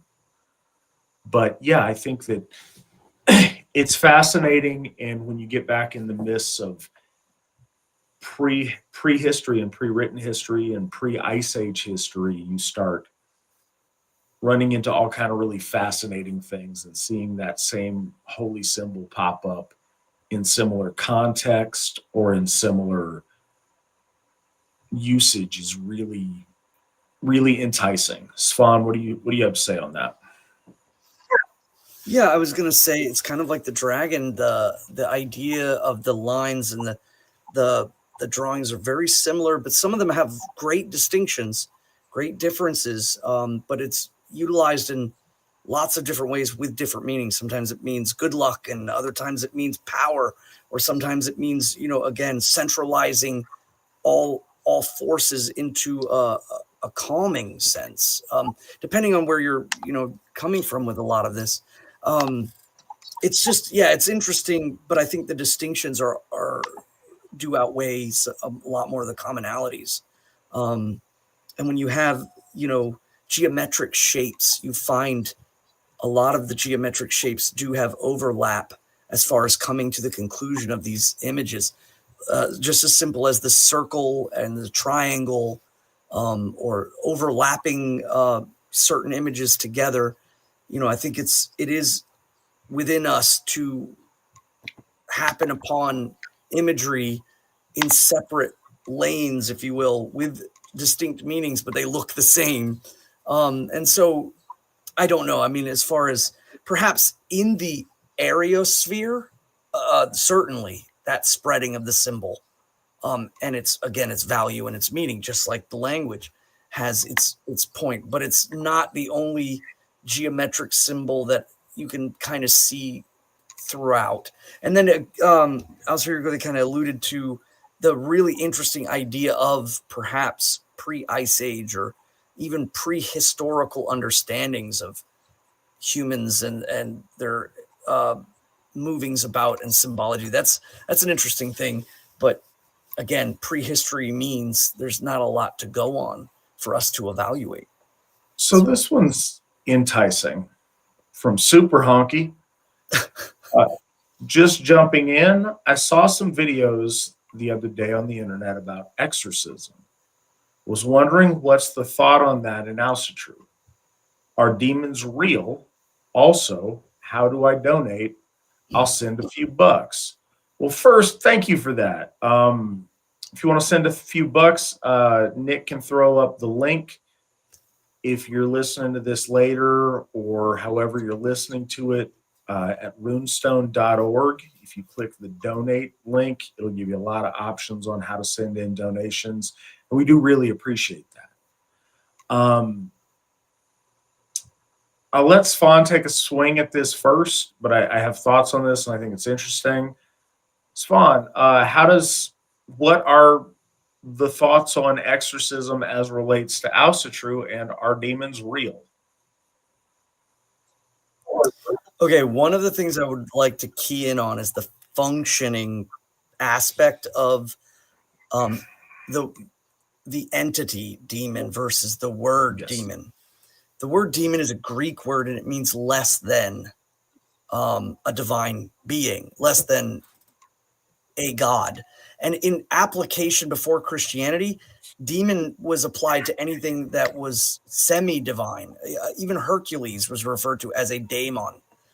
But the usage and the technicality of the beings is really that this is a Greek word applied to a Semitic word, a shadim. And shadim share a lot of functionality with an Arab word, which is where, like, the word djinn. So shadim and djinn are kind of these evil, malevolent spirits that live in the land or in accursed places. They're always associated with desolate places and places away from either the divine or civilization, or sometimes both. And I think that the correlation for us linguistically would be troll, or again, I mentioned thirst. A lot of times thirst is correlated to a primal entity outside of civilization, but troll has a tendency to fit very well. But now, of course, in the West, troll is like, oh, you mean like the little fuzzy thing with the belly button rhinestone or something?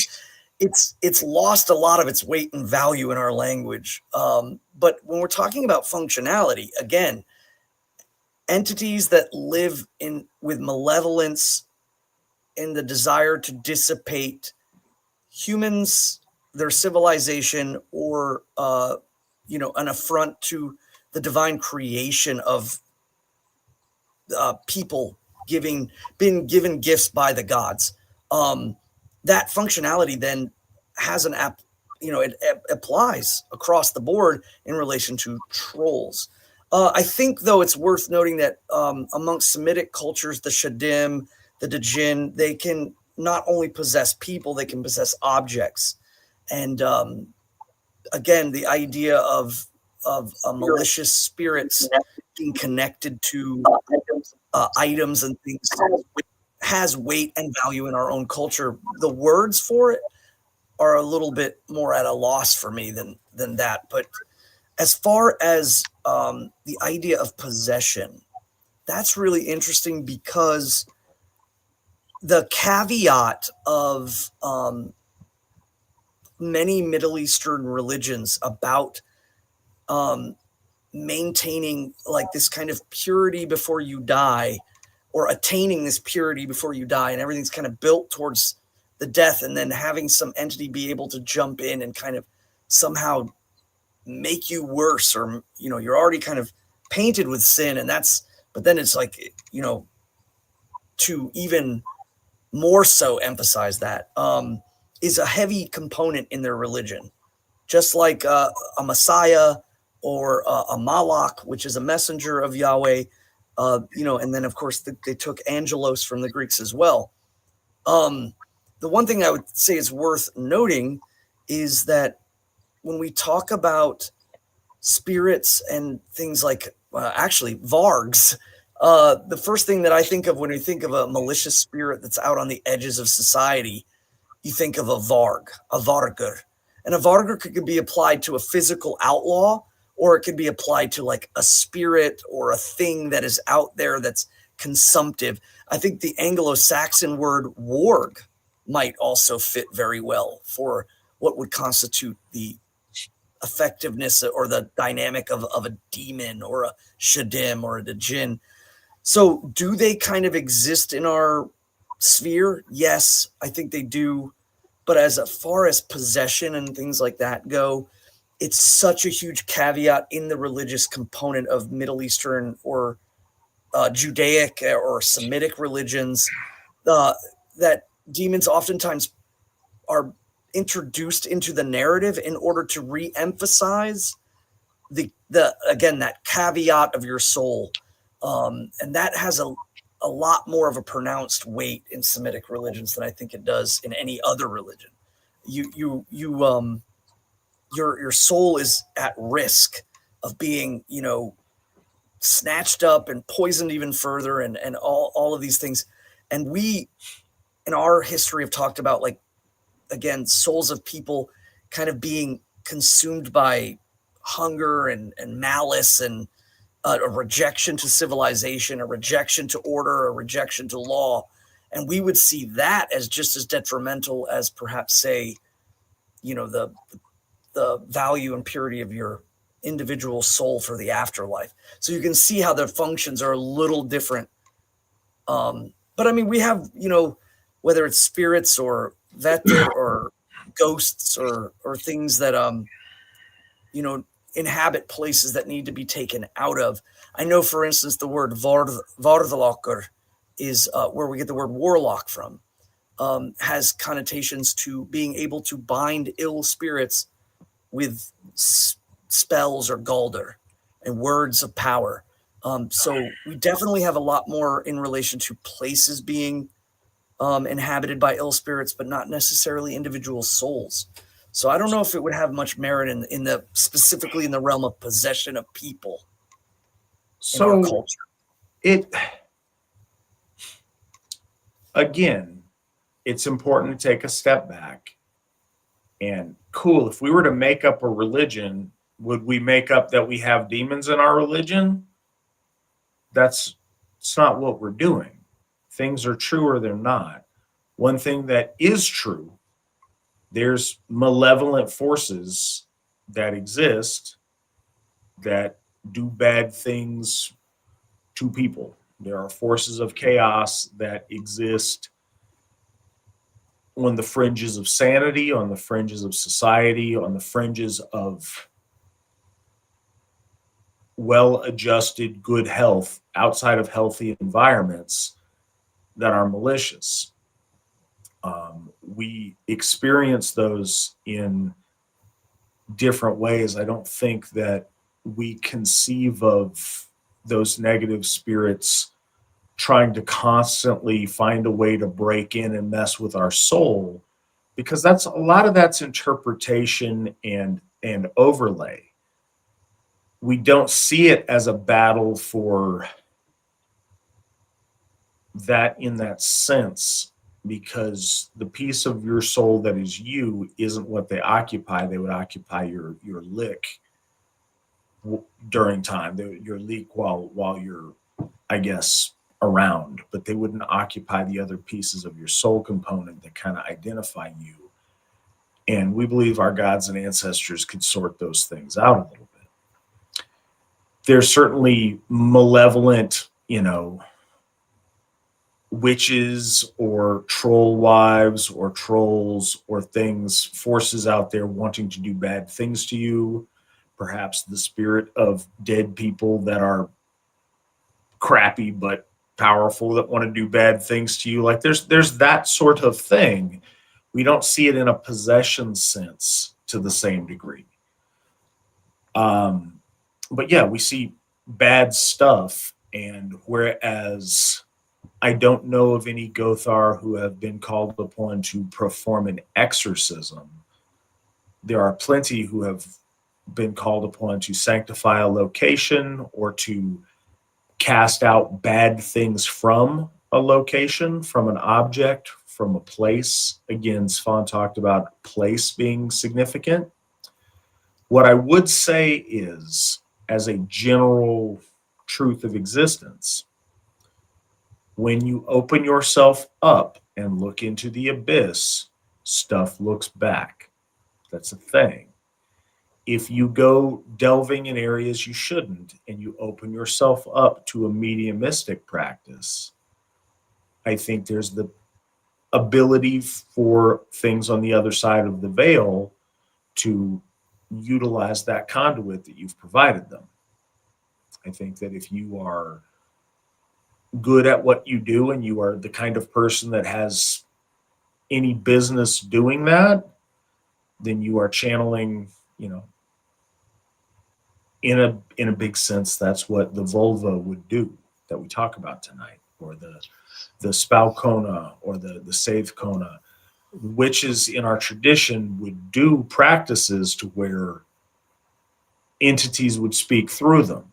I think that mediumistic things to where perhaps departed ancestors could speak through a medium in some way. I think when you open that up, if you don't have any business doing it, you don't know what you're doing, and you're dabbling unsafely in places, then negative things could also take root in a mediumistic way. But I think that's super rare, and I don't think we have the whole battle for souls to where we don't have all the stuff that you have in the very expanded Christian conception of demonology to the degree that they have. But yeah, there's bad hoodoo out there, and there's bad forces that want to do bad stuff to good people. And you see that just as there's people that would like to take advantage of you and do bad things to you in the world around you, there's also forces beyond the veil that would like to do bad things too. We don't conceive of ourselves in the same victim at the whim of the supernatural in the same way that I think Christianity does. And I think to a degree that shapes our conception of how we relate to those things. Those things are very often, when we venture outside of our world and into another world, we face evil spirit things. But we have a certain ability to protect ourselves, to protect our soul, to be whole and healthy that I don't think is there in the mentality of the Abrahamic faiths. I think that something that is built into that faith system is that you yourself are powerless. The only thing that has power to do anything is external forces to you. I think perhaps metaphysically that opens them up to bad things happening. I think certainly psychologically it opens them up to bad things happening. And I think that, to be quite honest, most demon possession, and I'm doing the air quotes, is crazy people. I think that's probably most of it on everybody's side. But for it to be a real thing, everybody who claims it doesn't need to be legit, just one does. So I think it's probably the exception and not the rule. But yeah, there's bad stuff out there. And a follow-up question on the side that's related to it was the idea that, do you think that Vard chose his name because of that? Yeah, absolutely. I think that was part of him just being a spooky Satanist troublemaker at the time he was making his black metal stuff. And that just became dude's nickname. I think that's completely consistent with his silly showboating nonsense. Do you have more follow-up on that, Svan? Yeah, I was going to say, you brought up a great point, and I wanted people to understand your context when you said about the troll witches, the wolf riding troll witches, a consistent painting of these kind of ill spirits in Old Norse literature and European Germanic literature is the idea of like the hag, wolf riding troll woman that's consistently and culturally thrown around that might not have as much weight now in understanding. And I wanted people to understand that why you said that specifically, because you're referring to that, and just to make sure that they know. I mean, again, it's mentioned in the Havamal, and seeing a witch in the rafters is not like a witch in the sense of like like a woman, but more like a spirit. The other thing is like the Hagazisa or the Nachtmara, the nightmare, and all of that stuff has correlation to those spirits. And it's also worth noting that the Abrahamic faiths had a tendency to, I guess the correct word would be like shadim their opponents, or what we would eventually call demonize. They would take the gods of their opponents and turn them into shaddamize their opponents. Yeah, they would. Yeah, they would shaddamize. Yes, they would. I mean, and we see it consistently, and that act actually continues on all the way through us. And Christianity's carried that with it. The fact that the goat and the goat imagery is connected to like the Hasatan or Hasatans or whatever, is that again is an application of demonizing faiths of old, but they did it all the way back into ancient Palestine and ancient Hebrew lands in the Levant. They would do that. If the Canaanites were worshiping Baal, then it eventually Baal became a demon, and again Moloch a demon, and everything was a demon outside of Yahweh to some extent. They had ways of doing that, and I'm not really pointing a finger, because people all over the world have kind of done that. It's our gods versus your gods kind of thing. And so I'm not really poo-pooing at it, but it does kind of apply a mode that even existed after Christianity. It's definitely one of those Judeo aspects that carried into European Christianity and even kept a lot of it alive. Medieval demonology is a smattering of Hermetic magic and ancient Semitic, religious cults and a lot of stuff thrown in that was really probably would have fell to the wayside over time, but was kept alive because of the idea of having the bad guys against us, or the utilization of what a demon in relation to Christianity is used for is, again, oftentimes a tool in order to keep people, in that dichotomy. and that's why I think Catholics, especially, I forgot the couple that they were linked to. What is it? The doll. The Warrens.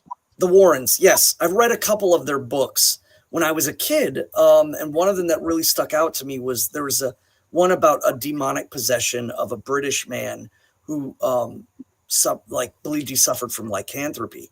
And the way they presented it was absolutely that it was a demonic possession, and that the only way that it could be removed is through Roman Catholic ritual of removing the demon. And again, I can see the format of this repeated in their books with intent and with function. The other thing that is worth noting is Vargur, the word, because I saw over on the side here, like wargs in Lord of the Rings. Yes, Tolkien used that word in relation to like the beasts that they rode upon. But a varg, I even use it for people who pass the river Gjöll. When we talked about the soul being rejected by the ancestors, you become this outcasted thing, and you have to cross the river Gjöll and the river Slidr. And what comes out on the other side is something that's rejected from the whole, and unto itself is kind of a thing of dissipation, a thing of malevolence, because that's all that it has left. And so that can apply again to people, or it can apply to spirits of things that are outside or outcasted from the center of order. And a lot of ways I refer to the souls that pass Gjöll as turning into consumptive wargs. I think in the Death Song I wrote that for a needling, to Nastron their night is set, and needful is the mouths of wargs. And that's in reference to that. Is like, again, an entity that seeks dissipation and hatred of order, hatred of law. All right. So, Svan, how was this question phrased exactly? Thoughts on the moon landing? Was it fake? Conspiracy theory? What are your thoughts on the moon landing? I believe that it happened. I know that there's a lot of people that have a lot of evidence in one way or the other, but I'm a believer that with the comparison of advancements between the cosmonauts and the astronauts and what we were doing at the time, I believe it happened. I don't know. I think that a lot of the theories about what's his name, Kubrick, being involved in filming and all of that stuff, I don't know. I feel like it kind of falls into a realm of conspiracy that I'm not fully open to some of those ideas. Dishonesty breeds distrust. And that's one of the things that we find a lot. When you discover that the government or the media or some entity lies about something, then it's very easy to immediately flee the other way and reject everything out of hand. And if they're dishonest, then everything they've ever said must be a lie. And I think that's, like, I get the tendency to do that, but I don't think that's healthy, and I don't think that's the best way to get to truth. I will say this, some things are really suspicious. Magically, they've lost all of, magically is not the right word. I guess somehow in some mysterious way, all of the original data disappeared, and they couldn't figure it back out for a long time on how to get back to the moon. That's odd and unsettling. Some of the pictures that they use have come out to actually have been fakes that were staged because they looked better and they worked better for publicity purposes. Well, that's messed up. Now it makes you question all of the pictures. That stuff happens, but no, I absolutely believe that we've gone to the moon and landed people and stuff on it. I believe that we sent the rover to Mars, and that's the thing, and it's really cool. I think space exploration is fascinating and really interesting. I completely reject the flat earth nonsense thing, and it's kind of always very concerning to me when people jump on that, because just because one group of people lies to you doesn't mean you reject everything from Western civilization and start fresh. And I think that's silly, and I wish that people who had really out there conspiracy theories would contextualize them and be judicious about what they accept or what they don't. Because the least convincing people on any conspiracy things are the guy that, like, yeah, I saw Bigfoot one time. Yeah, and then a couple years later, like, I seen a UFO, and then a couple years later, the same people that have one experience tend to have all the experiences. Or the guy that believes one conspiracy just believes all conspiracies because they're conspiracies, and it really erodes the ability for other people to take them seriously. So be judicious. I have, unfortunately, at this stage in my life, learned that there's a lot of conspiracies that have stuff to them, that the media lies to us almost all the time now, that our government, and this probably stands with even any of the people in an international audience that listen to us, lies to us frequently. It's really, really hard to know what to trust. As I've told you earlier when we talked about the word Aryan, Google lies, or certainly filters the truth and doesn't allow large parts of the truth to be known. That's unfortunate, but I think we do ourselves a disservice when we scrap legitimate accomplishments of our ancestors that are amazing and noteworthy because we want to distrust everything. So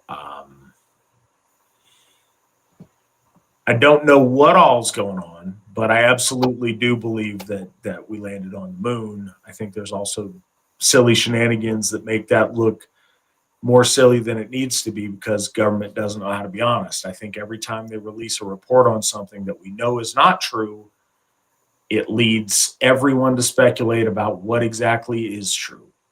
And that's unfortunate, because I think sometimes it's not nearly as big a deal as we create in our heads, but nature abhors a vacuum. And if the only thing you get from official sources is not true, then it leads to some really unhealthy ideas about what might be true. And I can hardly fault people for figuring out their own truth when the people responsible for providing it tell them things that aren't true.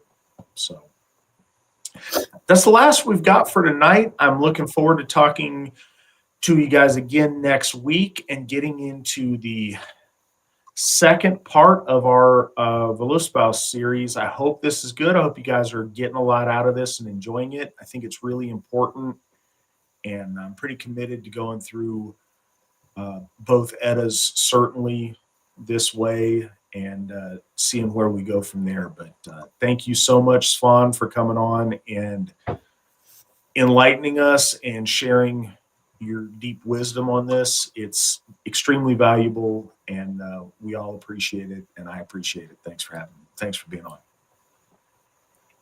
Thanks for having me. This was great. All right, guys, y'all have a good night. Hail the gods, hail the folk, hail the AFA, and remember that victory never sleeps.